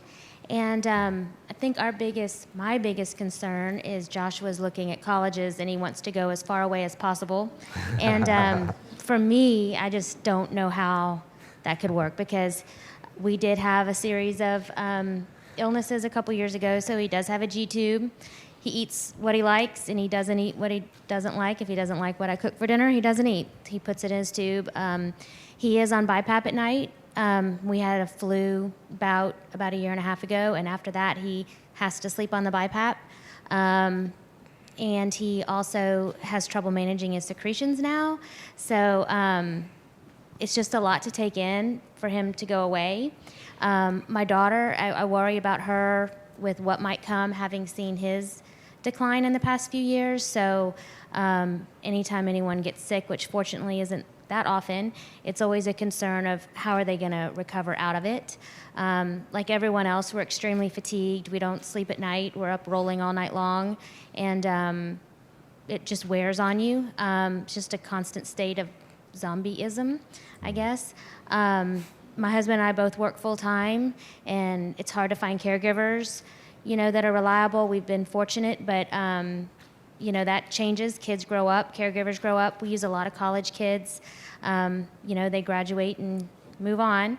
And then the physical strain on our bodies, lifting 90 pounds repetitively for almost 18 years, even using proper body mechanics and everything else, it just, it wears. And it must be a girl thing because my daughter apologizes a lot too every time she asks for anything. I'm sorry, Mom, can you get this? Can you do that? And it's never, I'm happy to do it. We always are. Anything we can do, we're so happy that we're there and able to. So they ask daily when they're going to have access to Spinraza. So we're working hard on that in Louisiana, and hopefully we'll see at least some stabilization, and Joshua can go as far away as he wants, much to my dismay. So. Oh, thank you. So there's a couple of specific symptoms that came up in our polling and also from our panel discussion that I was hoping we could, you all could share some more examples with us of how they've impacted your life. 2 of the big ones that came up in our polling were fatigue and also contractures and scoliosis. And then the third is respiratory complications. So if you have any particular examples that you can share about any of those symptoms and how they've impacted your daily life, we'd be interested to hear those. Yep, right here.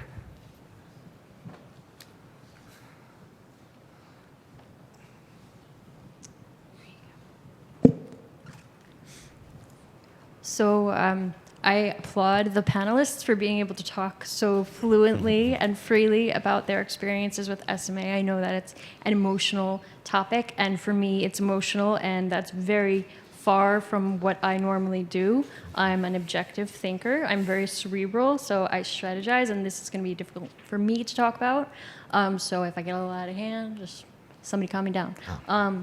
But for me, I was diagnosed as a type 3 when I was 2.5 years old. I started falling down a lot.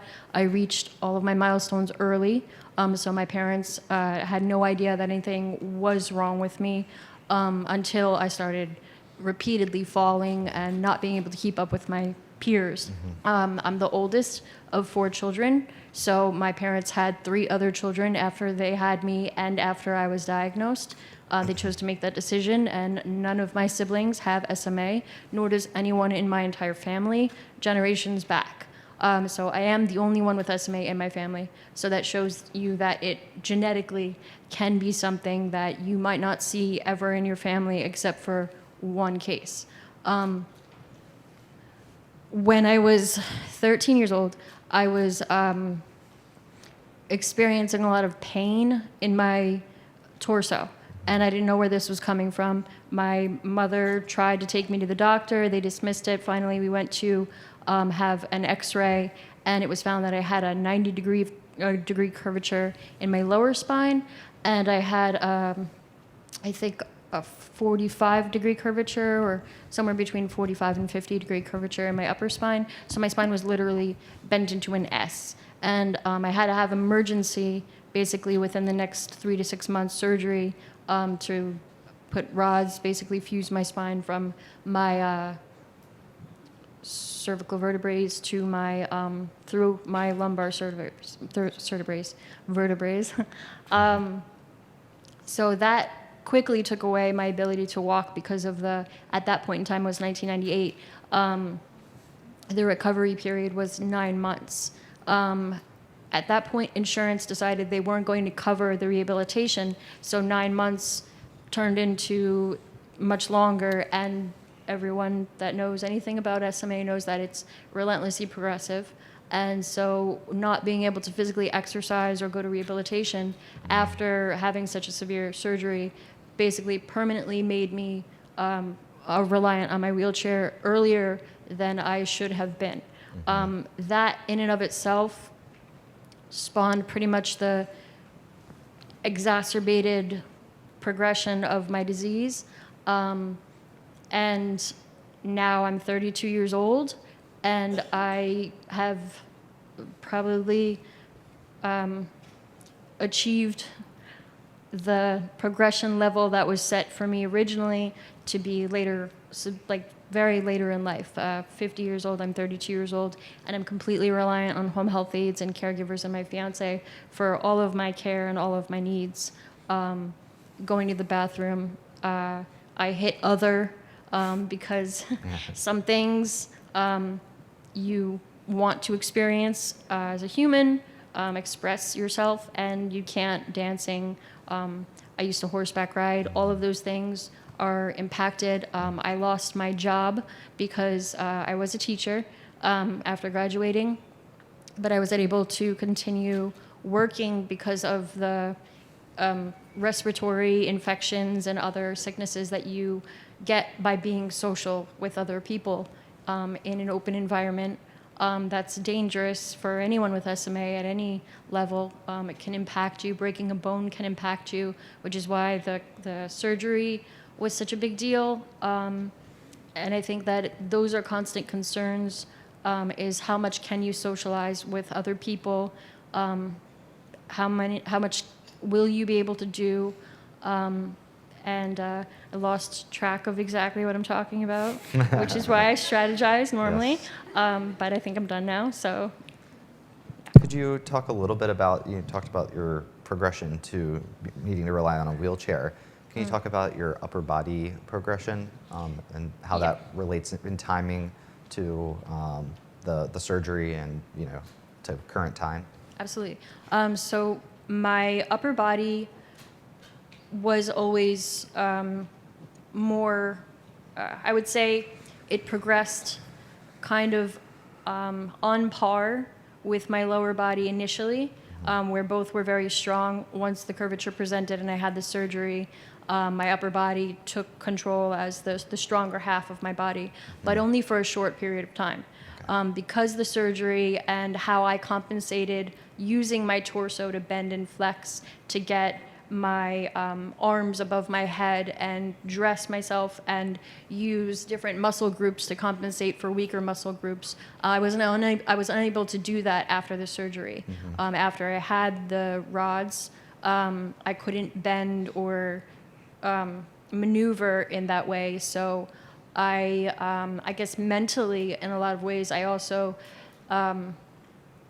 thought that I would figure out something, and then I just got depressed by not being able to figure out something, and that also impacted. So I think your mental and psychological state impact a lot of how your physical body reacts and how long you can hold on to certain abilities.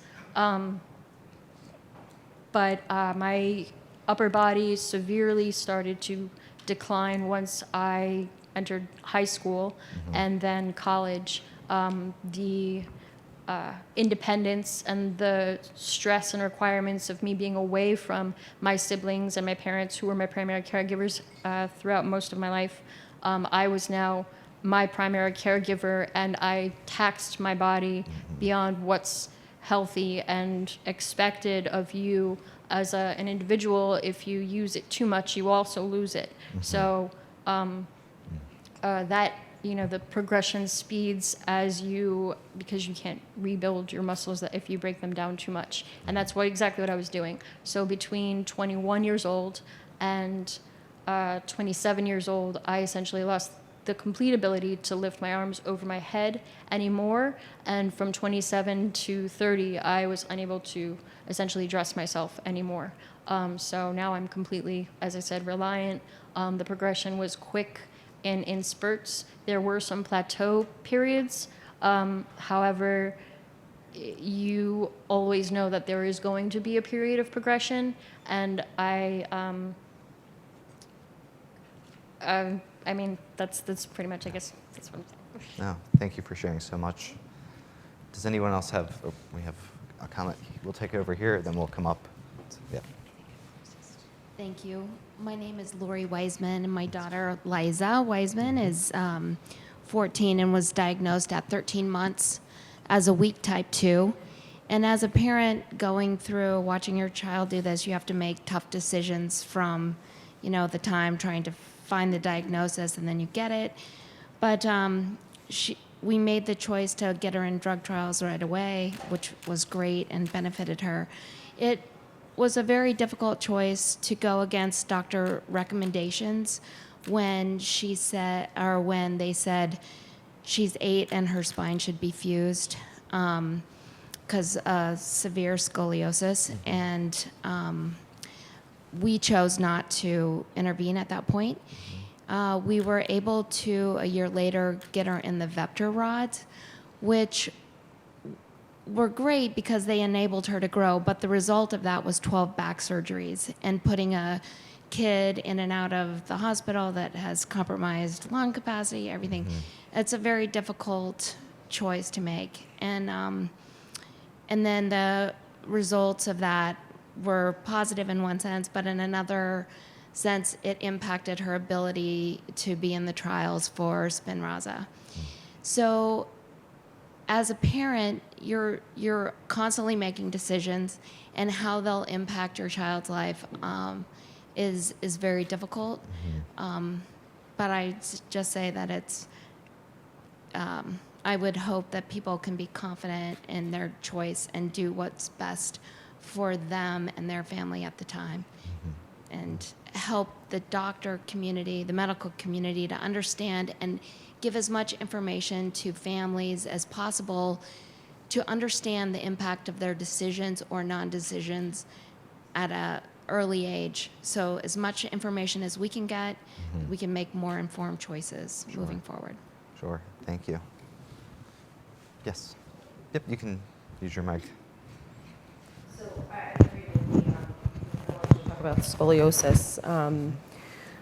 We noticed that Dylan's scoliosis was progressing a lot. I was about to give birth to our third child, and the orthopedic surgeon was like, you need to do something about the scoliosis. It's impacting his breathing. He's in constant pain. So I was very overwhelmed. Obviously, I was giving birth to, about to give birth to our third child, and then dealing with that. And then we did speak with Dylan about it. We do speak with him about his care choices. We do give him a say in his care choices, and he did want to have the surgery. So we did. He did have spinal fusion at that point, because that's where he was at with it. The growth rods wouldn't have really done. We had to go with spinal fusion at the point where he was his size and his age and everything. And it was extremely overwhelming. It was really overwhelming for all of us, because I had 2 other children to deal with. So not only managing the logistics of this massive surgery and his recovery, which was very long, but then trying to manage the other 2, and family pitching in, and frustrations, and Dylan being frustrated. The other 2 the infant really didn't understand, but my daughter was very confused at the level of pain that Dylan was going through, and seeing the impact on her as well. It was a very difficult and trying time, but I will say that it did. I know that it goes either way, but it was a very positive impact in the end. It has had positive, lasting effects on Dylan's life. That was a positive thing for him. Could you say a little bit about what went into Dylan's decision? What about the scoliosis made him choose to undergo the surgery? I think he realized he was having more issues. Even though he is trached and vented, he was definitely relying on the vent more. He wanted higher vent settings. He was in constant pain all the time, seated. And he's active. We do a lot of things. So going out and doing our daily family activities and him going to school was becoming a really big chore for him. And he was fatiguing more, and coming home from school and not wanting to do his homework. And I guess a lot of kids don't want to do their homework, but for different reasons. Yeah. He was legitimately just exhausted and in pain all the time. And then I remember the days after the surgery, Dylan said to me, I don't think I made the right decision. I don't think I made the right decision. I'm in so much pain now all the time, and it's not getting better, and I'm whatever. But then I would say about 6 months after the surgery, then he really started to say, I did make the right decision. This was the right decision for me, and it really has helped make a more positive impact on my life. Thank you for that. We have a hand over here, and then we'll go over here on the left. Thank you. My name's BJ Mirabile, and my daughter's type 2. She's 17 years old. She's had 18 surgeries. Her scoliosis showed up when she was 15 months old, and had her first growth rod surgery when she was 4, and basically had a surgery twice a year for about 6 years, in between respiratory illnesses. She misses probably on average 40 days of school a year. She recently had hip surgery, had complications, had 2 more additional surgeries, and basically missed the first half of junior year of school. So she calls it as a fame. I've got 18 surgeries, I've beaten my year. Hoping not to go further, but it's a struggle for them. And she's got numbness still from her first spine surgery. It took 6 months to get to fully heal once she was fused. And she's still recovering from her hip surgery, and she's not comfortable in her chair. She fatigues and she has pain, and comes home from school and says, well, do I lay down or do I do homework? And on top of that, she's got GI issues. with a lot of reflux and constipation and gas. And so, they're uncomfortable every day. Mm-hmm. And they kind of learn to live with a certain amount of pain level. Right. It's not easy. Thank you. We have a hand over here. Hi, I'm Paula Saxton. My son, Jake, is 14 years old. He, I think puberty was a huge factor for my son. He pretty much remained stable. He walked until the age of 10, and he reached puberty early. As soon as puberty hit, it was like he was a completely, not a different kid, but just physically a different kid. He was able to help, bear weight a little bit, but within 2 years, he was unable to transfer himself. Just getting in bed and moving around in bed had become more difficult, and just recently, lifting a glass to his mouth. So it's now affected his upper body as well. So within, I feel like, a very short period of time for him, because of puberty, he's really seen significant decline. However, I will say that he just received his second dose of Spinraza. Jake's a hockey player, and against my better judgment, right after his second dose, the next day he decided to go play hockey. And he came home and he said to me, "Mom, this is the first time that I didn't feel fatigued after playing." So we are hopeful, he is hopeful, and we are extremely grateful. Thank you. Oh, thank you.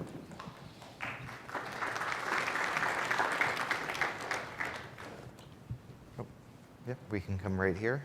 And then start thinking about, I would like to hear a little bit about how respiratory complications and infections have impacted your lives. So if we can think about that and have some people share on that topic, I'd like to hear from you. So my name is Gary Warfield. My daughter, Hannah, has SMA 2. We also have an older daughter who's 7 who doesn't have SMA. I think one of our struggles is having a kid with SMA and one without, because Hannah looks at her sister and sees her run around and play, and she wants to do stuff like that. It's really hard for us to try to explain to her, being 4, and then vice versa. My oldest daughter understands a little bit, but she sees her younger sister and she sympathizes with her and wants her to, she keeps saying she wants to get her legs. So that's one of our biggest struggles. She's been hospitalized 6 or 7 times at Johns Hopkins under the care of Dr. Crawford, great doctor, we love him to death. Maybe one of the most difficult things we've dealt with is she was 2 at the time, and looking up at her mom and dad, she was having respiratory failure, all kinds of issues. Just every time she's been in, it's been a common cold, but it affects her so much. But having your 2-year-old daughter look up to you and ask you if she was going to die just was the end for me. That's when I realized I had to get more involved in this, with Cure SMA and with just her life altogether. So it's a struggle. We live in southern Delaware, where we really don't have we don't have a big support system there, because not a lot of people know what SMA is. The local hospitals, they look at you like you're an idiot when you tell them what's going on. So when she goes into respiratory failure or whatever she's dealing with, we have to obviously take her there to get her stabilized. But then for the first year, our fight was getting her to Johns Hopkins, getting her to the hospital. Who knows what's going on? So just, my wife, I wish she could be here. She's actually in the hotel room, but she's the brain of our bunch. But luckily, we are one of the families who have received Spinraza. She just got her second dose on Wednesday, and we're very hopeful as well. So that's all I have to say. Thank you. Thank you.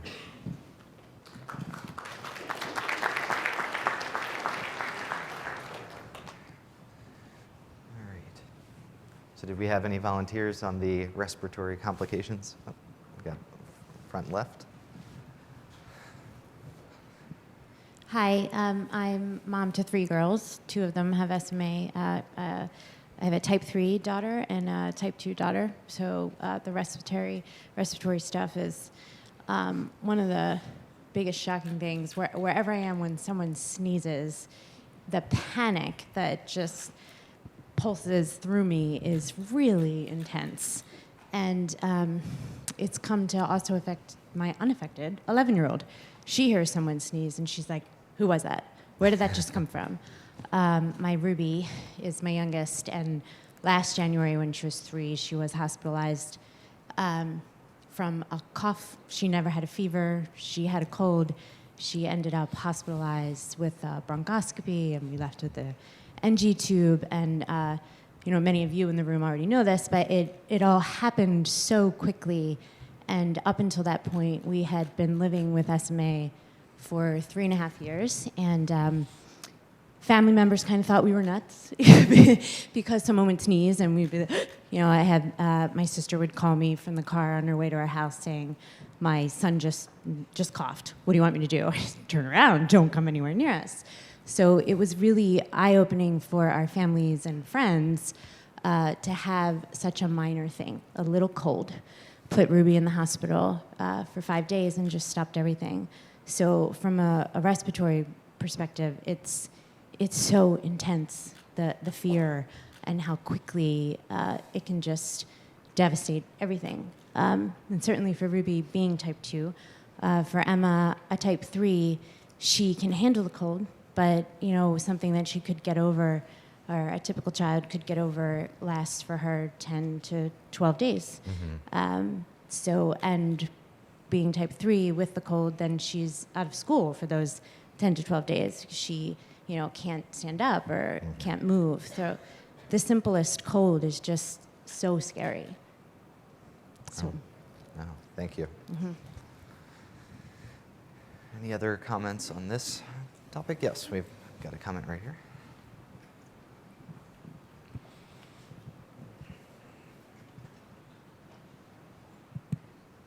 I'm Jessica. I have type 2 SMA.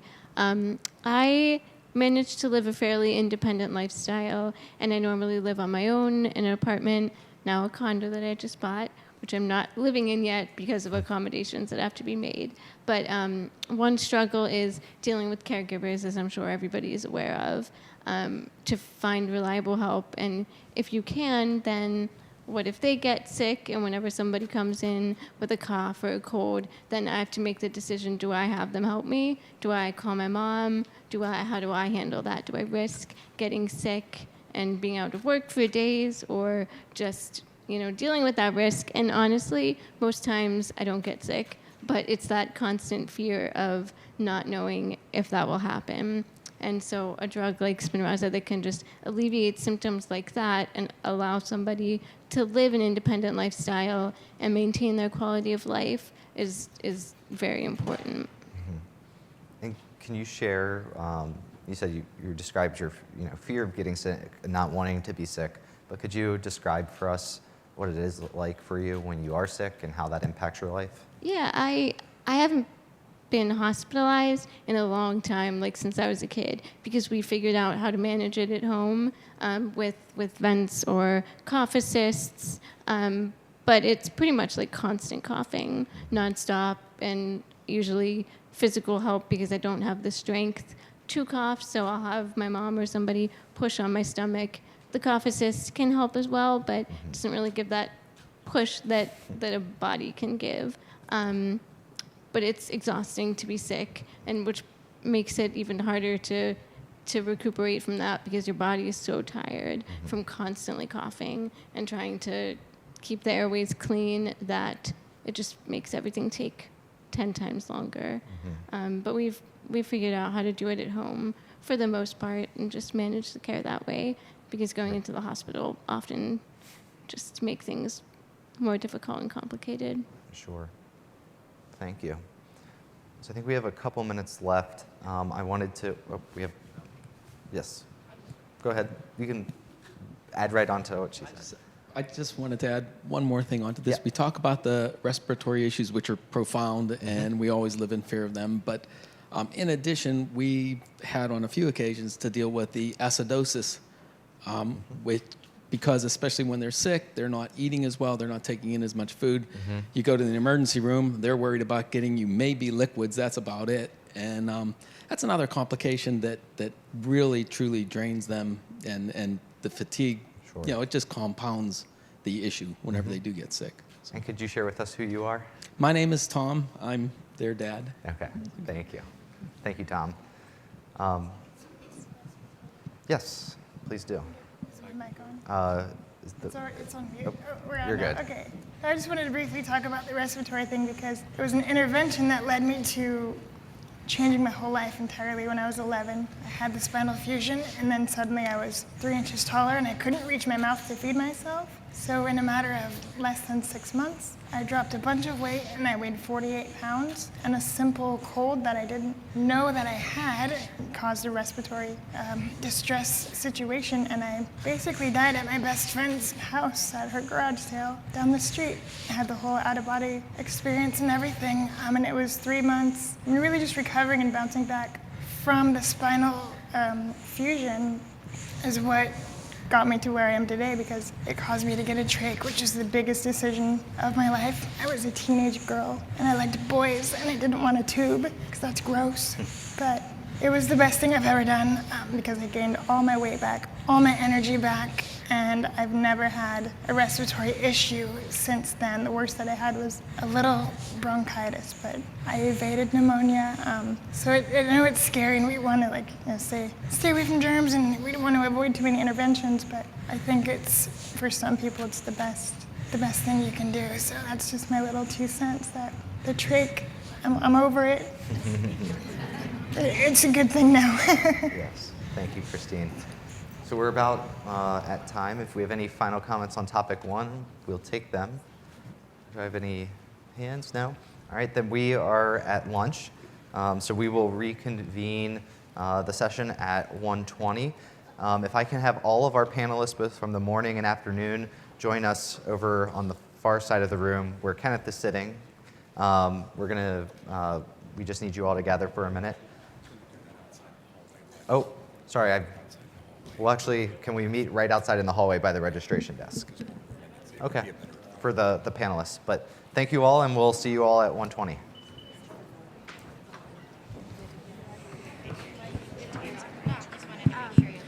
Just as a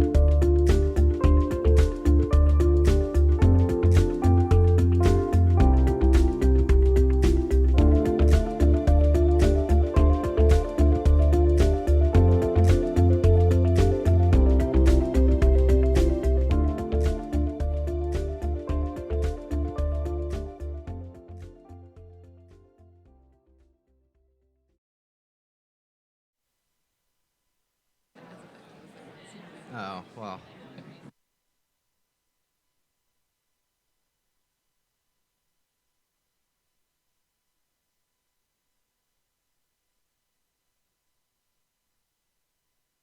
Back, everybody. Hopefully you had a nice break, maybe got out and got some fresh air, at least got some food and caffeine in you for part 2 of our program today. So now we get to shift gears. This morning we focused on the symptoms and burdens of SMA, and now we get to transition into a discussion of current and future approaches to treatment. So both of our panels, again, first focused on type 1, and then following that we'll shift into a discussion with those affected by types 2 and 3. We're going to ask you and ask our panels to share your experiences with your approaches to treatment. That includes not only drug therapy and other interventions, but any devices that you might use, as well as even just adjustments to your daily lifestyle to help you manage your disease. And then we're also going to ask you to provide some input on your priorities from what you would like to see from future treatment, which obviously is a very exciting topic, given that since we do now have Spinraza, there is a bit of a shift in the unmet need within our community. And so we'd like to explore that with you, hear about your experience with Spinraza for those of you that have had it, as well as other therapies that are in clinical trials, but then also look to the future and see where it is that you as a patient community really would like to see advances and benefit. So with that, we're going to move into our third panel, which is made up of caregivers of individuals affected with type 1. We have Kelly, Kate, Jessica, and Patty. And I'll turn it over to Kelly to kick it off. Good afternoon. I'm Kelly. You heard a little bit about my son this morning. Now you get to see him, which is the better part. William is 11 months old and one of the lucky type 1 kids. Through the early access program, my husband and I were able to get him Spinraza before he turned 7 months old. So for nearly half of his life, we've been able to parent him as a kid with a serious long-term disability rather than a terminal illness. This huge miracle has come with unexpected changes for our daily life, as my husband and I work to keep William alive and prep him physically and mentally for whatever might come as he gets older. About a third of our day is keeping William alive, and the rest focuses on teaching him how to live as completely and as independently as he can. For now, that includes 6 to 9 appointments each week, totaling 10 to 18 hours with doctors and therapists, plus an additional nearly 10 hours of preventative respiratory treatments in a good week, and another 4 to 6 hours in transit to all those appointments. He has 3 physical therapists, 2 occupational therapists, a swallow specialist, a speech specialist, a dietitian, a deeply involved pediatrician, and 6 specialist doctors that they've asked me to list. So neurologist, urologist, cardiologist, pulmonologist, orthopedist, and endocrinologist, who each focus on what seems to be a single organ. This team of people, plus a cough assist machine, a G-tube, a feeding pump, a BiPAP ventilator for sleep, a suction machine, and a 24/7 pulse ox, help William do a lot of regular kid things. We can sit him in a chair, suction his mouth, and put his arms in hanging slings we've made from PVC pipe and hair ties and help him drop blocks in a bucket. He colored his own Easter eggs last week.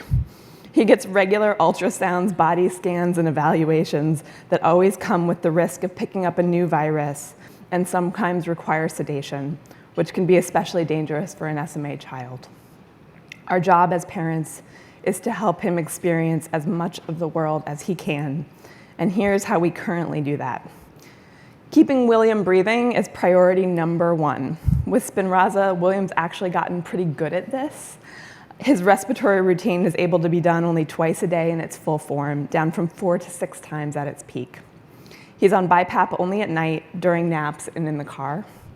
We travel with 3 machines at all times, even if we're just walking to the park. Our next focus is on finding ways that William can be moved. His most crippling symptom is his inability to swallow.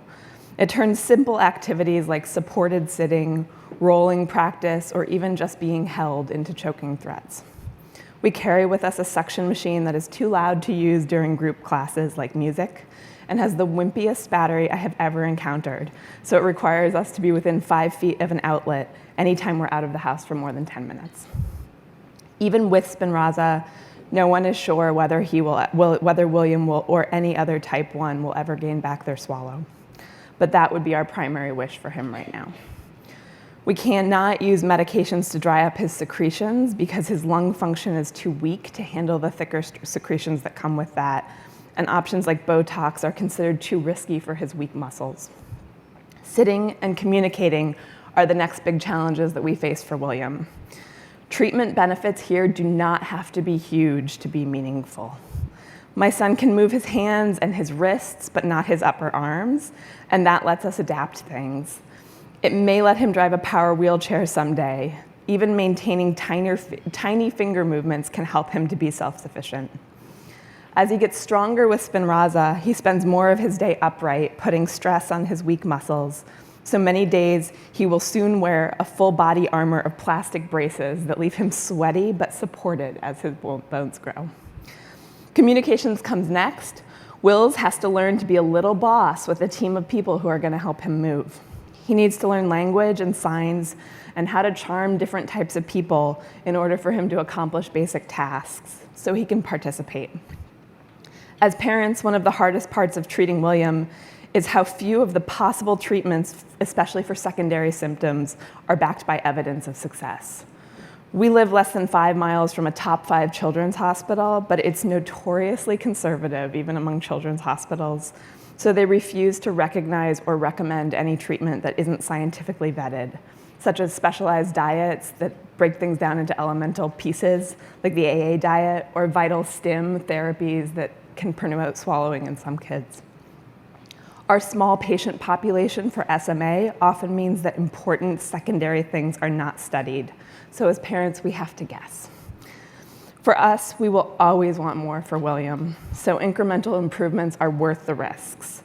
We want to help him hold up his head and support his own back, develop a grasp so he can hold a marker and color a picture. I hope that one day he may have the muscle dexterity to speak. We believe our job is to give our kid the best life possible, even if it's shorter than we would like.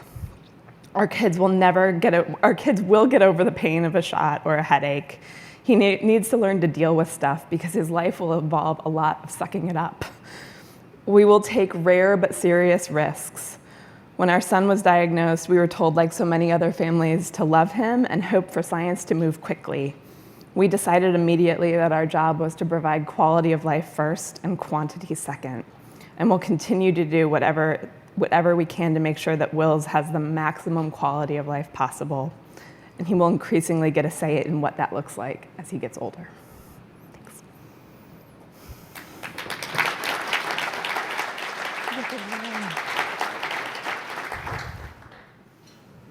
Good afternoon. My name is Kate McBride, and I'm a proud mom to a very funny, caring, extremely intelligent 11-year-old boy.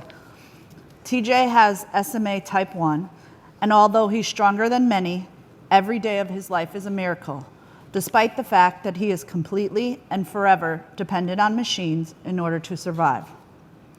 TJ is currently trached and ventilator dependent because he can't breathe on his own for more than 20 minutes. The ventilator is simply one of many machines TJ needs to maintain his respiratory health. He receives 4 treatments a day using the IPV machine and the nebulized medicines Xopenex, Atrovent, Pulmozyme, and Hypertonic. He then uses the cough assist machine and is suctioned to clear his airway.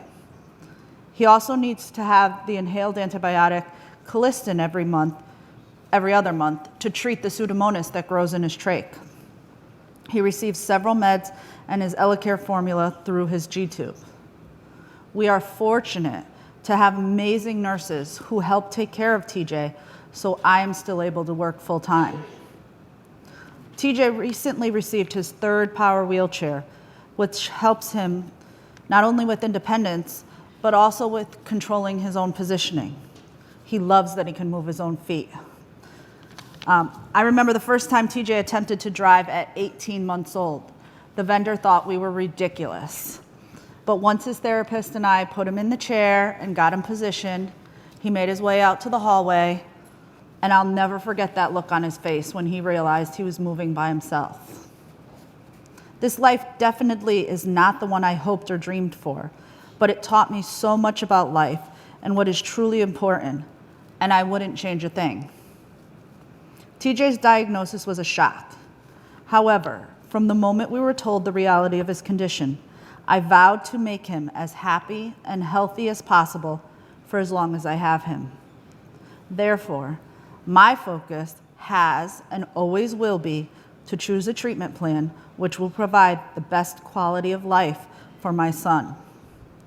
Two decisions which in my opinion were the biggest contributors to TJ's current quality of life was our decision to trach him at about 16 months old because he was in respiratory distress, and our decision to have Veptor rods placed at 3 years old to correct his scoliosis. Although we were very much against the idea of traching TJ, there eventually came a time when there seemed to be no other choice. Our respiratory team was very cognizant of our wishes and never pushed us into the decision. They gave us the space and time we needed to come to it all on our own. TJ has always been a strong type 1 and had just begun speaking.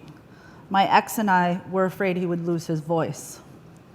Despite his frequent respiratory illnesses and after months of pneumonias and treating him with the most aggressive, non-invasive methods as possible, I was told I needed to think about my son's life plan. How was I to let my little fighter go without trying everything possible? I just couldn't say goodbye to that baby who stole my heart the day he was born. So we trached TJ, and after living 3 months in the ICU and learning how to care for him, we returned home to a very different life. TJ's intercostal muscles were deformed from all the time he was struggling, and he's never been able to cap off the ventilator as we originally hoped. But his health took a 360. He had minimal hospitalizations and is no longer tortured by hours of suctioning and treatments which never fully allowed him to catch his breath, because now we have better access to his lungs. The other treatment decision we made for TJ very early on was to address his scoliosis. At age 3, he had Veptor rods placed in New York at Columbia.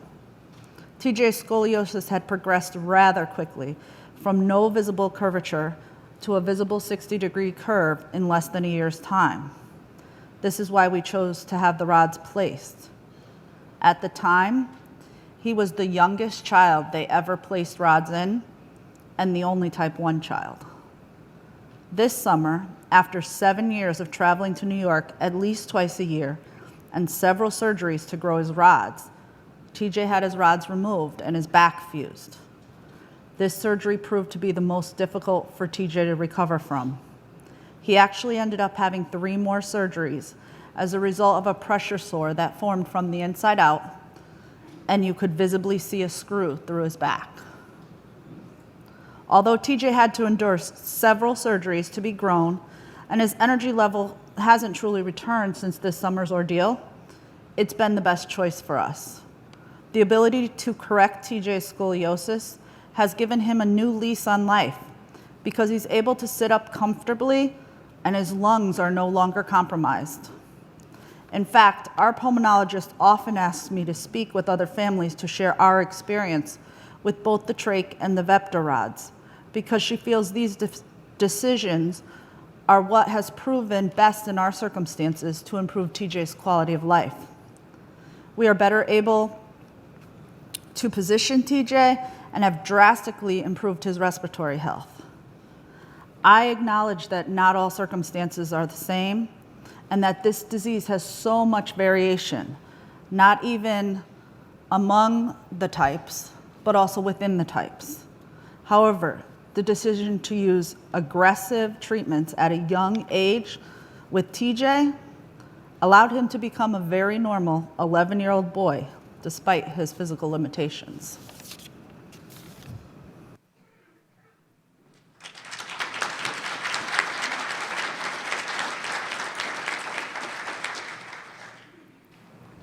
Good afternoon. I'm Jessica White. My husband Randy and I have had 2 children with SMA. Our daughter Bailey was diagnosed with SMA by an amniocentesis. She was tested because our first daughter, Madison, passed away at 7 months in 2012. Bailey was born in January of 2014. She was prescribed a cough assist, suction machine, nebulizer, and BiPAP a few weeks after she was born. She had G-tube surgery shortly after that. She started in the Spinraza trial at 3 months, and her life has changed drastically since then. Spinraza has helped Bailey with her respiratory function and strength.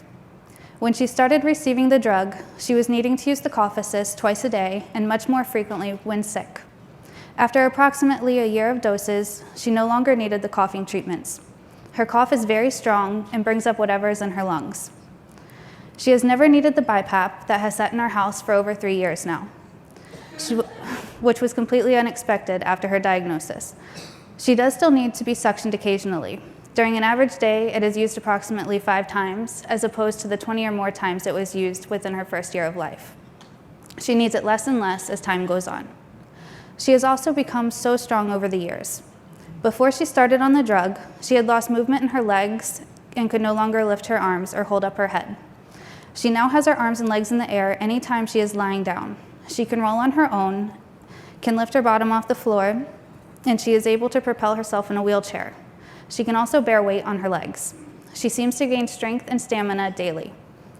Bailey can get into 3-year-old trouble now because of the strength she has gained. When in her chair, she rolls up to tables so she can take everything off them. When we are waiting to check out at the store, she rolls away from me and over to the shelves so she can grab whatever candy she is eyeing. If she's not ready to leave, she grabs the wheels so I can't push her anywhere. These typical parenting frustrations have been a huge blessing to experience. The only thing that I wish would be better at this point is her swallow. That seems to be the only issue not fully addressed with the medication she is on. It has improved over time, but she is still unable to eat orally. She can drink out of a sippy cup, which is huge, and I'm very grateful, but she wants more. Bailey does have extreme anxiety at any doctor's office and around strangers. I believe it stems from her participation in the trial. The medication is given by lumbar puncture, and she has now had 11 doses. However, the injection itself doesn't seem to affect her as much as the actual testing, the physical evaluations that she has to do. There are only a few things she has to do during the testing that she doesn't do on a regular basis and enjoy, but she acts like the entire process is torture. For Bailey, Spinraza has been an almost perfect treatment. The only thing it hasn't completely helped with is her swallow. The biggest concern when given an SMA diagnosis is the lack of respiratory strength. That is now something I only have to be concerned with if she is sick. For something to help with that, just enough to take a break off a BiPAP machine, or for a child to tolerate being upright long enough to get some bear hugs from mom and dad, is something the SMA community has been craving for such a long time. It seems like this medication may be able to help with that, but it is really an unknown amongst the population as a whole. Those that are older may need something more to help them. Gaining muscle strength is also a really big need. It doesn't have to be a huge gain. No one expects to have their child start walking, though that would be amazing. To be able to use a finger that had lost its movement or gain back the ability to smile means more to us than the big things. Every little gain, or even just maintaining the current level of strength, is welcomed improvement and reason to celebrate. SMA works fast. It can take away any ability overnight. The possibility of any improvement from a drug or therapy makes it worth it to me. There would have to be a very large chance that a serious side effect would happen for me to not have my child try it. Since we had lost our first daughter, it made the opportunity that was given to Bailey very easy to make a decision about. We knew that SMA doesn't care and would be able to take her from us whenever it wanted.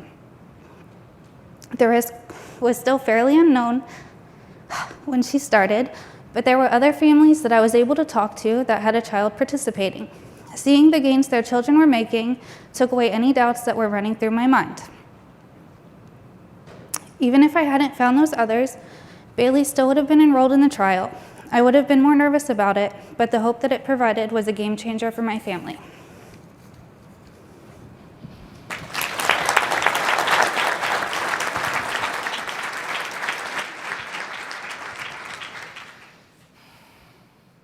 Good afternoon. My name is Patty Kemp, and I am married with 4 beautiful girls, Madison, Brianna, Ellery, and Addie, who is now 20 months old. We began our journey with SMA in 2005 when Madison, our first child, was diagnosed at 6 months old. Madison lived for 3.5 years, and during that time, she taught us more than most will learn in a lifetime. I'm happy to say that Brianna and Ellery are unaffected by SMA. In 2015, we had what I like to call a late life unexpected blessing, who we now call Addie. In the beginning of the pregnancy, we were unaware of any approved medications or clinical trials going on. Therefore, my husband and I decided to walk in faith and believe that this pregnancy would be healthy. Unfortunately, Addie was diagnosed at 8 weeks old with SMA type 1. Within 24 hours of receiving Addie's diagnosis, my husband began to research any and all clinical trials, emailing everyone that he possibly could to try and get Addie into a trial. We knew that this was our only hope, and without it, what was ahead for Addie? By the grace of God, we were accepted into the gene therapy trial in Columbus, Ohio, and I'm happy to say that her progress has been more than we could have ever imagined. Addie is currently doing physical, occupational, and speech therapy. PT addresses her range of motion and building of strength, as well as preventing contractures. With PT, we have seen her achieve the ability of sitting unassisted for well over 30 minutes during playtime. She is able to reach both arms above her head to grab toys, stretch forward to pick something up without losing her balance. This is something that a typical type 1 child will never do. OT has helped with sensory and fine motor skills, which is teaching her how to do everyday activities such as brush her teeth and help her dress herself. Since Addie eats orally, speech has helped with eating, swallowing, and developing language skills, whereas Madison was strictly G-tube fed only. This was huge to us to have Addie to be able to eat by mouth. I'm happy to say that Addie has progressed very well with all 3 types of therapy, and that this has allowed us to work on new skills on a regular basis. The significant symptoms of SMA type 1 are breathing and eating. Gene therapy has addressed those very well for Addie. She does not use BiPAP, cough assist, or a suction machine, although we do have all of these in our home. Madison was using all of these and was G-tube fed all by 9 months of age. With gene therapy and the help of physical and occupational therapy, Addie is able to sit unassisted, playing with her sisters in the floor and in the sandbox outside, which she loves. She's able to verbally communicate with us and is able to eat at the dinner table with us as a family. She takes full advantage of having our undivided attention and keeps us laughing nonstop. Unfortunately, she is still unable to crawl, walk, or stand on her own. We are working daily with her in a stander, trying to build the strength in her legs and trunk area, and I believe that one day we will see her achieve these goals. We are so thankful for gene therapy and not only what it has done for Addie, but our entire family. The only downside I would say would be traveling 9 hours every month for nearly 2 years for follow-up appointments, which she hates.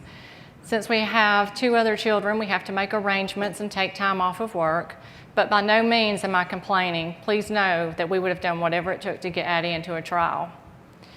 If there isn't a complete cure for SMA, I would say that gene therapy has come very close to addressing the major areas of it. For Addie, it has allowed for her breathing, swallowing, and ability to overcome an illness without being hospitalized. Addie's extremely happy, able to eat on her own, and has fine, great motor skills such as coloring, stacking blocks, and turning the page of a book. She is able to communicate with us like a normal 20-month-old baby. With that being said, I would like to see a treatment that could target the lower body more to strengthen the legs and allow these children to walk. Also, the earlier that these children receive treatment, the better they respond. Time is of the essence when dealing with this disease. Let me close by saying that during our first journey with SMA, we had hoped that there would be a cure and that our daughter would live a long and happy life, but that didn't happen. So when Addie was diagnosed, I had no hope, because I had watched her sister Madison lose the ability to eat, talk, move, and eventually her smile, which was incredibly difficult. So when we started our journey with gene therapy, I was still very skeptical that it would work. Addie may not be completely cured of SMA, but she has so much more than we could have ever imagined. And with that, we are extremely thankful and blessed to have been accepted into the trial.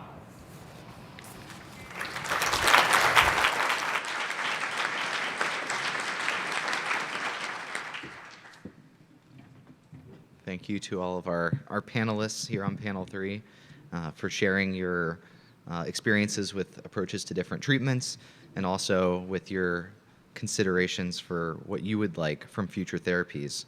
We'll now transition into the polling questions. This will be for our caregivers of those affected with type 1 SMA, which will then inform our audience discussion as with the previous 2 panels.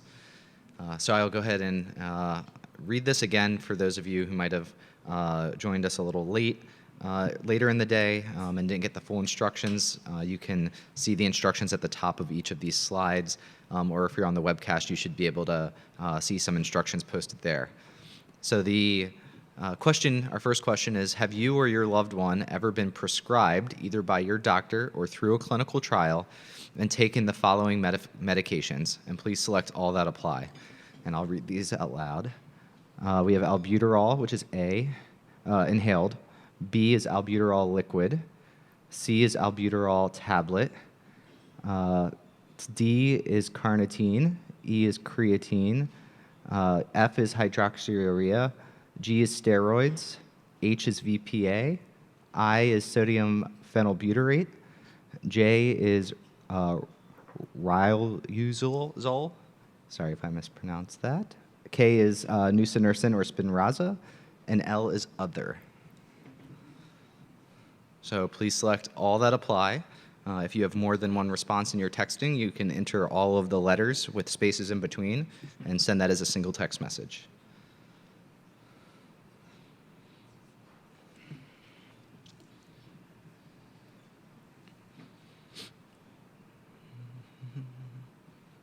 All right, it looks like our responses have stopped coming in for the most part. So it looks like most of the greatest experience was been with albuterol inhaled. It looks like next after that is actually with nusinersen Spinraza. And then after that, carnitine. And then a little bit of experience with some others, albuterol liquid, steroids, valproic acid, and then quite a few others. So we'll definitely explore what else you all have been prescribed that you'd like to discuss with us. Can we have the next polling question? Okay, so the next question is, what are you currently doing to help treat your loved one's SMA symptoms? And our responses are A, respiratory maintenance, B, nutritional support, C, physiotherapy or physical therapy, D, aquatherapy, E, occupational therapy, F, speech therapy, G, mobility equipment, H, orthotic support, I, orthopedic support, J, approved therapy, K, investigational products, or L, other. So as you can see, this is a little broader than the first question, which was focused on drug treatments. This also includes other types of interventions and treatments. So please select all that apply.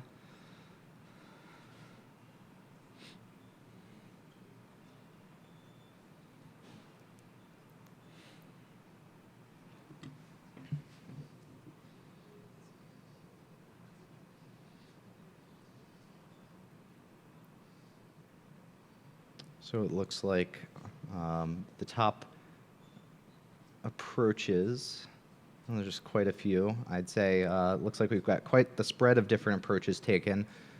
Certainly, it looks like respiratory maintenance being the most common, followed by PT and mobility equipment. Close behind that, nutritional support and orthotic support. And then we have experience with everything else, as well as, again, some other. So be looking forward to exploring what some of the other approaches are. Can we get our third question? So the question is, which of these does your loved one use for respiratory assistance? And again, please select all that apply.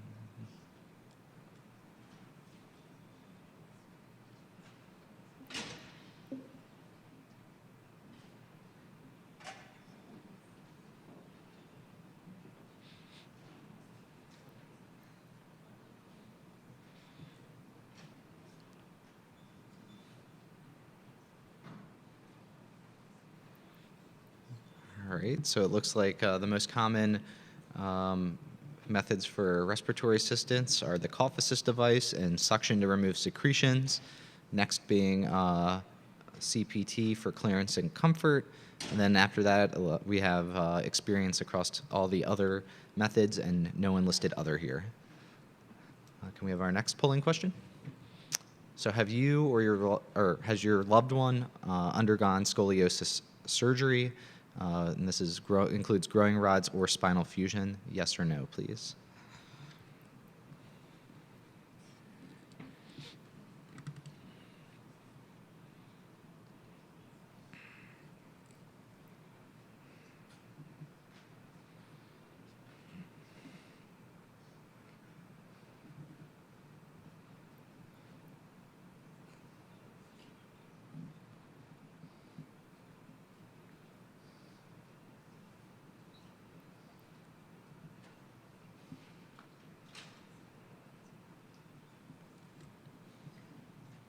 All right, it looks like about 70% of our respondents have not, their loved one has not undergone scoliosis surgery, and about 30% have.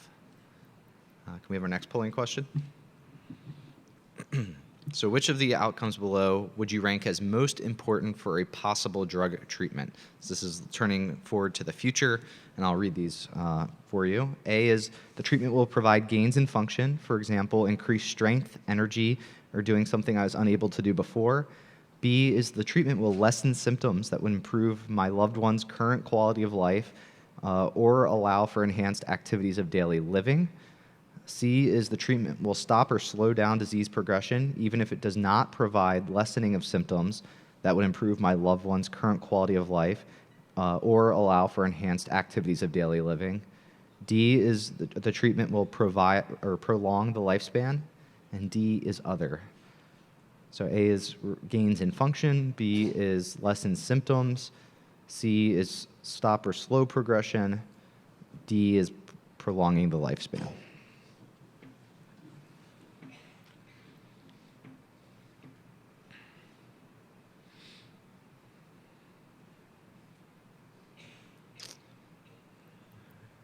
Give you a couple more seconds to get in your responses.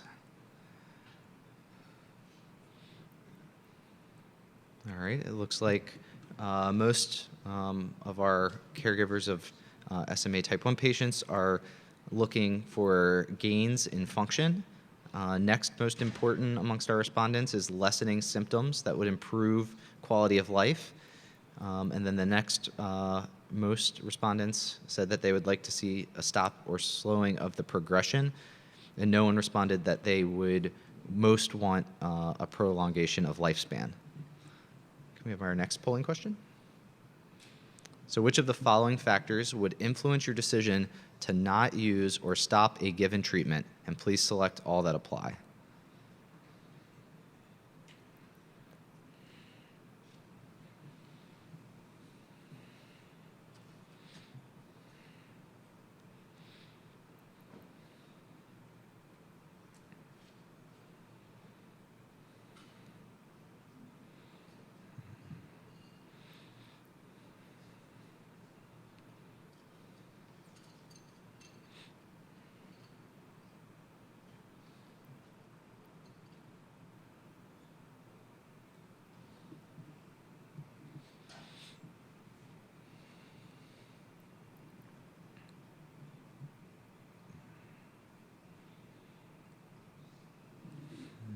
Okay. So it looks like the factors that would influence your decision to not use or stop a given treatment overwhelmingly is significant risks of serious side effects. Next, after that is the burden of administration, followed by cost. And then if we have fewer responders saying common side effects, the way that the treatment is administered, as in intravenously or intrathecally, as well as how long the treatment takes to administer. And then the last being a few people responded the time that it would take away from my daily activities. Can we have our final polling question? Oh, that was the last one. Okay, so thank you all for providing those responses. I think that for the most part, that mirrors what we heard from our panel. And however, we did have quite a few others. Others being there was other treatments, either drug or other types of approaches to treatment that those had used outside of what we had listed on the slides and perhaps outside what our panel had shared with us. So the first question I want to ask are, what different strategies than those mentioned by the panel or on our slides have you used? Or maybe if it's not a totally different approach, what is maybe a variation on approaches that we've already heard? So we're looking for anything that's building on or different, or if you responded other to one of our first two questions, we'd be interested to hear what you were referring to or thinking about. And just raise your hand and we'll get a mic to you.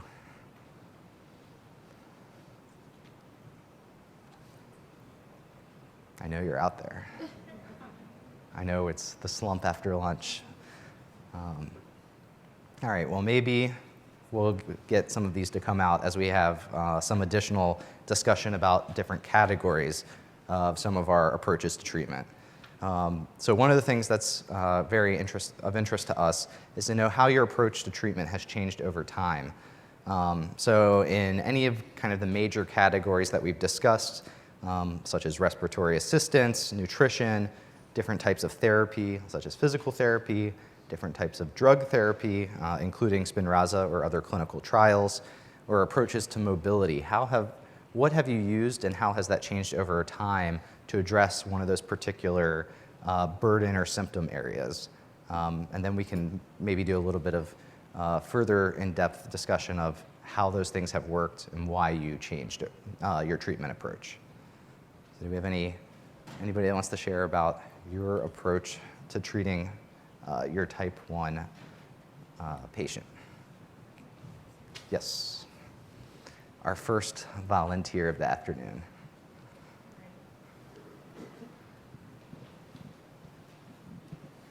All right, I'm Amy Medina. Like I said earlier, I am the mother of 2 SMA type 1 boys.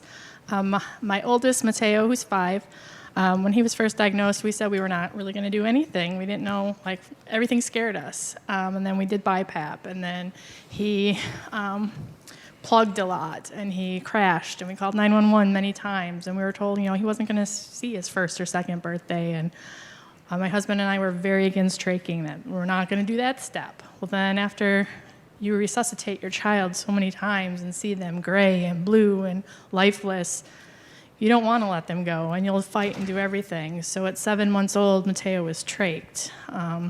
And so we had to learn all that process. And so when he was first trached, we did a lot of breathing treatments around the clock, just to keep him stable. And then once his body got used to the trach, we were able to back off on his breathing treatments of cough assist, CPT, suction, vest.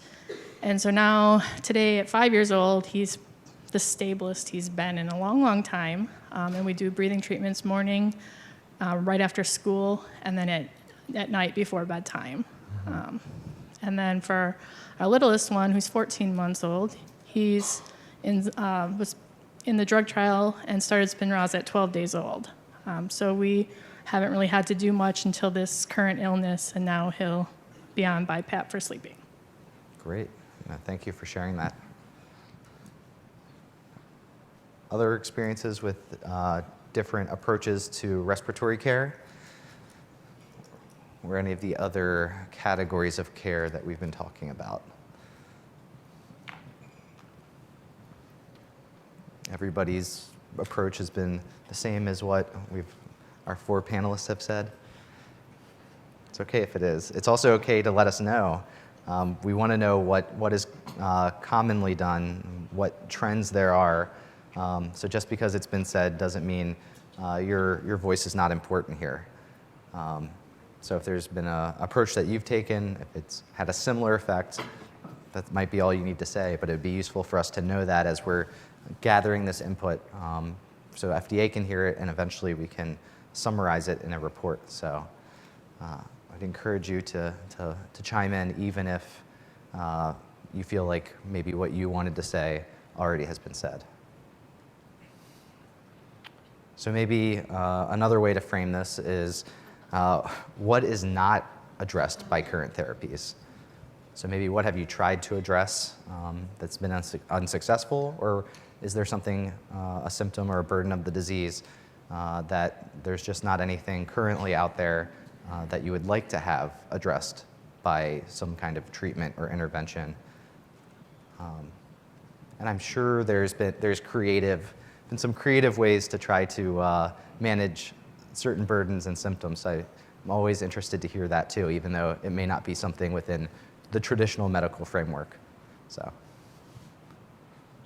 no, oh, sorry, it was a false alarm over here.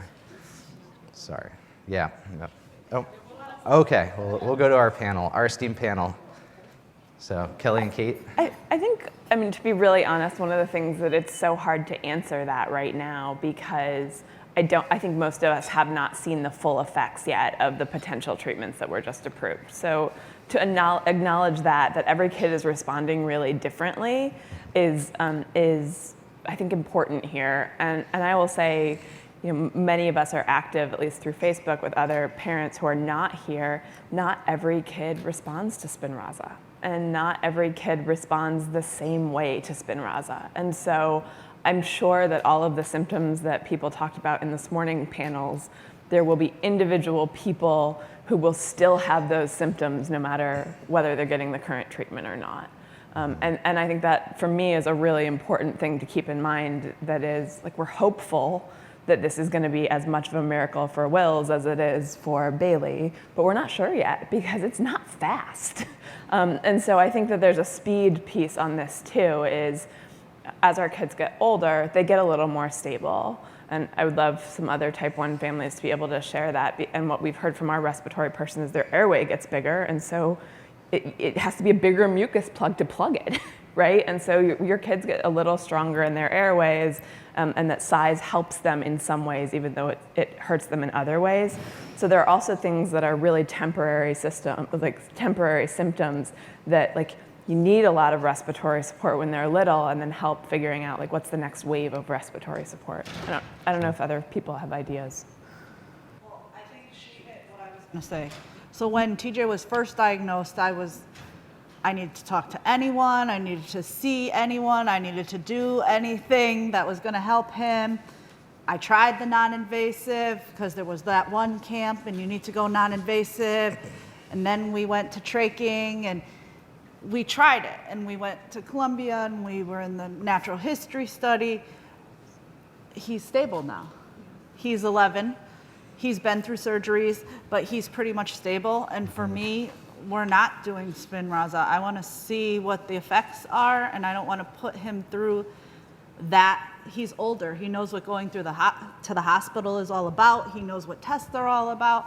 Right now, he's still needing blood work every 2 months because of a staph infection that grew when he had his back surgery, and we can't get blood from him.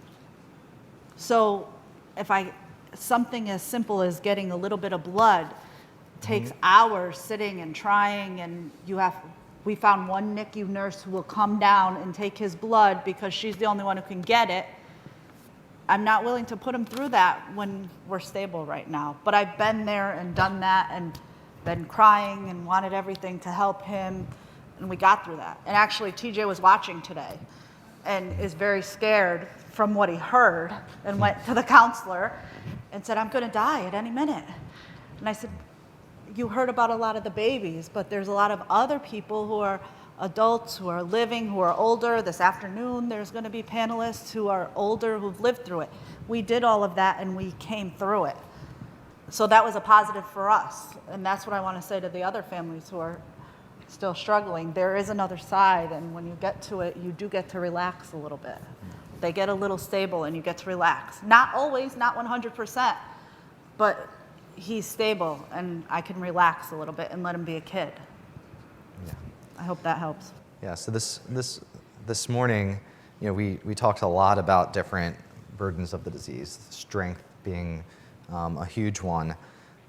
So, you know, our panelists have done an amazing job throughout the whole day of giving us a lot of visuals and stories of, showing us approaches to how they've,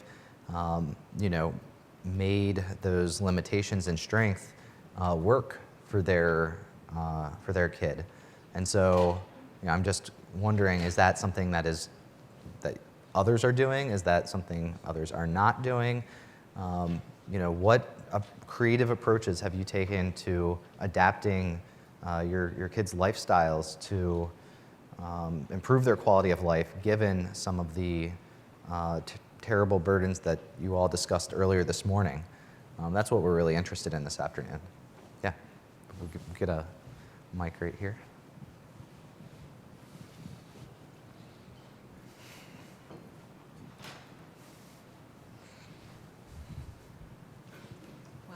Adapting is something that my family has taken a particular interest in, and we saw a lot of people posting on Facebook on their own separate pages, or SMA support system was bombarded with so many things.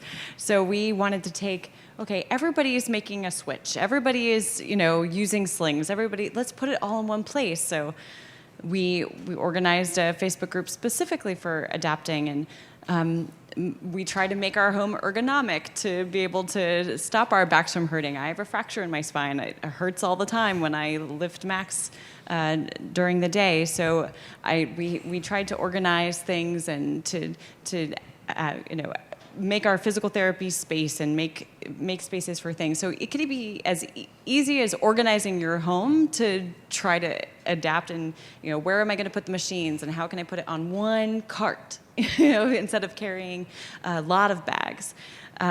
So sometimes it even starts with that. Being able to figure out that comes before even being able to do other kinds of therapies or other kinds of treatments, because you have to at least just get your home in order, and then you can figure out how to live a daily life with a child with a significant, complex medical condition. Yes. Great. Thank you for adding that color. It sounds like, certainly from your experience with social media, there's a lot of it going on and happening out there, and kind of adaptations in the household. So one of the polling questions, Dr. Day, do you have something to add here? I'd just be curious to know if the panelists or anyone else is interested in or considering supplemental treatments beyond the treatment you're on. So if you're on nusinersen and if Exis gets approved, the gene therapy, would you want to add that? If you're getting gene therapy and your child is still showing signs of weakness, would you like to add nusinersen to see how that works? Or do you consider any of the other treatments that are out there? Yeah, and when responding to that, if you can describe to us, what it is that additional treatment, what your reasoning for wanting that is. What is it that you would be hoping to gain on top of your current treatment? So yeah, we'll start right here. Oh.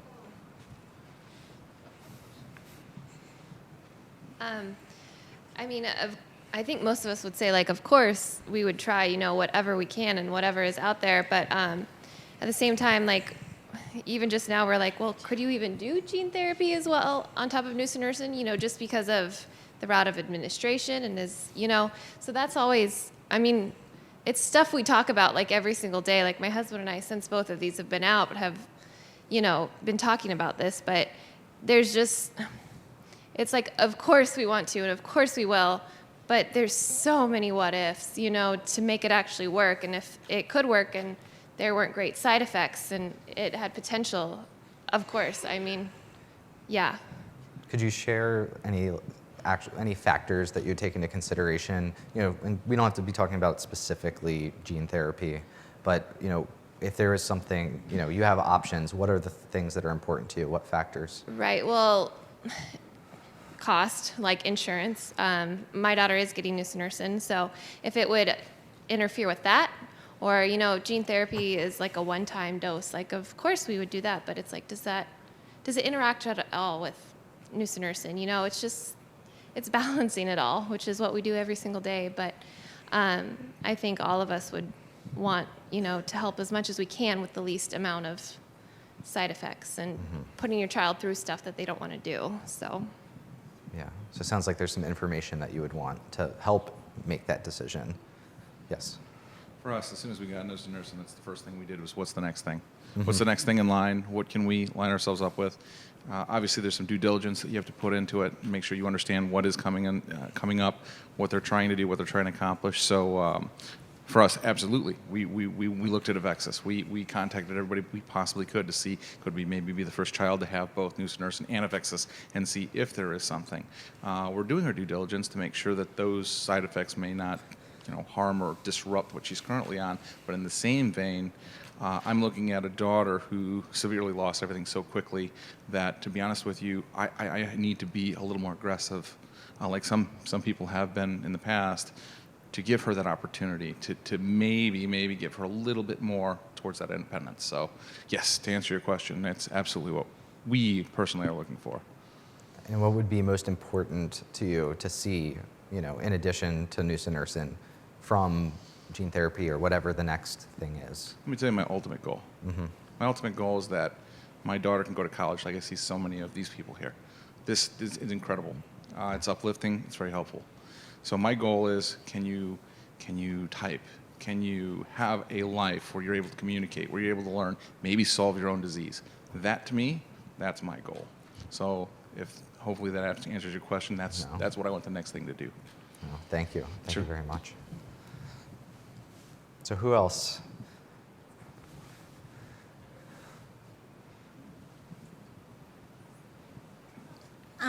When Spinraza was first approved, of course, we went crazy, and it was the best Christmas we ever had.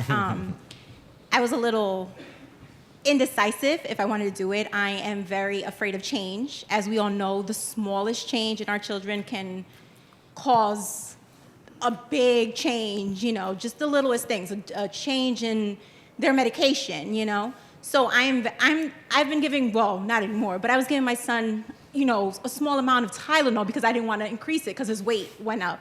I'm just very scared of change.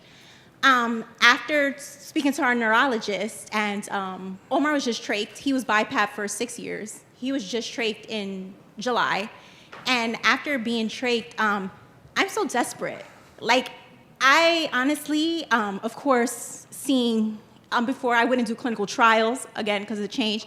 But at this point, seeing how much loss we have, I'm so desperate that, as long as, of course, I'm not going to put my son through something that says the side effects are, bad things or anything. But yeah, I would do gene therapy and Spinraza and anything else that potentially, whatever strength, even if it's twitching his fingers or whatever it may be, we'll take it. So absolutely, I'm all for, and honestly, clinical trials as well. And I was very anti, you're not gonna use my son as a guinea pig, but honestly, somebody has to use their kids for these things to be approved. And look how far we gotten because of these brave parents who did put their kids in these clinical trials. So that to me is just amazing, and that just takes, that's just so brave of a parent to do. And I'm very grateful for the parents that did put their kids in clinical trials, because here we are with Spinraza and whatever else is to come, Yeah.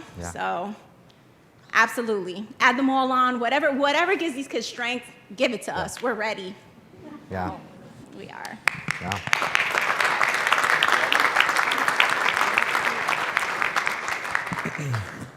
Okay, so we'll keep building on this. Yes. Yeah, just say the same thing. We waited a long time for our son. He was excluded from the clinical trial, and he finally got Spinraza at his 4th dose last week. However, we're always looking for something to add on to that, something in conjunction with it.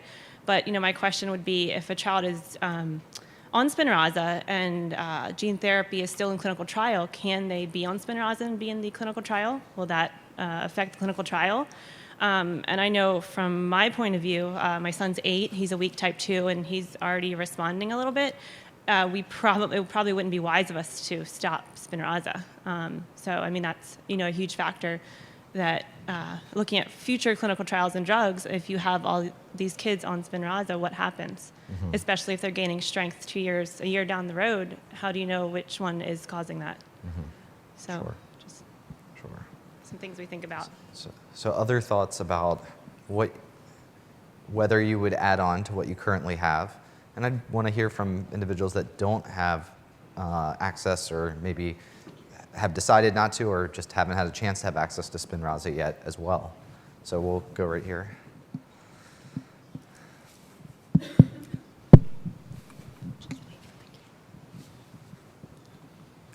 I have a type 2 daughter, so not related to the type 1 stuff, but we just got our first dose last week of Spinraza, but I'm wanting to put a question back on Dr. Day or anyone else medical. Since gene therapy and Spinraza are both addressing the underlying lack of SMN protein, if your child is a good responder to one or the other, would there be a benefit to do both versus waiting for another combination therapy that's a nerve stimulator or a muscle stimulator versus just addressing the SMN deficiency? If they're a great responder to gene therapy or to Spinraza, would there be a benefit to put them through both?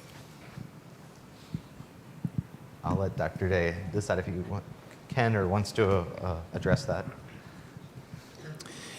Yeah, you ask a great question for which I don't think there's a perfect answer. I'm sure that if the SMN protein got up to a certain level, that you would see a ceiling effect. So we just basically don't have a formal answer to that. The question is, is it up that high in all cells? Is it up that high permanently, or might there be a complementation of using them? But I think your point about a muscle activator is a very good one, because that's working in a different way. And there's a study ongoing with cytokinetics on a muscle effect, and would that complement the effects being seen with either of the gene therapies? So the gene therapies work in different ways. One is increasing SMN1, one is increasing protein from SMN2. So there's at least a reason to think there might be some complementarity there, but there's nothing proven to say that. Yeah. So for purposes of our discussion today, we're building on what our current experience is with different treatment approaches. So, we are in this interesting, and I think this might be the first patient-focused drug development meeting where we have a newly approved product that is shifting the standard of care. And so we're not going to have all of the answers today, and I know that Cure SMA is going to continue the dialogue with the community as there's more experience with approved therapy, hopefully approved therapies, to keep FDA informed of what the patient experience is. But at least right now, we're going to try to take this snapshot of where we're at. Luckily, we do have, it seems like, a great group of people that do have experience on Spinraza from trials, as well as some commercial access, as well as some of the other gene therapy and other trials. So, based off of what we have now and what experience we have now, we'd want to know what is not addressed and what would you prioritize of what's not addressed. So maybe just a slightly different question was, I did want to follow up to one of our polling questions. It said that 70% of those of you that responded to the question about scoliosis surgery have not had scoliosis surgery. So I was just curious if any of you that answered no could tell us why. Is that just because your child has not progressed to a point where it's a consideration, or is there an active decision where it is an option at this age or stage of progression, and you've chosen not to? I'd be interested to hear kind of who this 70% represents. So if we can have any volunteers from that group. I guess we have one right here.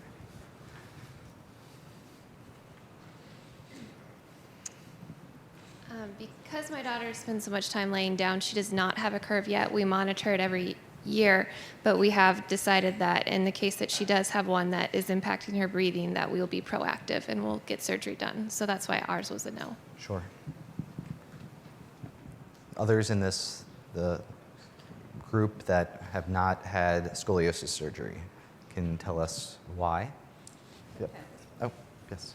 I think there's, with the scoliosis, the other piece that is not as well addressed is bone density, right? So there's the scoliosis from the weakening of the muscles, but then the rest of your muscles are weak too, or the rest of your bones are weak too, and because you're not, like the kids, as these kids get stronger and stronger, right, our doctors have started warning us that what we're looking for in William are the problems that were never seen before in type 1, but were chronic in weak type 2s, right? And so I think there is this cascade effect of everything that was needed is still needed, right? And that figuring out how do you get this stuff, because even though there is no new natural history of this thing, how do you get ahead of that? And how do we get approval so that it doesn't have to be so severe before you can start treating it, right? I would bet money that almost every parent in this room has an experience of arguing with a doctor for something that you know will help your child because you have done a ton of informal research of other parents who have kids who are 2 years ahead of you, and the doctor says, but your kid doesn't have that problem yet, right? And I think that there's a real need to be able to figure out how do we, particularly in the devices area, how do we start to anticipate those really early stage problems so that they don't become huge chronic things? I think that's something that we think about in our house all the time. Yeah. Do we have any caregivers here whose children are in that situation where they're not yet symptomatic or symptomatic to the degree where you need some of these interventions, and you can describe to us kind of where you're at in your treatment regimen, what that looks like for us, or maybe if we can remember back to those days, you're willing to share with us what your treatment regimen was early on prior to needing, or I guess your doctor saying you need certain interventions. Yes.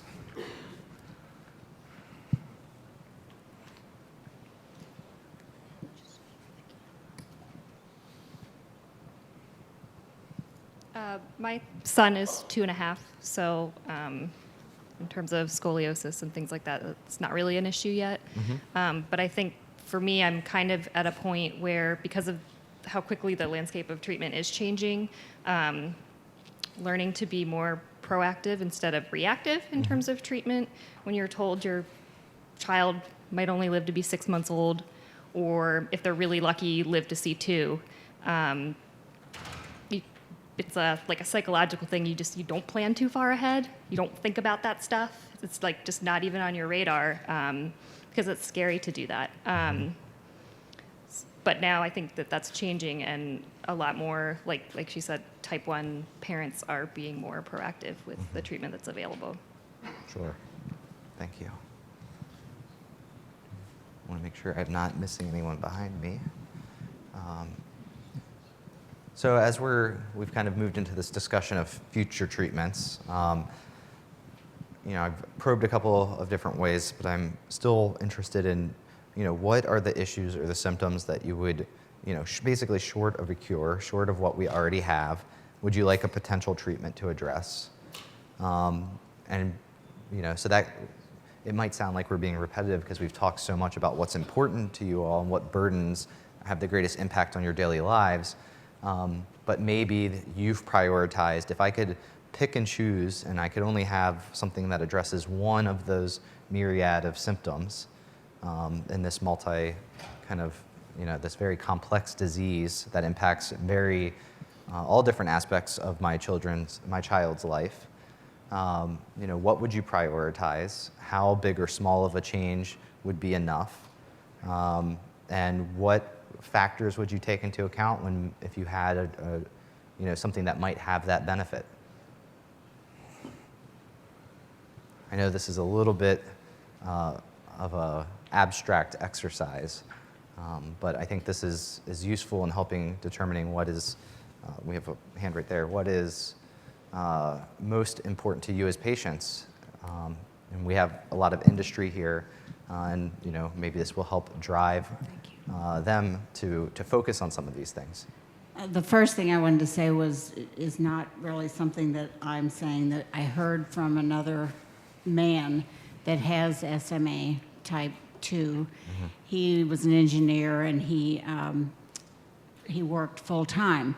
And he was at one of our chapter meetings, this was several years ago, and we were talking about the different medications that were coming up, and he was saying that when in his work, he could hold his pen with his index finger and his thumb. But recently, or at that time, he had lost the function of his index finger. So he had to hold his pen with his middle finger and his thumb, and it was very awkward for him to write. He said, if I could get the use of that one index finger back, that would be huge for me. And so I've used that example a lot when I'm talking to companies trying to get their money for my walk, that little changes are very significant to this community. And then the thing that I would, as a grandmother, would love to see as one of the changes that one of the medications could do, and I may be asking for a lot, but to get that swallow back. My granddaughter, Emma, is almost obsessed with food. If you've watched her on Facebook, you'll see that she posts a lot of recipes. And that's something that she likes to do. And when I come over, she wants to make one of these recipes that she's put on her Facebook page. But one day this has been a number of years ago, but I was rushing to go to a meeting, and I was at their house, and I was eating a sandwich in a hurry to get going. And I said, and I heard her say, Mimi, come in here, I want to watch you eat your sandwich. And I left, and I cried all the way to my meeting because she could not eat a sandwich. But she was interested in watching me eat a sandwich, you know? So that's something that I've always wished and prayed for, is that she could get her swallow back. Thank you very much for sharing. So we have a few more polling questions for you as we have shifted from first talking about your current approaches to treatment, what you would look for from future approaches, but obviously a key component to getting future approaches is our clinical trials and participating in clinical trials. So we have a few polling questions we'd like you to respond to related to that. If I could have those pulled up. And again, we'll ask these again for the later in the next session. So this is for the caregivers of patients affected with type 1 SMA. So if I can get the first polling question.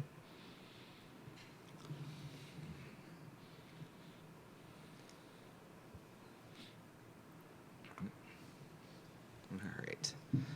So the question is, has your loved one ever participated in any type of clinical trial studying experimental treatments for SMA?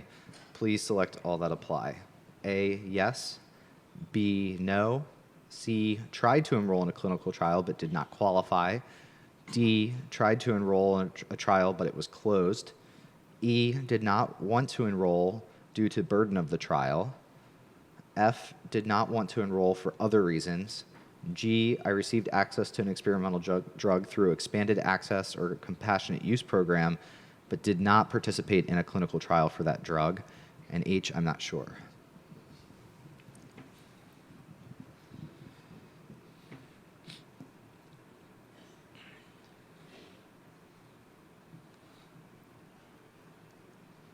All right. I'll give you a few more seconds to get your responses into this question.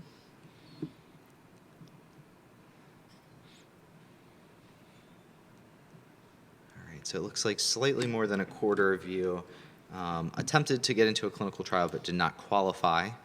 Then slightly under a quarter of you either did or did not, well, just jumped slightly greater and slightly less, did or did not participate in a trial. Some of you wanted to enroll, but it was closed. And then there's also a number of you that received access to an experimental drug through expanded access. And then some that did not want to enroll for other reasons. So thank you.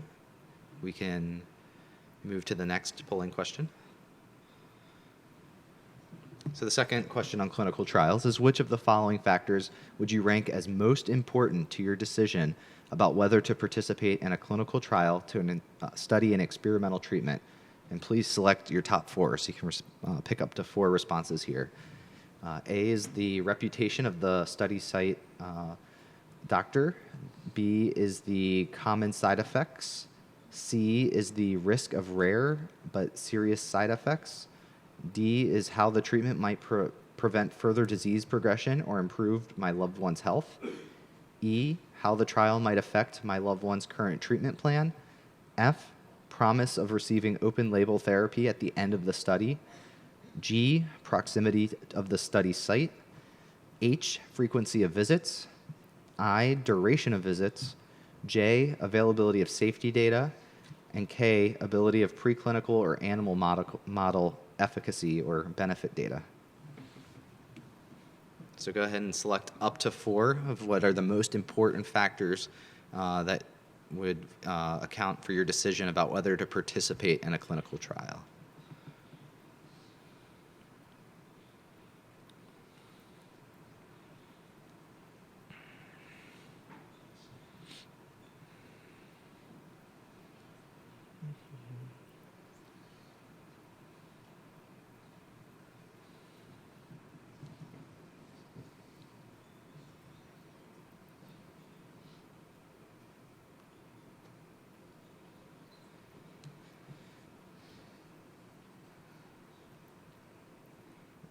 Looks like the results have stopped trickling in. The largest factor that you've said is how the treatment might prevent further disease progression or improve my loved one's health. The second largest factor is the risk of rare but serious side effects. After that, there's a number of responses. At about 10 to 12%, we have promise of receiving open label therapy at the end of the study, the reputation of the principal investigator, and common side effects, also the availability of safety data, and a few people said the proximity of the study site, frequency of visits, and availability of preclinical or animal model data. Nobody said the duration of the visits themselves. Can we have our third and final clinical trial question? So here's the last question is, what type of insurance do you or your loved one have? And select all that apply. This is more of a general access question.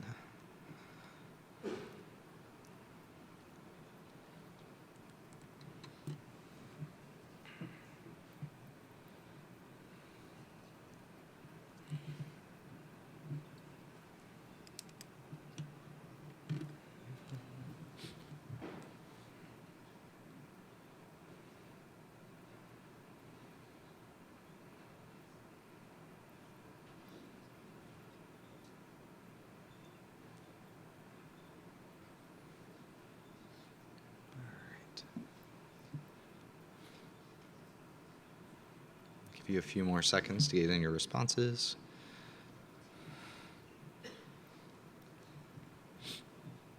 So it looks like about half of you have private or commercial health insurance, 41% have Medicaid, and then the remaining 11% Medicare. Nobody said TRICARE or VA care. So I'd like to use the remaining time to just explore with you a little bit your responses to these questions. Since there were a number of you that have participated in clinical trials or said that you would, if you were interested in talking about those factors that you selected, and more importantly, why you selected, what information it really was that drove you to answer yes. And then we would also be interested if you were on the flip side of that and chose either not to participate in a clinical trial or don't think that you would. I know that there was some that said for other reasons you would not participate in a clinical trial. I'd be interested to hear, again, your reasons for why you made that decision. And they can be study specific, or they can be things that are just are based off of your personal situation. Really anything we'd be interested in hearing.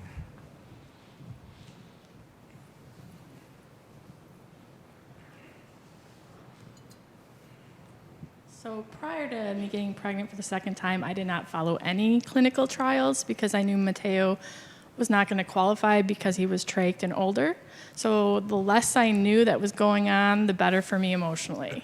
So once I had the amniocentesis results back and we knew Javi was going to be SMA, then I jumped on and was, where can we go? What can we do? What needs to be done now? We were originally going to go to Chicago. We live in Wisconsin, so it was a 3-hour drive. And then when I was 30-some weeks pregnant, we found out they weren't going to accept us. So then we jumped on the horn and talked to Dr. Schroth, and where can we go now? And so we actually go to Baltimore, to Hopkins. So we drove 16 hours, loaded up Mateo, myself, my 6-day-old baby who I had an emergency C-section with, and it didn't matter what needed to be done. We were getting to Baltimore, and we were going to get him into this trial because his was pre-symptomatic, so we knew he couldn't show any signs. So time was against us. So my health came second, and my baby needed to get here. And so that was what we did. Great. And was there anything about when selecting the clinical trial that you looked for, or was it you just we knew that it was a pre-symptomatic trial that he could get into, and we knew that we wanted him to have a chance. You know, Mateo, we experienced SMA for 5 years, so we knew the bad sides of it, and we knew that there was hope with Javi, so we were gonna do whatever. So. Oh, absolutely. Thank you. Mm-hmm. Anybody else want to share about their rationale for choosing to participate or not participate in clinical trials? Do you want to? All right. Go ahead, Patty. We qualified for both of the clinical trials, Spinraza, which was under a different name at that time, and gene therapy. The deciding factor for us was placebo. We knew that time was the most important thing, and it was not on our side, and that gene therapy did not have a placebo. So that was a deciding factor for us. Now, that being said, had that not been a factor, we may have gone the other way, but that was ultimately our deciding factor at that time. Okay. Well, thank you for that. It's very important. Okay. Let's see. Oh, yes, Dr. Dunn. Right behind you. Just a quick question. So do I understand your comment correctly then to indicate that your primary goal in pursuing enrollment in a trial is to gain treatment, investigational or not, but actual treatment, as opposed to pursuing the answer to a question about whether or not a treatment works or not in a more global sense? It's for the individual availability of the treatment. Okay. Thank you for that clarifying question, Dr. Dunn and Patty. All right, well, I've just hit a little over our time, so I think we'll still be on time to take a break and reconvene for panel 4 at 3:10. Thank you.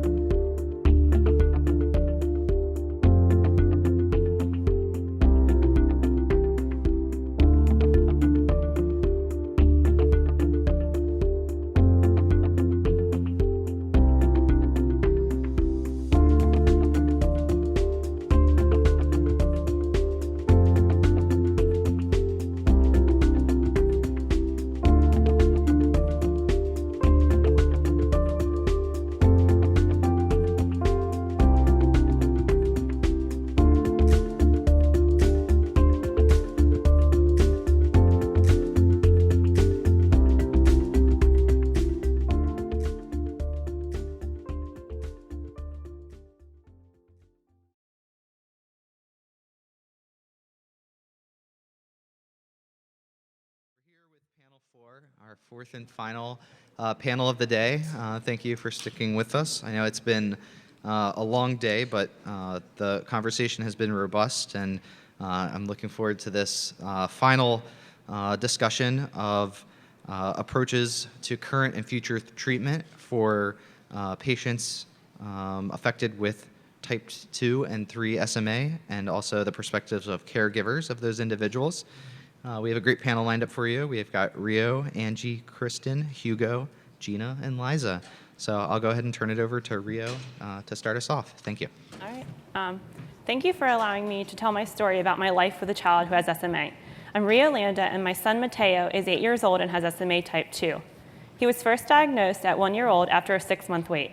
He is a weak type 2, meaning he cannot crawl, walk, and has limited movement in his arms, very little in his legs, and he could only sit for 30 seconds if placed in the perfect position.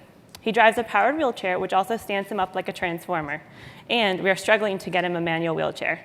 Although most of our days are as normal as possible, a handful of days are spent on a roller coaster of breathing treatments, suction machines, or worrying about equipment. To be honest, there is a constant worry about what slight muscle function he is losing, whether it be harder to chew his lunch or harder to generate a cough if he becomes ill. Recently, some of this has been taken off my shoulders as my son was approved for Spinraza. My son's progress has been, up to about a year or two ago, on a surprisingly nice plateau. At the age of 18 months, he was put on valproic acid off-label, as it was shown to be neuroprotective in a subpopulation of children with SMA. Having little side effects that we could easily monitor for, it was worth a try for us. My son happened to be in the group that benefited from valproic acid, as most doctors expected his natural progression to be much worse. Valproic acid has enabled him to not decline so rapidly, so he is able to do things like stand in his stander, chew and eat orally, write, play Legos, and use his iPad. My son was excluded from the Spinraza clinical trial due to a genetic mutation causing long QT. It was a heartbreaking realization. Fortunately, he is currently receiving Spinraza and is able to stay on valproic acid. So far, we have seen subtle but important improvements in his physical abilities. Literally, 2 weeks ago, he reached for a few Legos on his shelf by turning his trunk and reaching out his arm, something he could not have done before. Before Spinraza, he would have had to drive as close as possible to the shelf, slide his arm along the table to get the Lego. He has also been able to chew about half of his meals without supporting his chin with his arm, and he can sit unsupported for over 2 minutes while holding a small object in front of him. Furthermore, we are hoping that with Spinraza, he will be able to generate a stronger cough, chew a little better, and have better fine motor control. We know it will not allow him to walk, but we just want him to be healthier for longer. Improvements such as improved fine motor strength, like the ability to hold a spoon or write, and lower extremity strength are not well addressed in current treatments. It is important to remember that SMA is a progressive disease. It's ugly over time. Even if the current treatment doesn't offer much in terms of strength gained, a slowing of the progression of SMA is extremely meaningful. But as parents, we're always hoping for another drug to come along that can improve our child's strength and improve the debilitating and devastating effects of SMA. It would be great if the future treatment would better address arm and leg strength.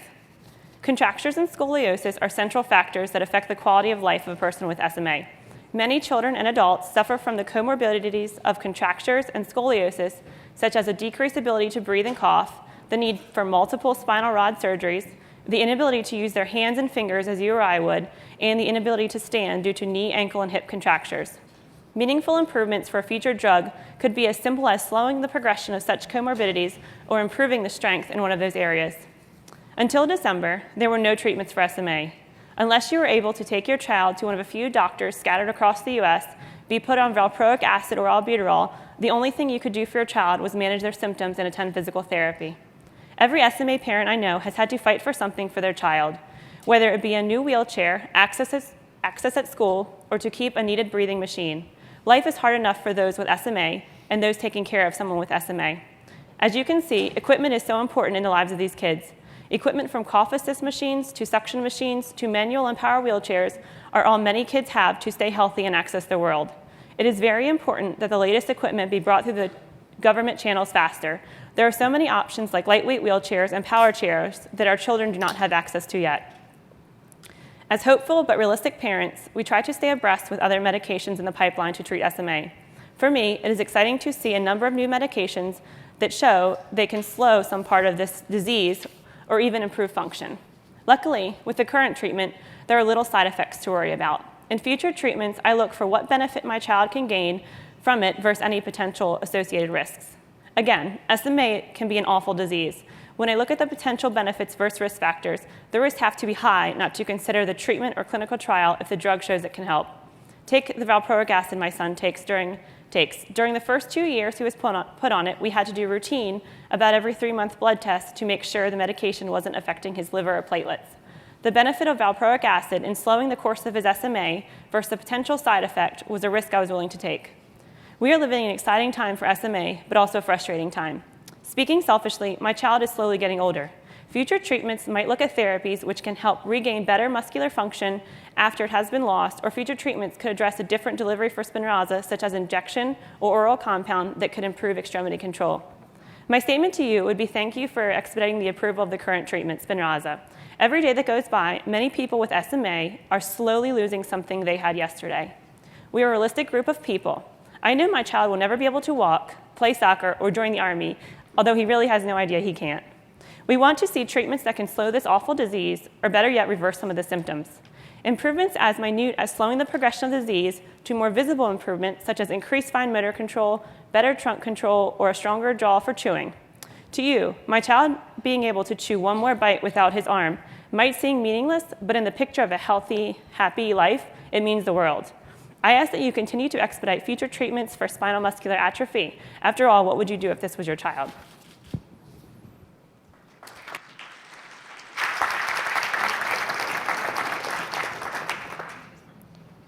Thank you for having me here today. My name is Jungin Angie Lee. I go by Angie. I'm 18 years old and I have SMA type 2. I was diagnosed with SMA when I was 15 months old, and since then I've used a variety of treatments to help ease life with SMA.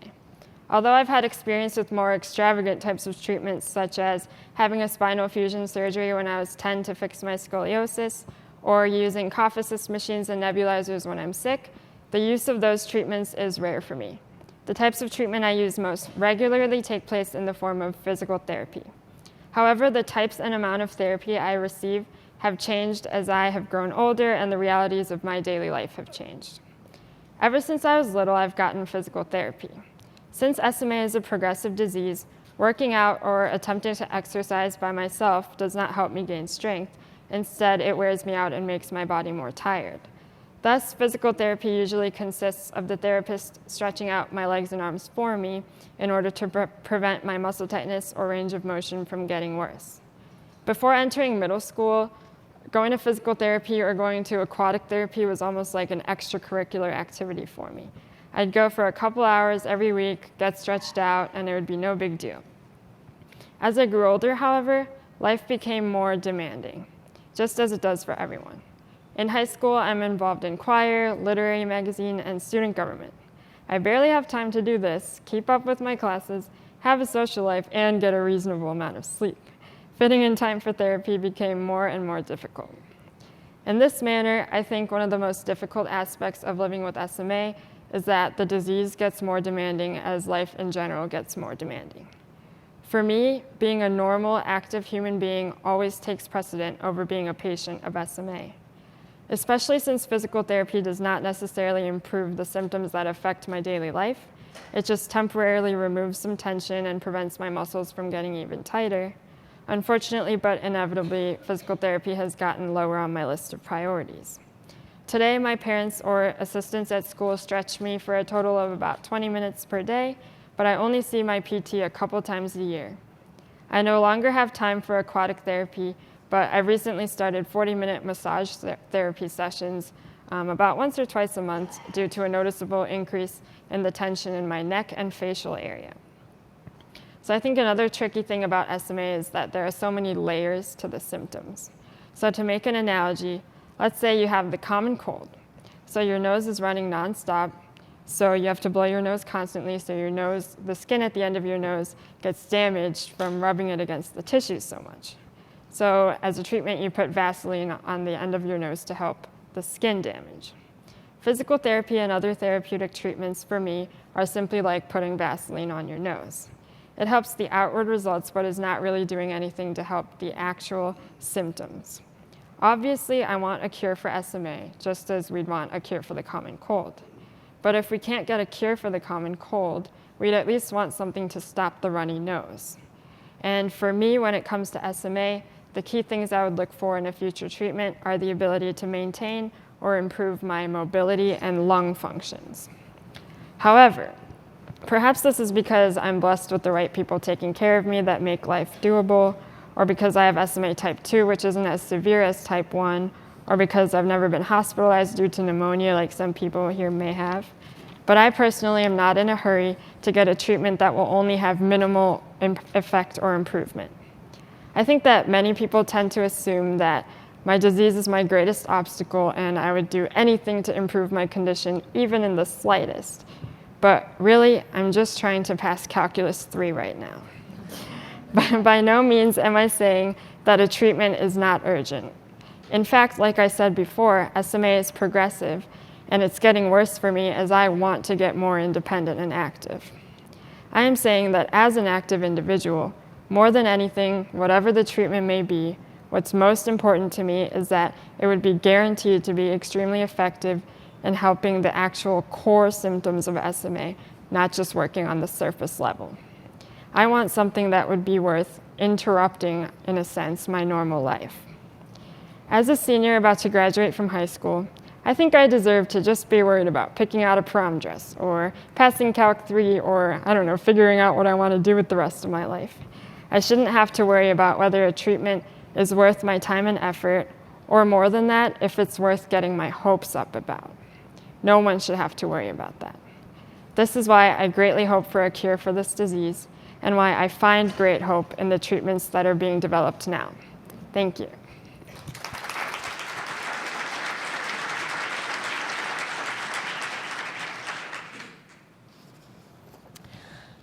My name is Kristen Farrell, and my 2 children have SMA. My son Braden is 5 years old and has SMA type 2, and my daughter Kernan is 4 and has SMA type 3. Braden is considered a strong type 2 and has been since diagnosis at 15 months of age.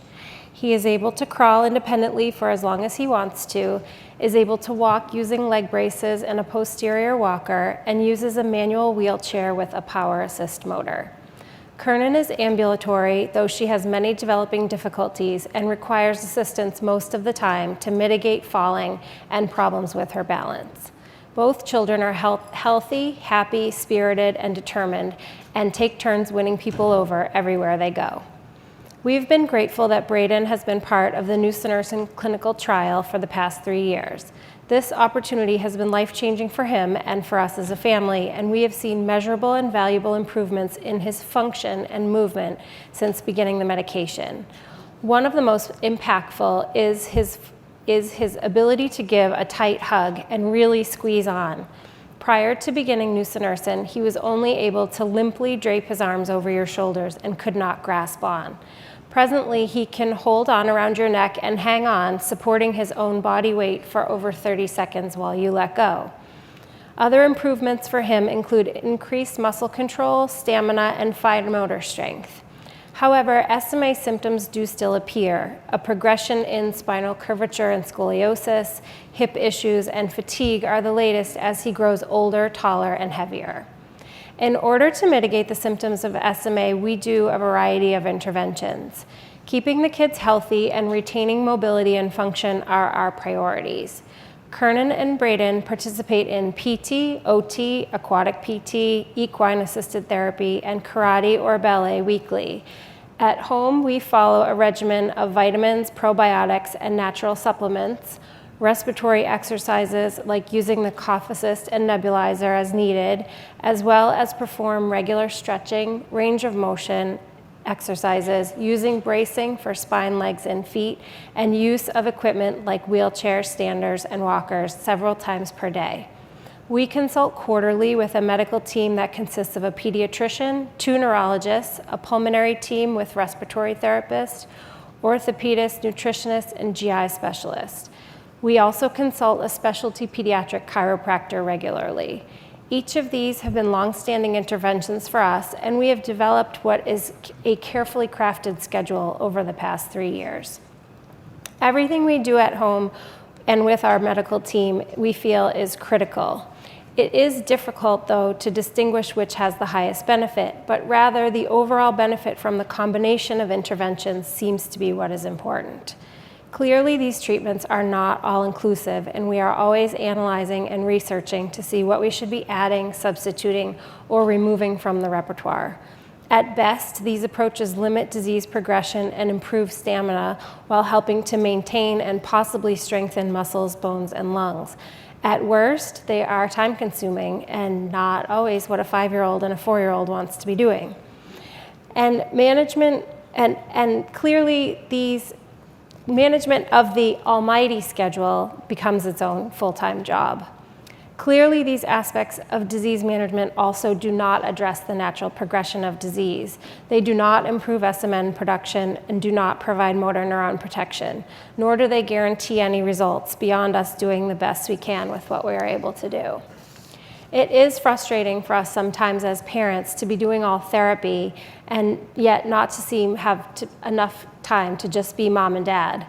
It's a constant race to fit it all in, to rush from appointment to appointment and attempt to not be consumed by the unwavering schedule.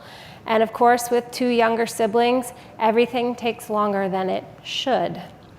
For us, an ideal treatment for SMA in the future would include best possible outcomes, improving SMN production, increasing neuroprotection, limiting or preventing muscle wasting, and allowing for functional improvements in strength. Everyday wins would be things like improved respiratory function, additionally of daily skills for life improvement, like being able to pull up the blanket to cover yourself in bed, to be able to more independently use the toilet, to put your own shoes on, and keep up with peers without excessive fatigue or physical limitation. As a family, we look to spend more quality time together, and being able to access things like outdoor activities are some of our priorities. When we analyze treatment options, common side effects are of little to no concern for us. Potential benefit would always outweigh those common side effects, and only more serious, life-threatening or life-altering and well-documented risks would be any kind of a deterrent. Our biggest fear as we face this disease is that of our children being unhappy, unable to be as independent as he and she wants to be, and that they have the very best possible quality of life. We're eternally grateful for all of the researchers, scientists, doctors, and regulators who are working to move treatments through the development process and hopefully get them to our kids and all people with SMA. We truly believe that our children are destined for great things.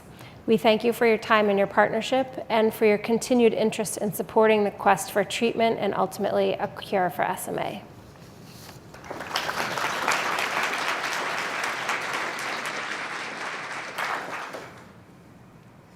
Hello, my name is Hugo Trevino. I am 27 years old and have spinal muscular atrophy type 3.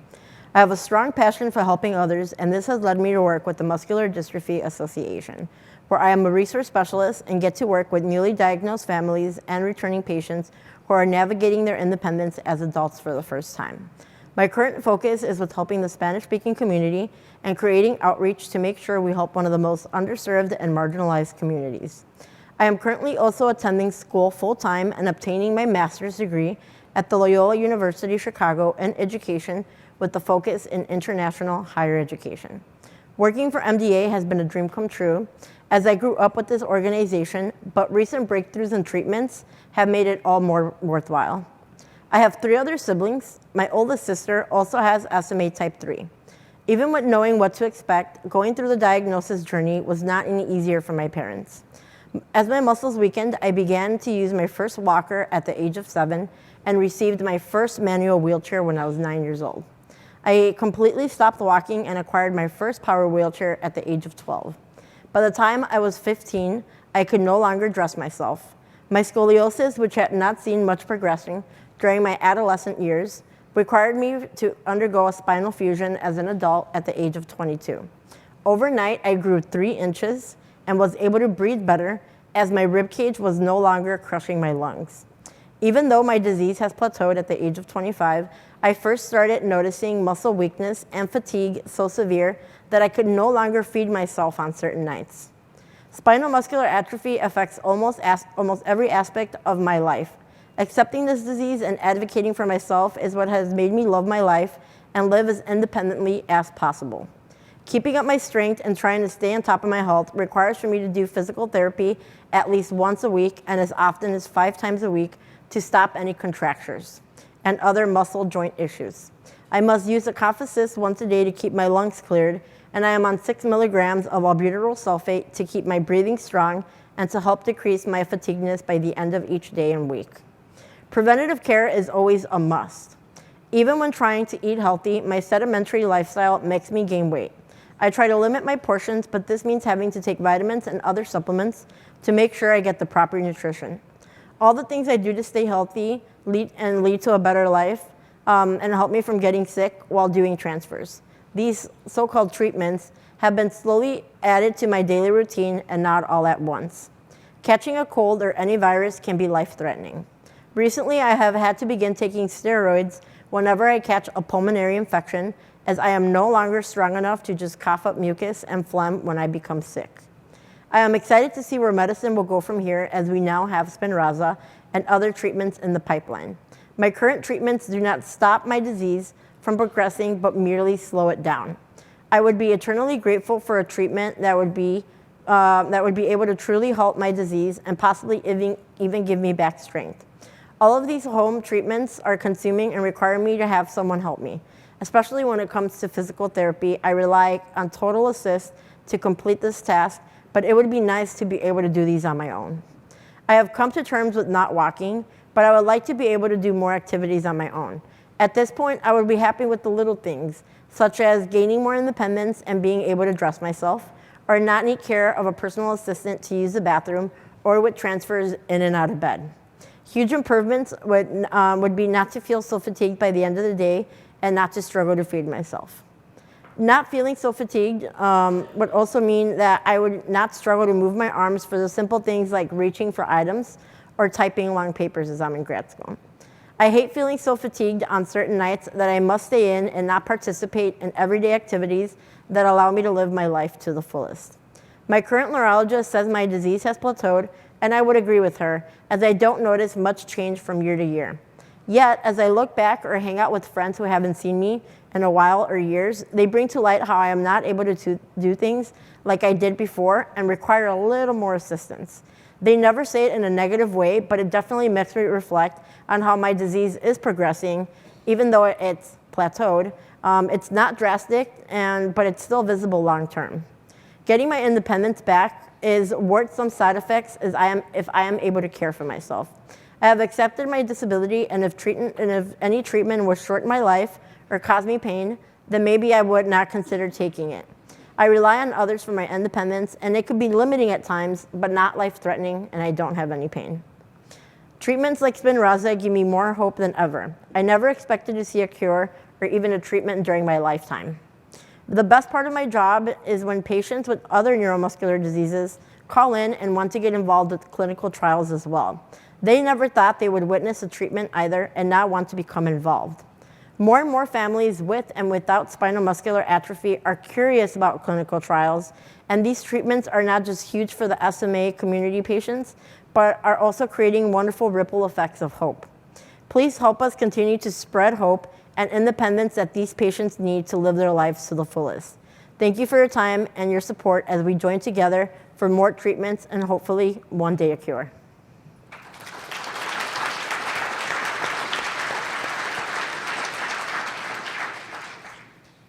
Hello, my name is Gina Kennedy. I am mom to 3 beautiful girls. My 2 youngest have SMA. Emma is 7 with type 3 and still walks independently. Ruby is 4 with type 2. She's 100% wheelchair dependent. Both of my daughters were fortunate enough to participate in the trial for Spinraza. Their lives have no doubt been dramatically altered by their trial participation. The drug has had a positive impact on their SMA, but they are still incredibly affected by their disease. Ruby's change in head control and arm strength from the past year on drug has given her independence and confidence that I never could have imagined. Still, she's dependent on others for much of her basic needs: toileting, transferring, dressing. While on drug, Ruby has fallen face first out of her wheelchair because it was not buckled. Her muscle reaction, response, and strength are still compromised. Emma, who's been on Spinraza for the past 4 years, has benefited by gaining large motor function. She can now climb steps, jump, kick a soccer ball, but every aspect of her day is still affected by SMA. Emma toes a very difficult line between typical and different. She lives in the space between able and not, and the effort in her life is hard to witness. She's nearing 8 years old, and things are changing for her. She can no longer get up from the floor without assistance. Her gait is labored, even to those without trained eyes, and she tires easily after just a few minutes of active play. Most days, Emma needs help. She asks for help getting dressed, fixing her hair. She has a one-to-one aide at school and relies on a walker or scooter to navigate distance. Some days, writing is difficult. Her hand fatigues and the writing becomes illegible. Frequently by early evening, Emma is in tears and begs to be carried to her room. She asks for help wiping herself after toileting and cries at the thought of having to stand for 2 minutes to brush her teeth. The littlest of tasks are monumental. I am so thrilled that there is now an FDA-approved treatment for SMA. It is an incredible accomplishment, but it is only the first step, and we are far, far from done. The Spinraza approval addresses the need for something, but many symptoms of SMA remain, and we must work quickly to find ways to combat them. Our family is like most others who are battling this disease. We do every possible therapy we can, spending over 10 hours a week in physical, occupational, and aquatic therapies, and we will never relent. But my daughters need pharmacologic tools. We need drugs to treat the multiple symptoms of SMA. Thanks to Spinraza and our therapy regimen, Emma's muscles are more capable than they were when she was 4, but the strength is only available for small bursts of time. After 10 minutes of active play, she reaches muscle tolerance and excursion. SMA type 3 is a disease with great variability of strength. Last spring, Emma participated in her school field day. It was 2 hours of elementary gym games. She had so much fun and worked very hard to participate. But the following morning, she screamed out from her bed in fear. It was the first time she could not move her body. She was terrified. She stayed home from school for 2 days, resting and allowing her muscles to recoup. Emma often tells us that she feels betrayed by her muscles. She feels powerless in her body and openly struggles with the extreme fluctuations she has in motor abilities. Yesterday, she was able to walk to the kitchen for breakfast. She barely used her scooter, and she moved over 2,300 steps during her school day. But today, she came to breakfast seated in a manual wheelchair, and she could not even manage to gather her cereal bowl, her spoon, and the milk. She cannot depend on her body. She can't do extracurricular activities because there is no way to know if she'll have the stamina to attend the class. We need a way to recover muscle, stabilize strength, and afford prediction of ability for people living with SMA. Another symptom that remains is pain. Emma has hip, head, neck, leg, joint, and muscle pain. The only way we can currently alleviate the pain is through ice packs and ibuprofen and massage. This isn't good enough. People living with SMA cannot simply be destined for a life with excessive pain meds. I worry about the damage that will do to the rest of the systems. We need better tools to prevent joint pain and muscle soreness. We've also noticed that for both of our girls, SMA makes their metabolic function incredibly complex. There's very little known about this area of life with SMA. For our daughters, we observe significant changes within just a few hours of eating. We need to find ways to stop the catabolic state that SMA seems to create. Adding to the list of needs is cardioprotection. Humans need 30 minutes of elevated heart rate at least 3 times a week, and people with SMA cannot meet this goal. SMA forces a sedentary lifestyle. How can we protect the cardiac function of people living with SMA? Future therapies need to address this concern. I know without a doubt that without Spinraza, Emma would not be taking steps, and Ruby would not be able to play in the yard so effortlessly in her power chair with such great head control. I am so thankful for where we've gotten. And we live in this world with SMA. So that means we live with an incredible amount of restriction, adaptation, devastation, and hope. So let's use what we know. Let's use what we've accomplished, but let's keep our sleeves rolled up and keep pressing on. We need more answers, we need more solutions, and we must never give up. Thank you.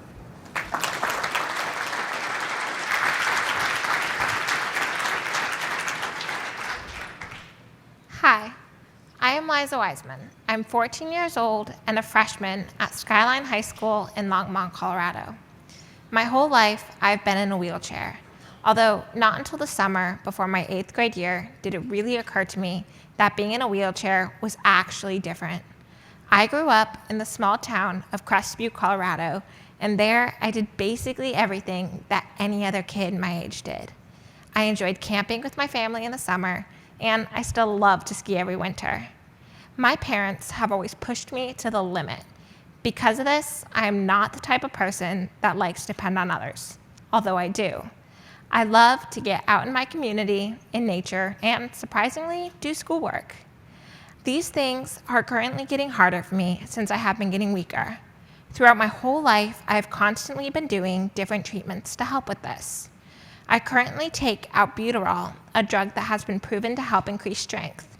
Also, I do physical therapy once a week, along with pool therapy. Recently, my main goal in therapy is to make sure my contractures in my hips don't get any worse and to try and prevent myself from getting any weaker. I am so grateful that just before my 2nd birthday, my parents chose to put me in the first ever drug trial for SMA. They had to make the difficult decision between valproic acid or sodium phenylbutyrate, PBA. PBA was a raw orphan drug that had been approved for urea cycle disorders and showed real promise in the lab. From the time I was 23 months old till last July, I took PBA. This drug has helped me immensely when it comes to gaining and keeping my strength.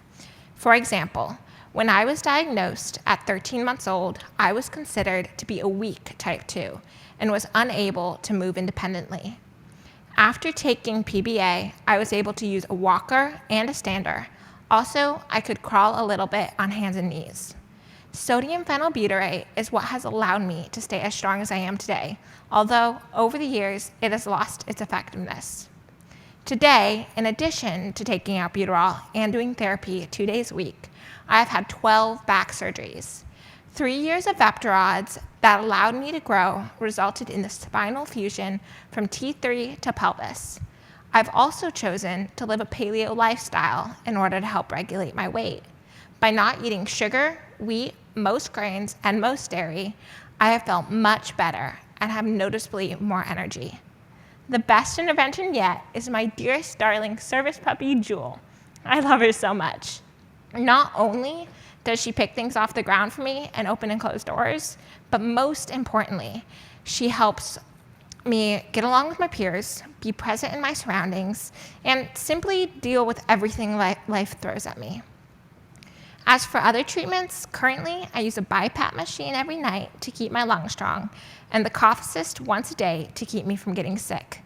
While these treatments may keep me healthy and out of the hospital, they are not helping to stop the progression of my disease.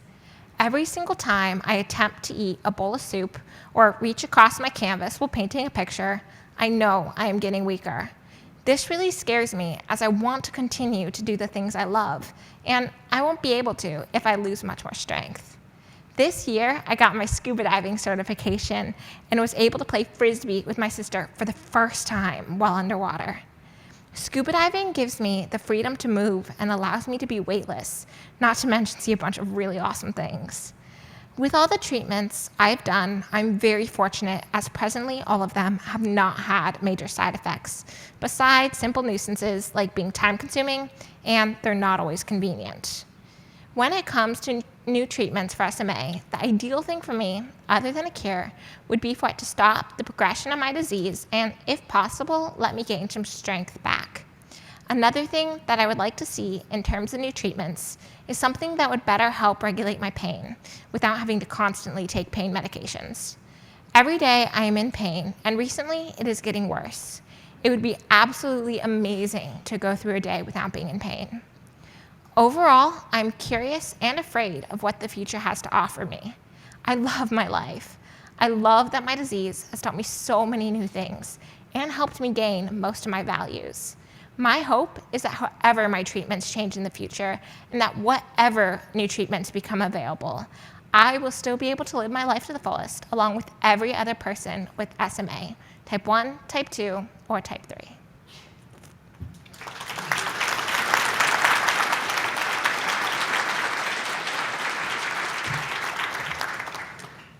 Thank you to all of our wonderful panelists. Now we're going to move into our polling for panel 4, which is on the current and future treatment approaches for those affected with SMA types 2 and 3. If we can get our polling slides up. All right. So our first question is, have you or your loved one ever been prescribed either by your doctor or through a clinical trial and taken the following medications? Please select all that apply.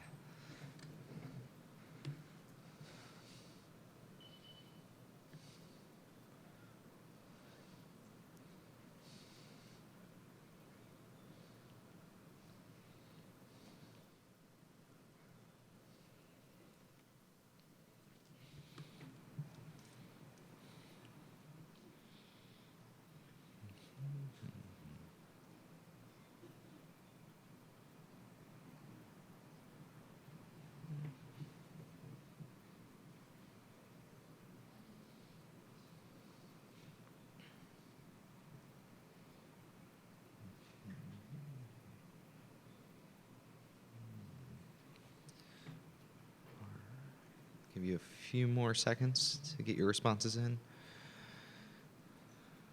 All right. So it looks like overwhelmingly inhaled albuterol has been the most prescribed and used medication. After that, it looks like we have quite a few different things that have been used. Those that appear not to be used much are albuterol tablets, hydroxyurea, riluzole has not been used at all. And it looks like sodium phenylbutyrate has only been used by a few, and a few of you have used other medications that have been prescribed to you. If we can move on to our next polling question. So this question is, what are you currently doing to help treat your or your loved one's SMA or SMA symptoms? And again, please select all that apply.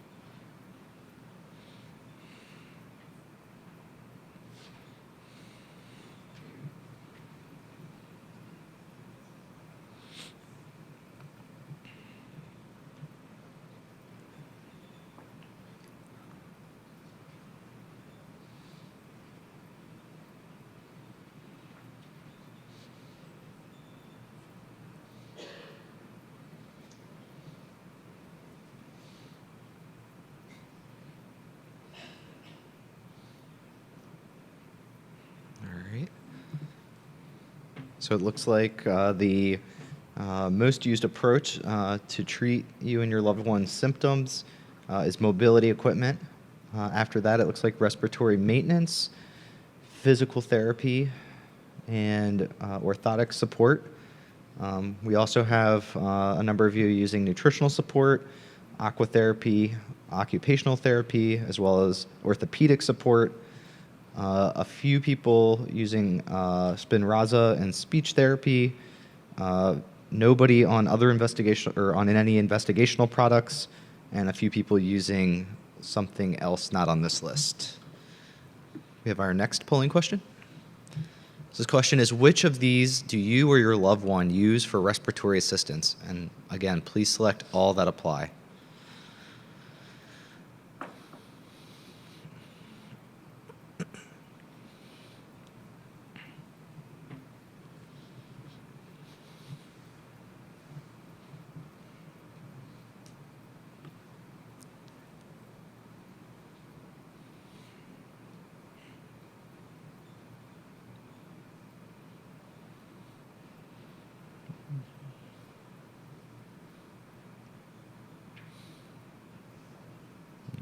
few more seconds to get your responses into this question.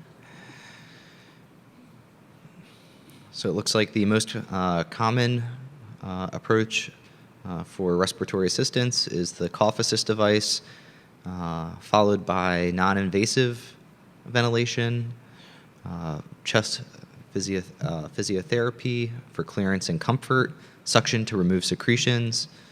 Then a little bit fewer of you use high-frequency chest wall oscillation vests, postural drainage. A few of you use other, and maybe only one or two of you, or a small portion of you, use invasive ventilation or a mechanical ventilator. Can we get our next polling question? This question is, have you or your loved one undergone scoliosis surgery, such as growing rods or spinal fusion? Yes or no?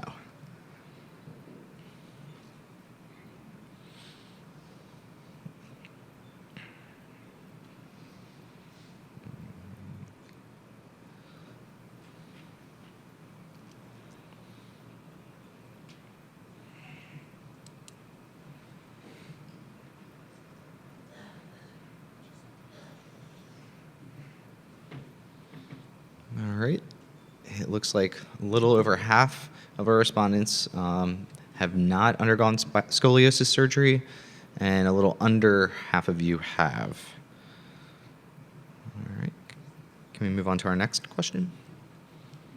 So this question is, which outcome would you rank as most important for a possible drug treatment? Since these are a little long, I will read those. For A, it's the treatment will provide gains in function. B is the treatment will lessen symptoms that would improve quality of life. C is the treatment would stop or slow down disease progression. D is the treatment would prolong the lifespan. And E is other. So choose your most important possible drug treatment effect.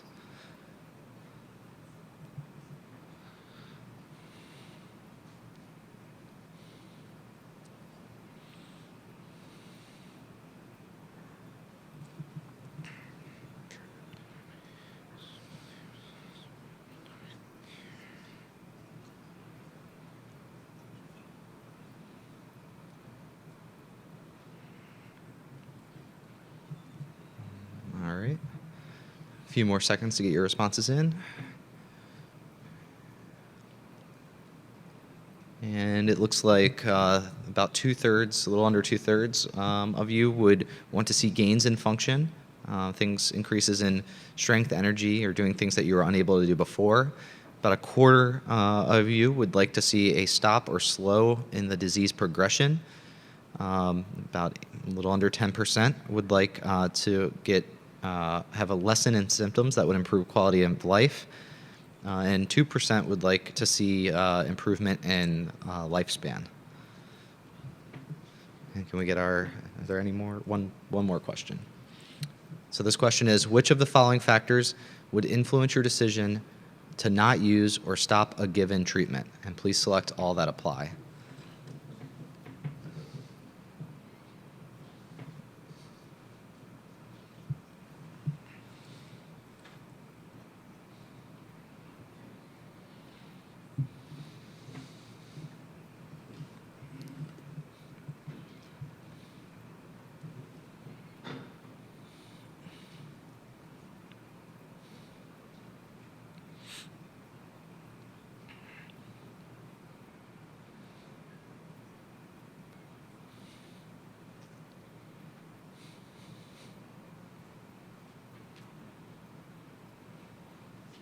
All right, a few more seconds here on this last polling question before we move to audience discussion.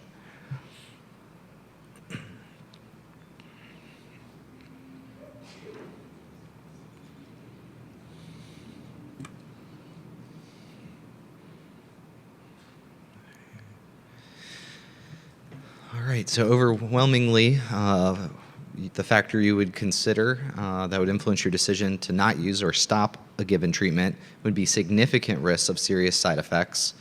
After that, but much lower at about much lower is the cost of the treatment. And then each of the other factors are a number of you mentioned. And then a few of you also said other.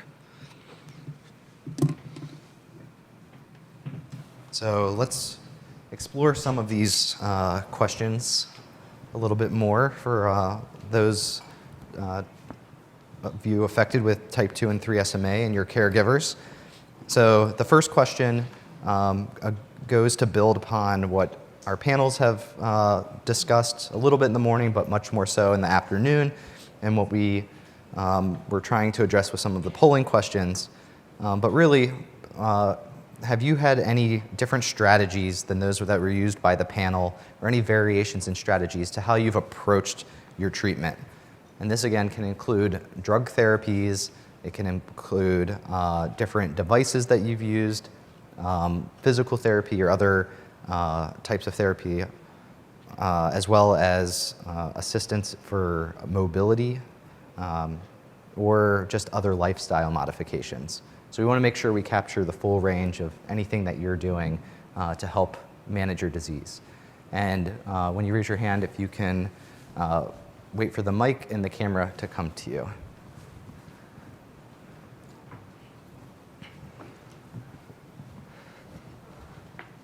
And again, also, please state your name and who you're representing. My daughter is type 2, 17, and she was getting an IV infusion of permidronate for bone strengthening, and we now currently do an IV infusion of zoledronic acid to help with bone strengthening. She's had 4 stress fractures, or 3 stress fractures and 1 post-op complication fracture. But we're doing that to try to help keep her bones strong. Right. And have you noticed benefits from using these products, or? Yeah, other than the post-op fracture, she hasn't had a fracture in a couple of years. So we're hoping they are making them a little stronger. And we've had to put off the standard because of surgery, so. Okay. Thank you very much. Other different approaches to treatment? Yes, we'll start on this side of the table and we'll work our way around. Don't be camera shy. Hi, my name is Kim Heinrich. My daughter is type 3. And in addition to some of the therapies that were already mentioned by the panel, who also have type 3 children, my daughter uses Ultraflex splints, knee and ankle orthotic type device to help manage the contractures of the knee and the ankle, which at one point in her life were severe enough that they were going to stop her mobility. We've been using them probably for 4 years now. But we had reached a point where the contracture was so significant that she was soon to stop ambulating. So that has worked very effectively, and we continue to support them and encourage others when they are asking about how to manage them. They have worked very well for us, and my daughter tolerates them very well, and she is old enough now as a 9-year-old that she knows the difference if I'm not there, as I'm not there today and tonight and last night, that she asks for them to be put on to make sure that she doesn't miss a night. Sure. But that's just one. We do several of the other aquatic therapy to improve stamina and endurance. The water therapy has been also extremely significant. Great. Thank you very much. We'll work our way over to the other side of the table right here.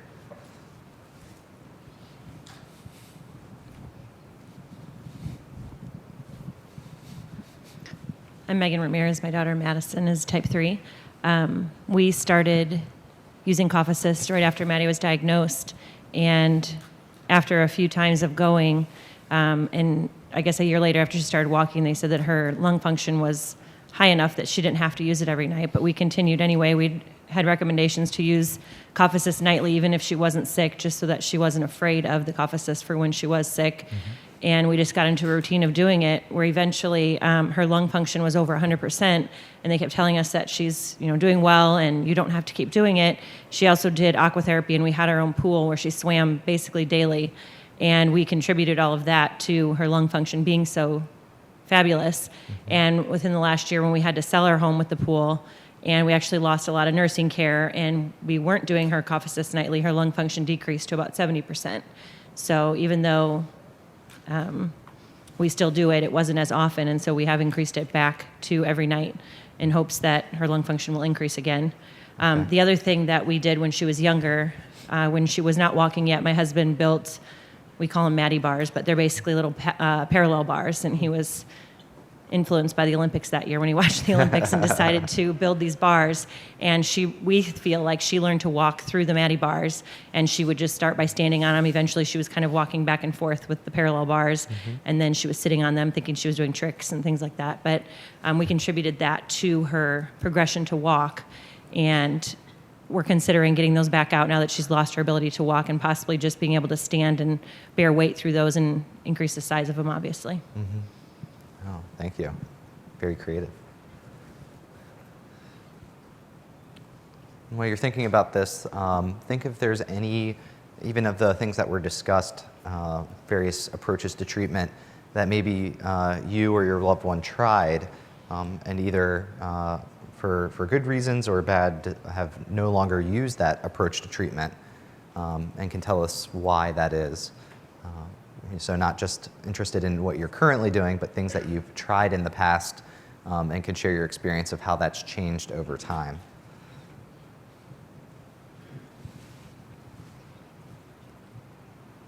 Okay. Nope, right here in the center of the room.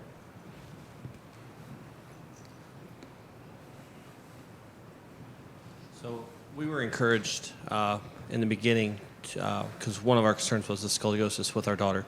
So we were encouraged by Dr. Crawford to look into the TLSO brace, and at an early age start with that. Most parents wait till, from what he told us, they wait till the scoliosis sets in and then they put the brace on. Well, she didn't have scoliosis at the time, so we started with the brace fairly early. Now we don't really have anything to compare to, but she's 4 now. We haven't had any of the lung failure or anything like that. Her scoliosis, you can tell it's still setting in, but it's not as severe as what we expected it to be or what we've heard in the past. So that was something that we were encouraged to do, and we feel it was a big help to us and to our daughter. That's great. Thank you. Other unique approaches to treatment or progression and approaches?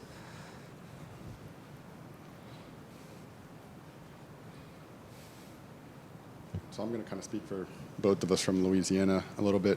My daughter's 3, strong type 2. Since she was diagnosed at a year, we've seen a geneticist based out of New Orleans who specializes in metabolic disorders. You mentioned metabolic issues. And he prescribes us a myriad of prescription meds and supplements to treat like the cell metabolism, energy metabolism, mitochondria dysfunction, anything from the typical levocarnitine, which she was deficient in. We didn't notice a strength increase in that. He prescribed something called cytotine, which is like a medical food grade creatine. The 2 things that we've seen the biggest change in her in is N-acetylcysteine, which caused a rapid improvement in endurance and strength right when we started it.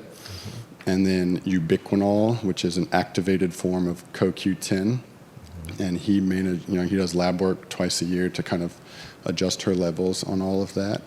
And I believe Krista here, her children are on, if not the same, very similar supplements. And he actually has peer-reviewed, published journals about it in multiple disorders, but includes SMA in that paper. Great. Thank you. I guess we're interested in, we have one comment over here, and then we'll come to that side. But yes, that's exactly the kinds of things we're interested in, the whole gamut.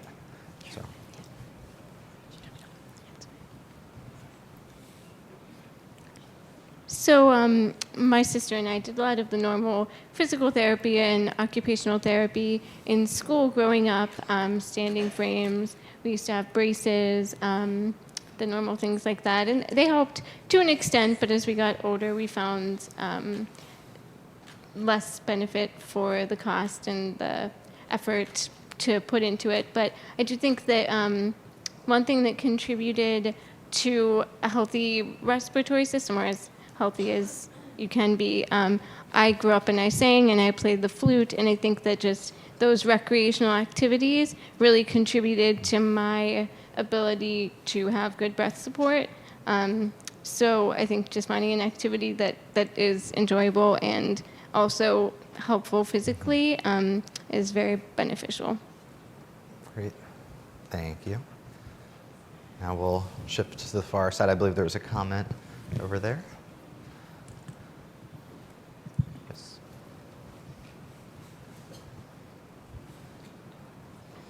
Hi, I'm Fiorena. My daughter's Mia. She's 7.5 years old, type 2. Super happy. I want to share with you guys something that actually, the more I think about it, it really was a life change. Mia was having severe sleep apnea, along with literally every 2 weeks, congestion that would turn into a cold, that would turn into hospital visits, and we couldn't quite figure it out. After seeing the ENT, he recommended shaving of the adenoids and tonsils. I'm not a fan of surgery. I'm not a fan of anything that's not, natural. So I didn't want to do it. It took me about maybe 8 months of SMA support and Googling and asking everybody in the world, what do I do? Long story short, we ended up doing it, Joe DiMaggio. The best decision we ever made, huge life changer. I want to share it because anyone maybe between the ages of 2 to 10 years old has sleep apnea and they can't quite figure out how to help the child. We didn't have to use BiPAP. Since we did the surgery last April, I think Mia's been sick maybe 2 times, whereas she was sick literally every month. So that was a big life change for us. So I hope it helps someone who might be going through sleep apnea, constant congestion, constant colds. Positive. Shaving, not removing. Shaving. Yeah, I don't know. Yes. I think to me that's a big difference. So no. Hope it helps. Yes, thank you very much for sharing. Do we have any more comments on this topic? Yes. You can just use your mic. One thing that I did too was I wanted to get my heart to get a little bit better because my sister, who also has SMA type 3, was experiencing tachycardia. And even with me as well, I started monitoring my heart rate through my iPhone and stuff. And my heart was hundreds, 90s, upper 90s. And so I bought this electric, just little bike that weighs maybe 20, 15 pounds. And it's controlled with the remote. And so I don't actually need to have the strength to pedal because I don't have the strength to pedal. But I could turn it on with a button and increase the strength that I have it go. And I would use it on my legs, and it did help. afterwards, at the beginning, my feet felt really tingly from doing it since I live a pretty sedimentary lifestyle. But after a while, the tingly sensation started going away in my legs. I would use it in my arms as well. And then after a year of using it, my doctor, when I went back in, I was seeing a cardiologist as well. As I keep adding doctors, you end up having an army of doctors. But she noticed that my heart rate went down to the 80s and high 70s. And so as one of the other mothers here who was talking about how you need that elevated heart rate, that was something that really helped me too, with not always having tachycardia or always feeling my heart was pounding out of my chest sometimes. And then it also allowed, because my doctor saw the lower heart rates, she was able to prescribe me then all the albuterol sulfate on tablet forms to also be able to breathe better and not feel so fatigued at night. And so that was also part of her monitoring my heart rate of and I would always send her the reports at the end of each month so that she can kind of see that as well. And it really helped. But also at the beginning when I started taking the albuterol sulfate tablet, I would feel as if I had drank I don't know, a couple cups of coffee and was super jittery. But that went away after about the first maybe month and a half. And I actually really enjoy it. And then if I forget to take it or if I go on a trip and forget my pills, I'm fine for a day or two. But after the 3rd day, then I start declining and I do notice more fatigueness. So that's helped with me too. But I know it's something that's not always trusted by every doctor. So it's something that you have to have a conversation to have. Yeah, no, thank you. Thank you for sharing that. Any other experiences with current therapies? If not, we can switch the conversation to start talking about future therapy. The overarching question is, short of a cure, what issues or symptoms would you like a potential treatment to address and why? I think one of the areas we'd really like to hone in on is, we've talked a lot of experiences that we've heard from all of you this morning and on our panels is that often in type 2 or type 3 SMA, there's a plateau, or it's just such a slow progression that maybe you yourself don't even notice the progression that occurs from year to year. And so you might have made the decision yourself to not seek a treatment that would interrupt or disrupt your life. And so my question for those of you that are kind of in that boat, what benefit would push you kind of over the edge to seek treatment and interrupt your life despite maybe not having that immediate or urgent need for therapy? So I guess we'll start back here. My daughter is Madison. She's 10 years old and type 2. And I just wanted to share with everyone real quick. Ironically, during this meeting, I just got the call that my daughter was approved for the Spinraza treatment, and we will receive our first dose next week. So I want to thank everyone in this room, because everyone has played a role. Every chapter president, everyone working for Cure SMA, everyone working for Biogen, everyone working for all these other companies that have raised awareness, that have fought hard to make change and advocate for their kids, for themselves, for everyone in this community. It's all due to you, and it's an overwhelming feeling right now. So back to your question. I am just so excited for any small gain that Madison's going to receive. She will be able to finish a meal, and that's a big deal. While she has a feeding tube, she really enjoys eating, and she can't do that fully. Itch the top of her head. All these little things that make a difference for them, they're huge. The little gains that she's going to receive are going to be life-changing in some small way and big ways. So it's all worth it for us to do this. And thank you again for everyone. Oh, well, congratulations. I have a follow-up question for you, so don't run away with the mic quite yet.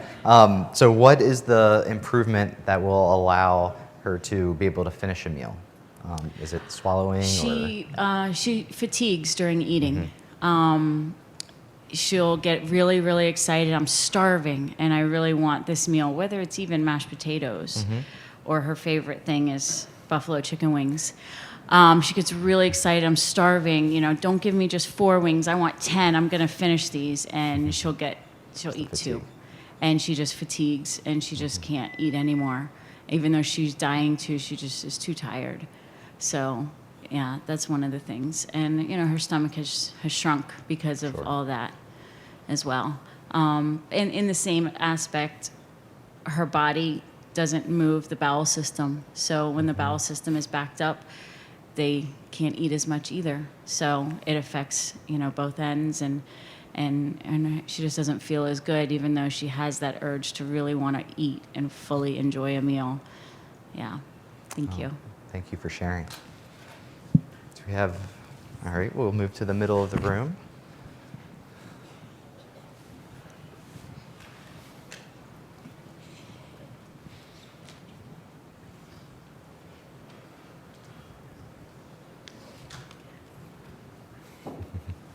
Hi, my name is Allison Henkel. I live outside of Philadelphia with my husband and 4 kids, one of whom has type 2 SMA. Pete, he's 12, almost 13, 7th grade, happy, like most of our kids. Recently, Pete has declined. He's a weak type 2, and he's same as what Paula said. As he's gone through puberty, he got hit really hard. He lost the ability to feed himself about 2 years ago. But just this year, his speech started to become affected by SMA, and we just never expected that. He's had 3 doses of the loading dose of Spinraza at CHOP. So we're fortunate that our insurance companies approved it quickly and CHOP got on board. So we're hoping, because Pete has had a lot of independence. He's been able to drive his wheelchair. He walks through Wayne with the middle school kids, tortures the shop owners, just like a middle schooler should do. We're really hoping he doesn't lose that independence to drive his wheelchair, because he's struggling with that too as he loses his left hand. And really hope that he doesn't lose the ability to communicate, because that would be a big game changer in his life. So we're hopeful that he can keep his speech and improve as he continues to receive the Spinraza. So thank you for all you're doing. Great. Thank you for sharing. We have a comment right here. And then we'll go.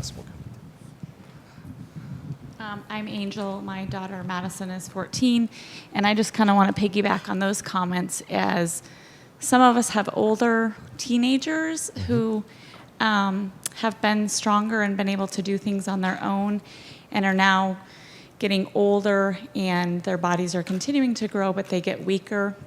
I think it's a challenge because they're in that kind of difficult age in life already, where they're in middle school, or my daughter's getting ready to go to high school.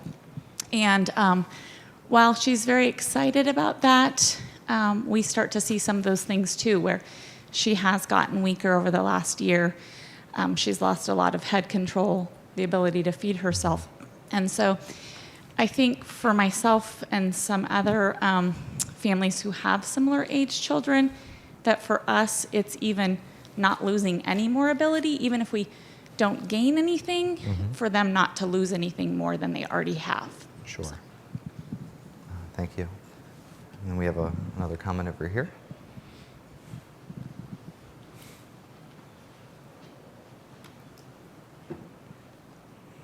I'm Heather. I have type 2 SMA, and I'm 28 years old. So by now I have a pretty settled life. I work. I'm getting my master's part-time. I have a social life. I'm not excited to interrupt that majorly. But on the other hand, I'm 28. I'm getting older. Even though I'm not progressing rapidly, it's the small changes that you don't notice that add up over the years, and you don't see until you look back 10 years what you've lost. So as much as I don't want to disrupt the life I have, I don't want to lose more strength, because losing more would disrupt my life just as much as any treatment would. So I think for me I think a lot of it is the administration of the treatment, because if it requires surgery or anesthesia, that's pretty risky medically for me. It's very difficult to intubate me. Going through a major surgery is not a small thing.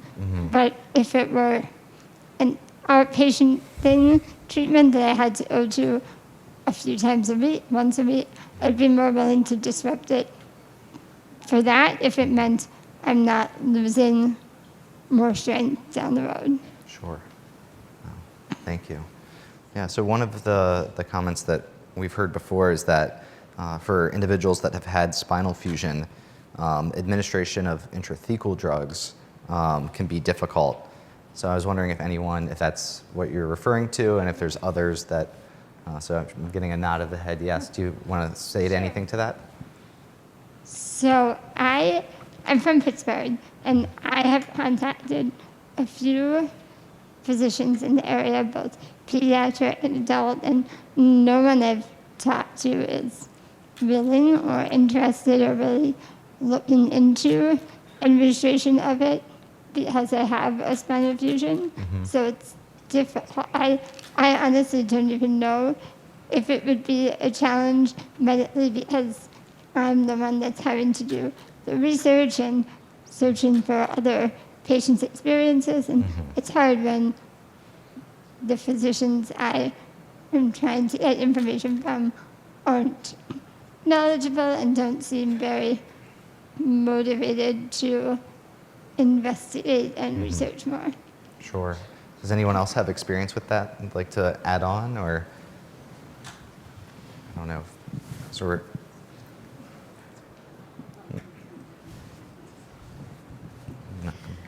I just want to say yes. I think that there's a large population of the SMA community that is very interested in pursuing the Spinraza or any other treatments as they come up that have a fusion, a spinal fusion. And at this point, there hasn't been the official trials or anything to further that, but there is a large population of affected patients with SMA that are very interested in that and would like to see that furthered.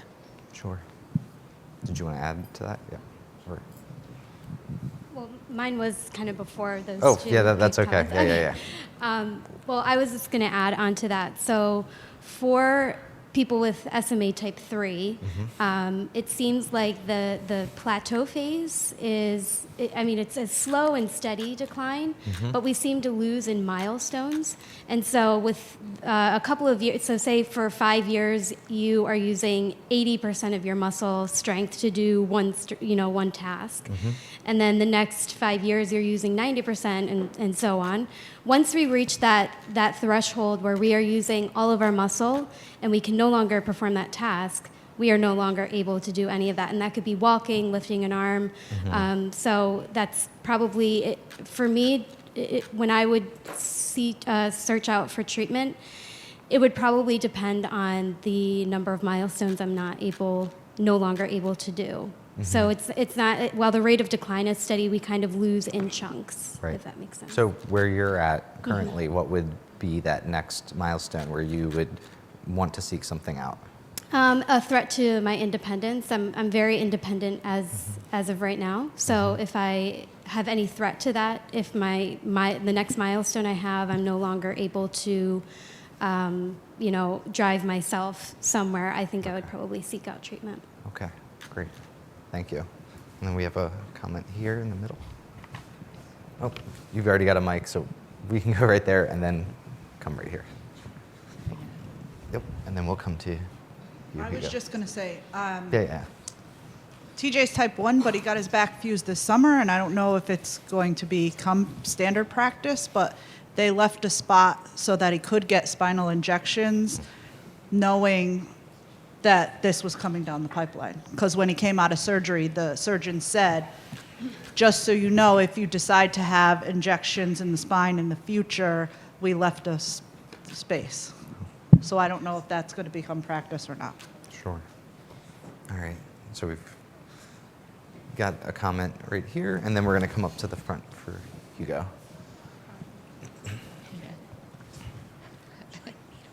Hi, Rosie McClay again. My daughter's 14, so she has a full fusion. And just reiterating again, definitely the interest. At this point, we're fully approved by our insurance. Our hospital is dosing.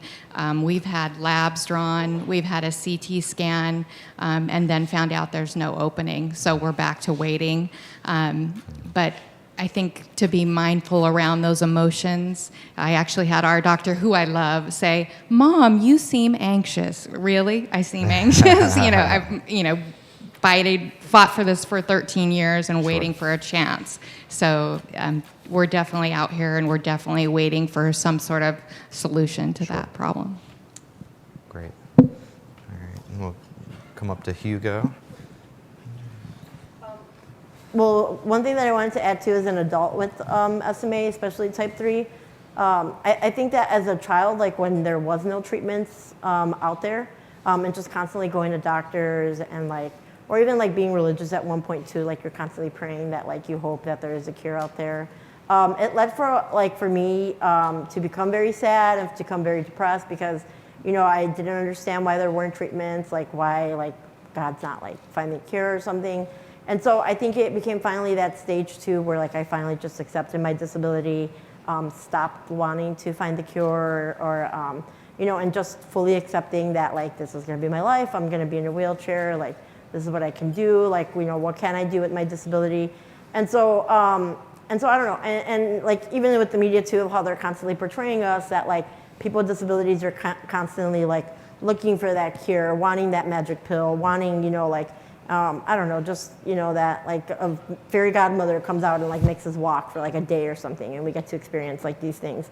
And that would like kind of annoy me too, because I'm like, well, I don't know, like I living my life to the fullest, I do all these things, like that's not me, right? And so finally this treatment comes out, Spinraza, and just freaking like, does a 360 on everything that I've been thinking, saying, advocating for myself. And so it took a lot for me as an adult to come to terms with like, oh my God, like I didn't think I was gonna see this treatment in my lifetime, and now here it is. And so the drug came out, and like I had, some of my friends that are adults with SMA not wanting the treatment at all, and then some of my friends with SMA wanting the treatment. And so I was reading all these Facebook posts of like some people very, very happy, some people kind of commenting that like, oh, it's not for me. Meanwhile, I was like kind of like staying quiet, not posting anything about it, whether I was happy or sad about it. I mean, definitely when patients would come to me, like I, do everything to help them find a doctor that could help them, get the treatment, they could talk to a specialist. And so finally, after about 3 months of the drug being out there, I decided, you know what, I need to undergo, I need to accept it, and maybe it's something that will be for me. Only to, make my appointment, put on a waiting list for my doctor to see me, even though it's my regular neurologist, to finally finding out that she could see me. All of a sudden I get a call, she could see me the next week. So I go in there only to find out that my doctor has not prescribed it to any adults with SMA, that she doesn't really know much about the drug, doesn't really know if the side effects are gonna harm me, or if they're actually going to improve me because I'm 27 years of age. I don't know. And so it was very hard for me, because at first I was like, I'm not doing this. And then finally when I did, did the switch in my mind of like, I definitely want to be a part of this, and to like taking time out of like also like my schoolwork, or like I'm also going to grad school. I had to take time off from work as well to go to my appointment. And so, I don't know, the transportation's not easy when you're in a wheelchair. And so just all these things of like going there, sitting with my doctor, and getting this rejection was, something that like definitely like even that depressed me too, and I wasn't like expecting. Or in my mind too, I was like, I just kind of want to get the conversation started. And so I don't know, it's hard, and so I'm excited to be able to see that hopefully maybe some clinical trials to be done in adults. And it's something that I've never participated in a clinical trial ever in my life.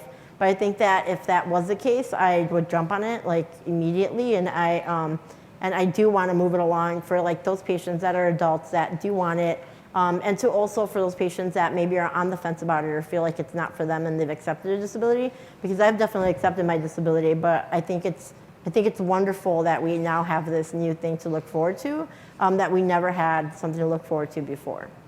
Yeah. So it sounds like it might be useful to have more information in adults exactly. to help you make your decision. Yeah, and so I would definitely love to know like what are the side effects, or be a part of that trial and see like if it will help me, because I think that it should be an option for adults as well. Mm-hmm. I'm super happy for all the children as well, but I want to see something also for the adults.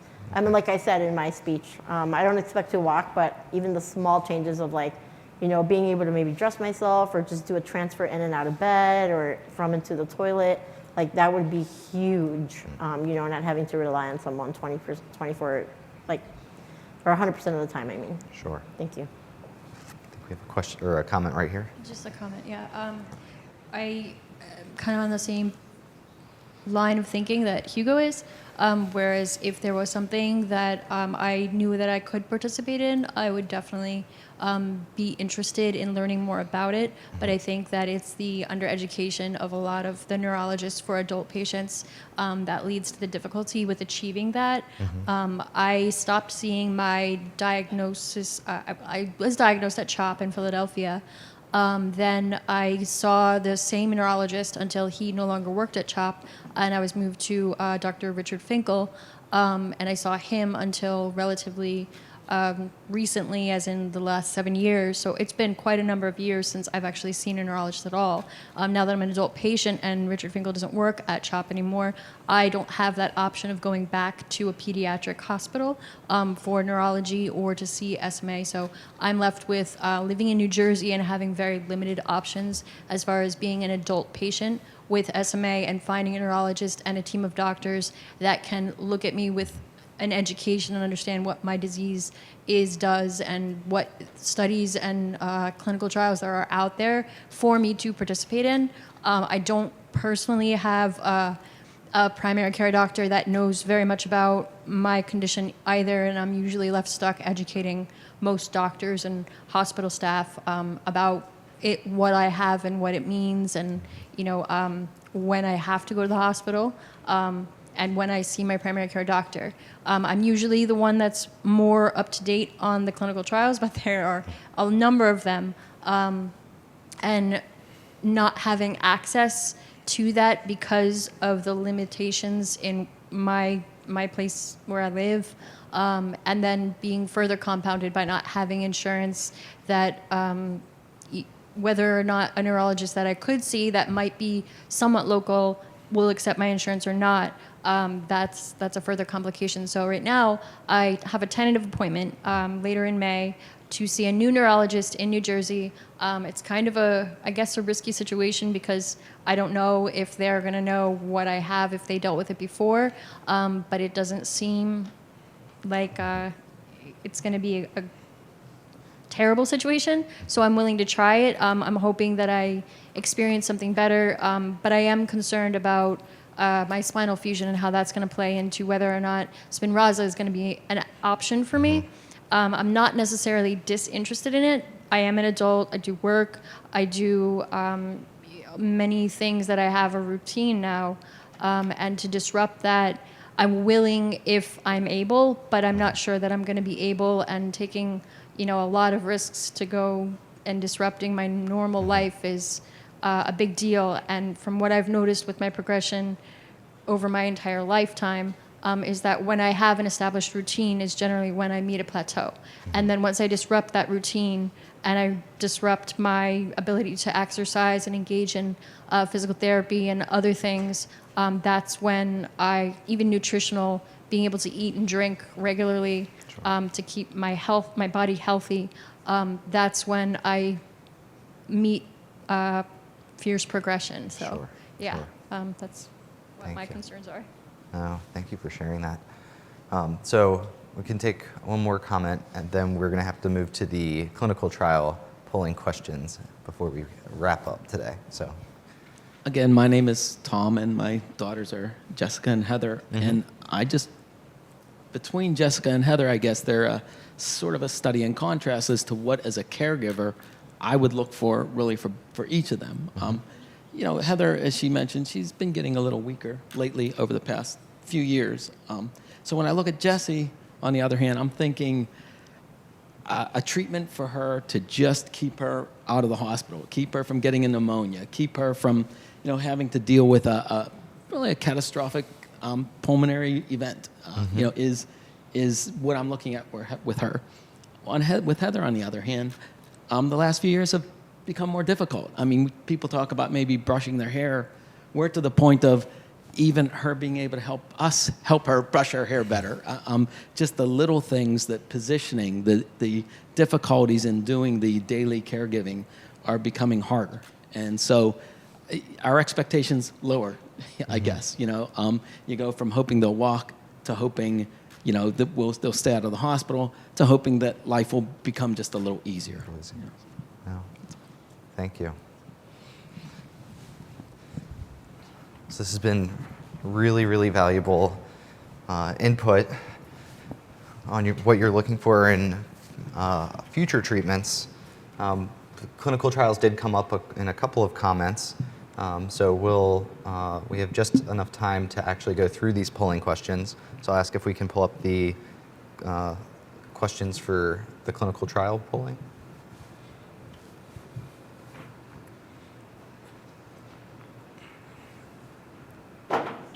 All right, so for our participants representing individuals with type 2 and 3 SMA, if you can respond to these polling questions. The first is, have you or your loved one ever participated in any type of clinical trial studying experimental treatments for SMA? Please select all that apply.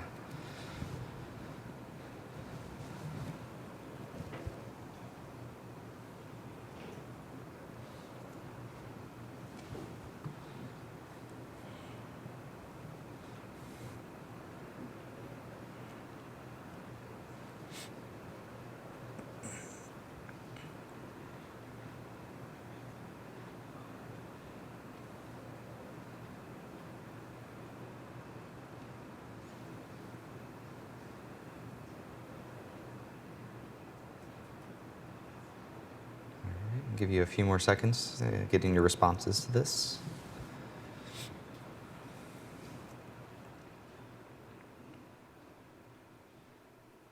All right. So it looks like the majority of you have tried to, or not the majority of you, but the greatest response that we have is that you've tried to enroll in a clinical trial but did not qualify. The next highest number of you have not participated in a clinical trial. A number of you have, and others of you have tried to enroll, but it was closed. A few of you did not want to enroll due to the burden of the trial, and others did not want to enroll for other reasons. And it looks like maybe only one or two of you received access through an expanded access program. Can we have our next polling question? So this polling question is, which of the following factors would you rank as most important to your decision about whether to participate in a clinical trial to study an experimental treatment? And you can select up to 4 for this.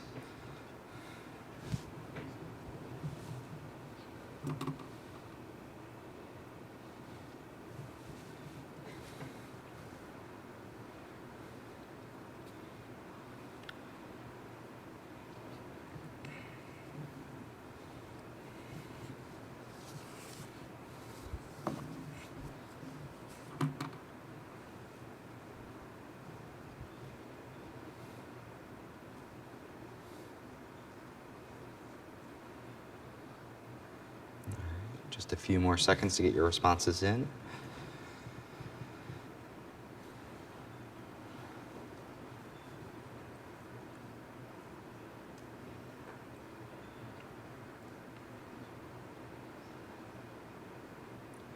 So it looks like the consistently highest factor is that whether or how the treatment might prevent further disease progression or improved you or your loved one's health.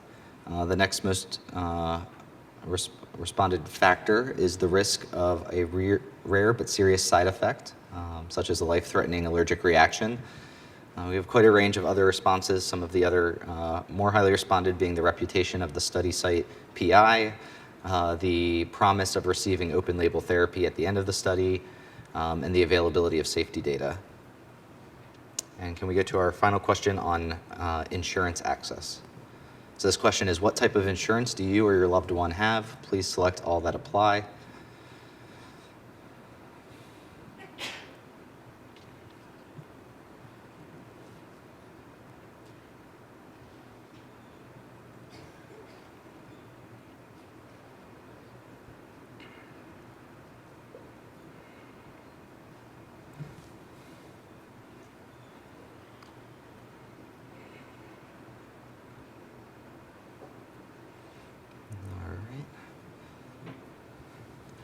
So it looks like a little over half of you have private or commercial health insurance, a little over a third have Medicaid, and about 10% have Medicare. It seems like a fairly similar to what we heard from the type 1 SMA caregivers. So that concludes our polling, and that concludes our discussion of topic 2. I want to thank you all for sharing your very important voice with me throughout this day. It has really been my honor to have the opportunity to be a part of this meeting and work with Cure SMA on this project. I know that FDA has been here and listening, and you'll get to hear momentarily from someone from the FDA. I do want to remind you that although you probably have other input that you want to give, or if you're still tuned in with us on the webcast, you may have some answers to these questions that we discussed in the room. So I do want to remind you that you will receive a link through the registration that will give you a form to be able to provide your written responses within the next 30 days. And also, I want you all to know that FDA, industry, and academia will get to benefit from your input beyond what was just kind of absorbed by them today. Know that the recording from today will be posted online for their reference, and that Cure SMA is going to work diligently to put together a Voice of the Patient report, which is the official summary of the meeting that will be formally submitted to FDA.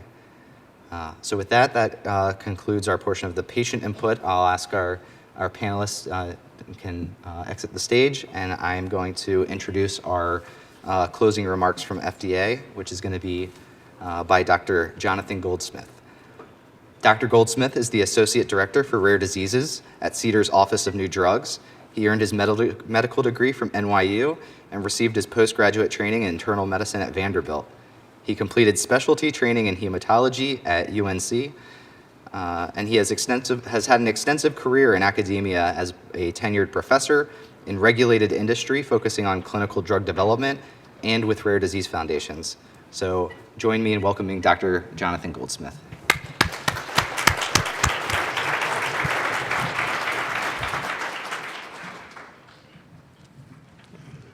Well, thank you very much to everybody.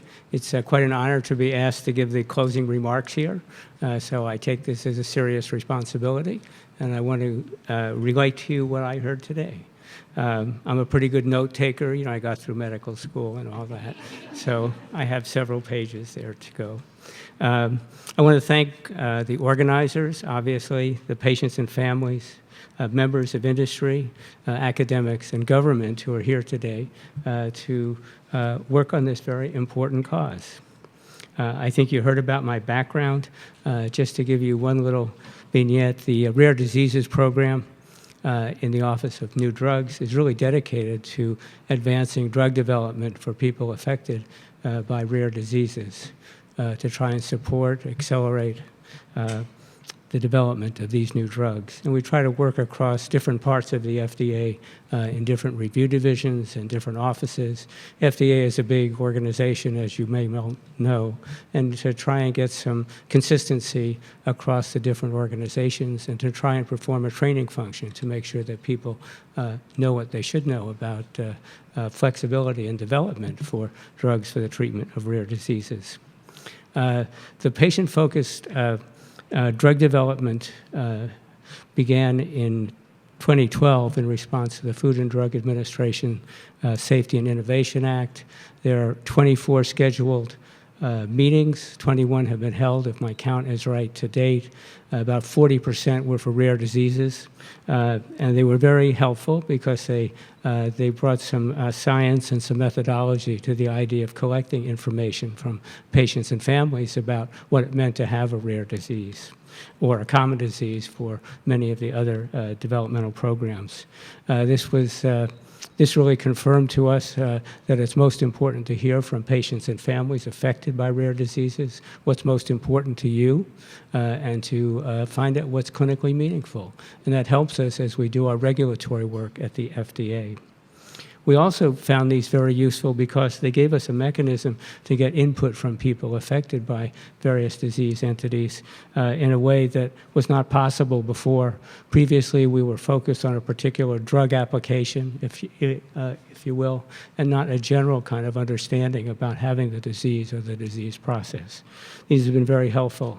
And so it was decided along the line that even though we didn't have the resources to continue these internally, and that there are 7,000 rare diseases just to start with, and many, many others, that we thought we would move this out into the community and have these externally led patient-focused drug development meetings, and that FDA would be as supportive as possible of these, maybe providing speakers and so on, as you've seen us here today.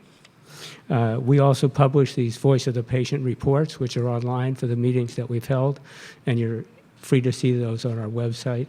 And I'm glad to hear that you're going to do one of these for today's proceedings as well, and we'll put it into our docket. Let me just tell you what I heard today. I heard about your commitment and love for your children and your courage and determination as adults, older children, and teens. I heard about the heavy burden of disease for patients and families, and from your heartfelt descriptions.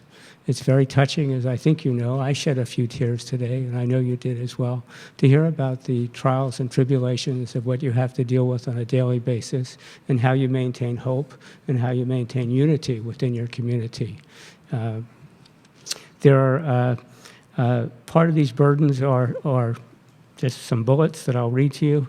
I heard about the diagnostic journey, which is something common in rare disease community, undiagnosed. The early presentation in childhood for type 1 obviously truncates that journey quite a bit. But I heard from some of the older people who were here today that there were delays. I heard one about 10 years there was a delay in diagnosis. And so that's a problem sometimes, especially as new therapies become available. And you may want to use these therapies earlier and earlier in the natural history of the disease process. I heard about respiratory complications, anything from pneumonia, ventilator dependence, things that put people in the hospital for 3 or 4 months, that these are major complications of having spinal muscular atrophy. I heard about the loss of the ability to swallow and the impact on this on day-to-day life, as well as nutrition and your sense of well-being. There were mobility issues that were raised here, and numerous discussions of the challenges of dealing with the activities of daily living, whether it be feeding, getting around the house, using the bathroom, etc. Fatigue, weakness, and muscle pain were prominent. These are characteristics of the disease, as we heard earlier today, and these are prominent in your minds. We heard about complications, but we also heard about benefits of surgical interventions. Some of these surgeries performed in very young children were quite successful, we heard, and others were not so successful, and we understand that's a conundrum for you in terms of thinking about it. We also heard about managing complicated medical care at home and the impact of frequent hospitalizations, which are often prolonged, and more routine but frequent medical visits. It impacts your quality of life. Something that would be clinically meaningful to you might be to not have to go to the doctor so often. We saw some videos of a boy taken to, I think it may have been CHOP, to have treatment. And obviously that's an all-day journey to get the child ready, to have the car there, to have the 3 ventilators on backup. I don't have to tell you about this. It's straightforward. But these are all things that if there were a treatment, if it could reduce some of this need for ongoing frequent medical care, might be helpful to patients and families. It would be a clinically meaningful endpoint, perhaps, in a clinical trial. There are also the family impacts that we heard about, including social isolation and mental health issues.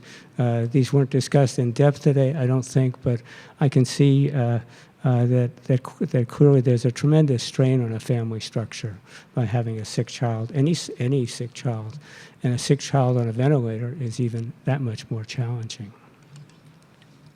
We also heard some good news about some technological benefits that include things like ventilators that are used for very small children. These probably weren't available 20 years ago, and they certainly weren't available for home use. I can say for sure about that. And that these have been allowed to have families care for their children at home without having them be continually in the hospital. Also, the use of computer technology. I heard some interesting ideas about using it to manage aspects of the disease, maybe how to deal with doctors or something. Maybe you could just automatically email them and, program your computer so that you don't have to spend 3 hours on the telephone and that you could get the results that you want. And also that the computers can be used as a mechanism for communication.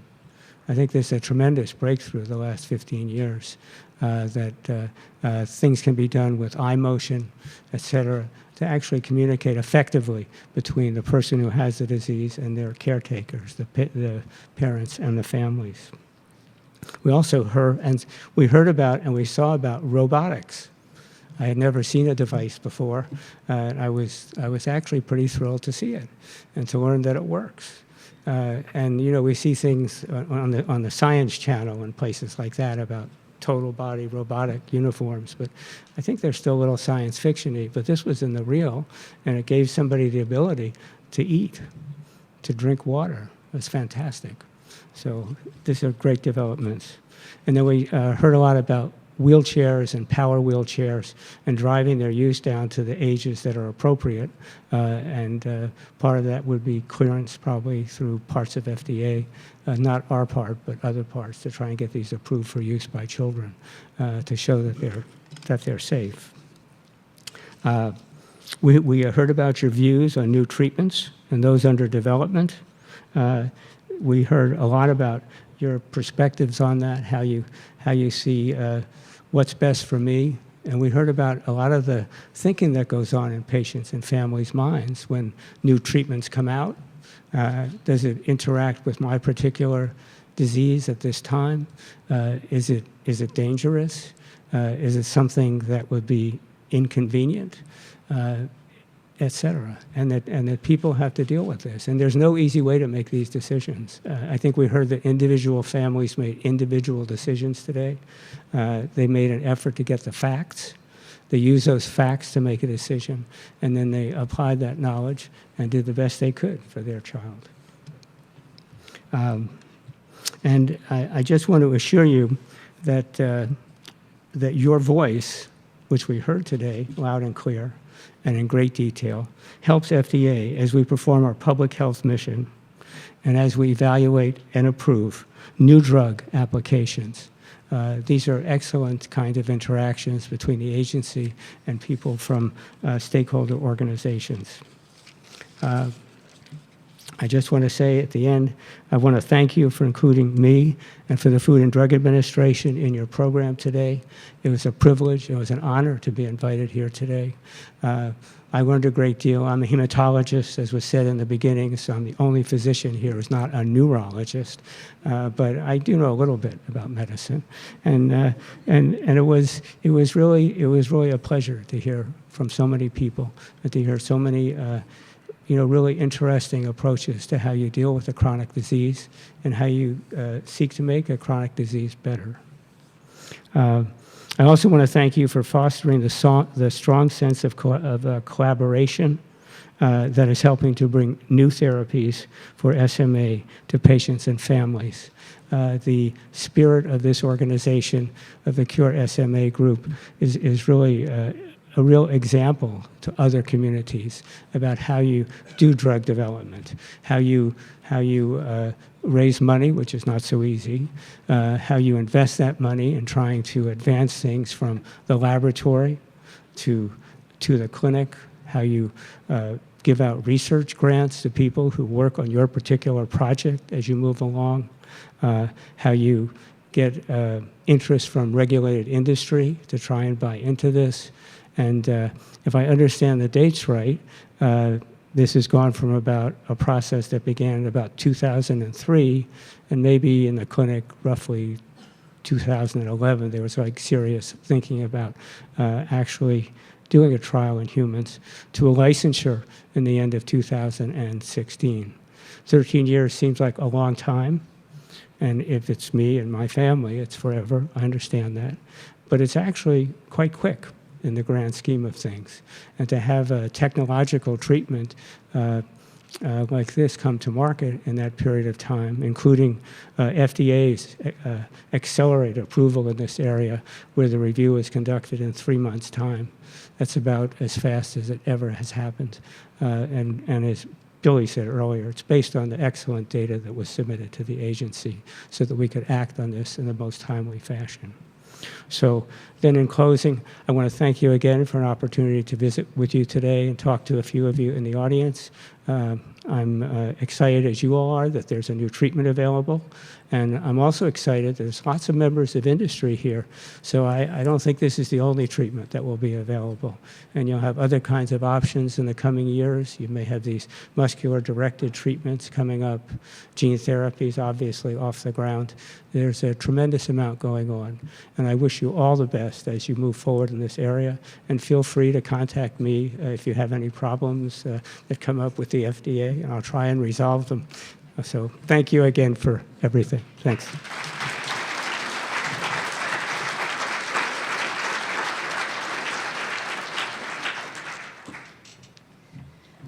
So I'm just going to make a few closing remarks. I'm Jill Jarecki, the Chief Scientific Officer at Cure SMA, about future drug development. But before I do that, I just want to thank all the panelists for so generously giving and sharing of their lives to help future generations of patients with SMA. I also want to thank all of the caregivers and patients in the audience for having such a robust discussion, and for the people out in the audience and cyberspace for participating.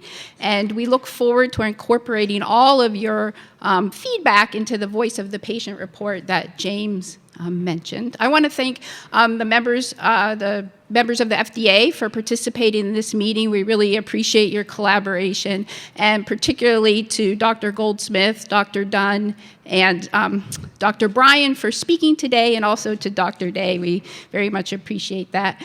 And finally, I want to thank Rose Angel Cruz, James Valentine, and Mahalia Marshall for organizing this meeting, because I think it's given us all a great opportunity to interact and share our voices and talk about the future of drug development in SMA. So just 3 slides on next steps. So next slide, please. Do I have the clicker?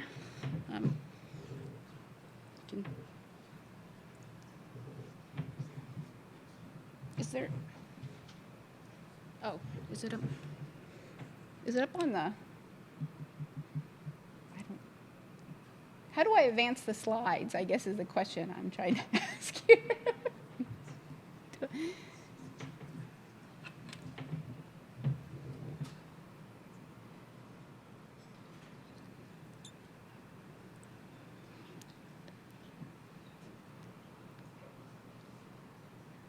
So we all heard on December 23rd that we had an historic moment in the SMA community with the approval of Spinraza. And it's something that our community has worked for, all of us, for many, many years. The clinicians, the basic researchers, the folks at Ionis and Biogen, who ran really well-designed clinical trials that yielded this very good data. And so we all took a step back, and we really were thankful and excited about the Spinraza approval, and we still are. We know that it will make a huge impact on the lives of all patients with SMA. But after a few weeks of celebrating, we stood back and we said, well, what next? Because we really want to have maximally effective treatments for every patient with SMA, every type, every age, every stage of disease progression. So as an organization, we sat back and we thought, well, what are the things we should think up in the coming year? And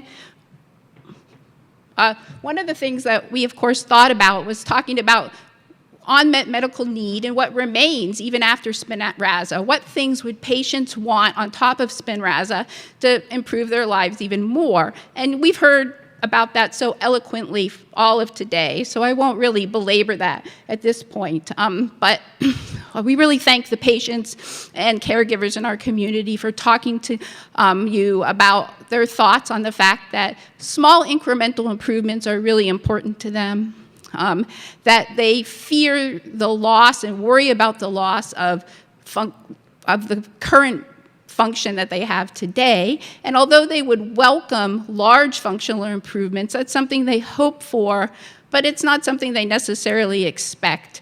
And so we should always keep in mind that how small changes in function can be so critical to the lives of people. They increase their activities of daily living and their independence. And we've heard so much about how important that is.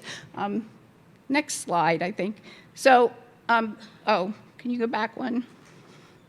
So also we've heard about the fact that the current outcome measures that we have in clinical trials don't measure certain things that are very clinically meaningful to patients, and we just heard from Dr. Goldsmith about some of those things: respiratory function, pain, fatigue, swallowing, and things like that are very meaningful to patients. And in future clinical trials, it could be important to measure those things more directly than we have in the clinical trials that we have run in the past.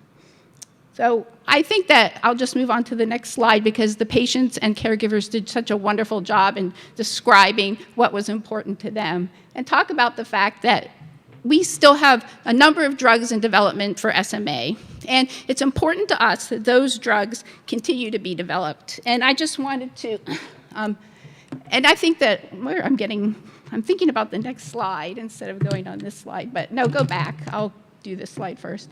I rearranged these slides at the last minute, and now I regret that. But anyway, that data suggests that when SMN therapies are most effective when given early. And although we know from the Spinraza clinical trials that they're effective from everybody, that patients who have further disease progression may need different or combination therapies to have maximal effectiveness. And those can include things we heard about today, like muscle modulators, neuroprotectors, and motor neuron, things that change motor neuron function. We also have heard about today that in an ideal situation, we'd have SMN upregulators that have multiple routes of administration. So next slide.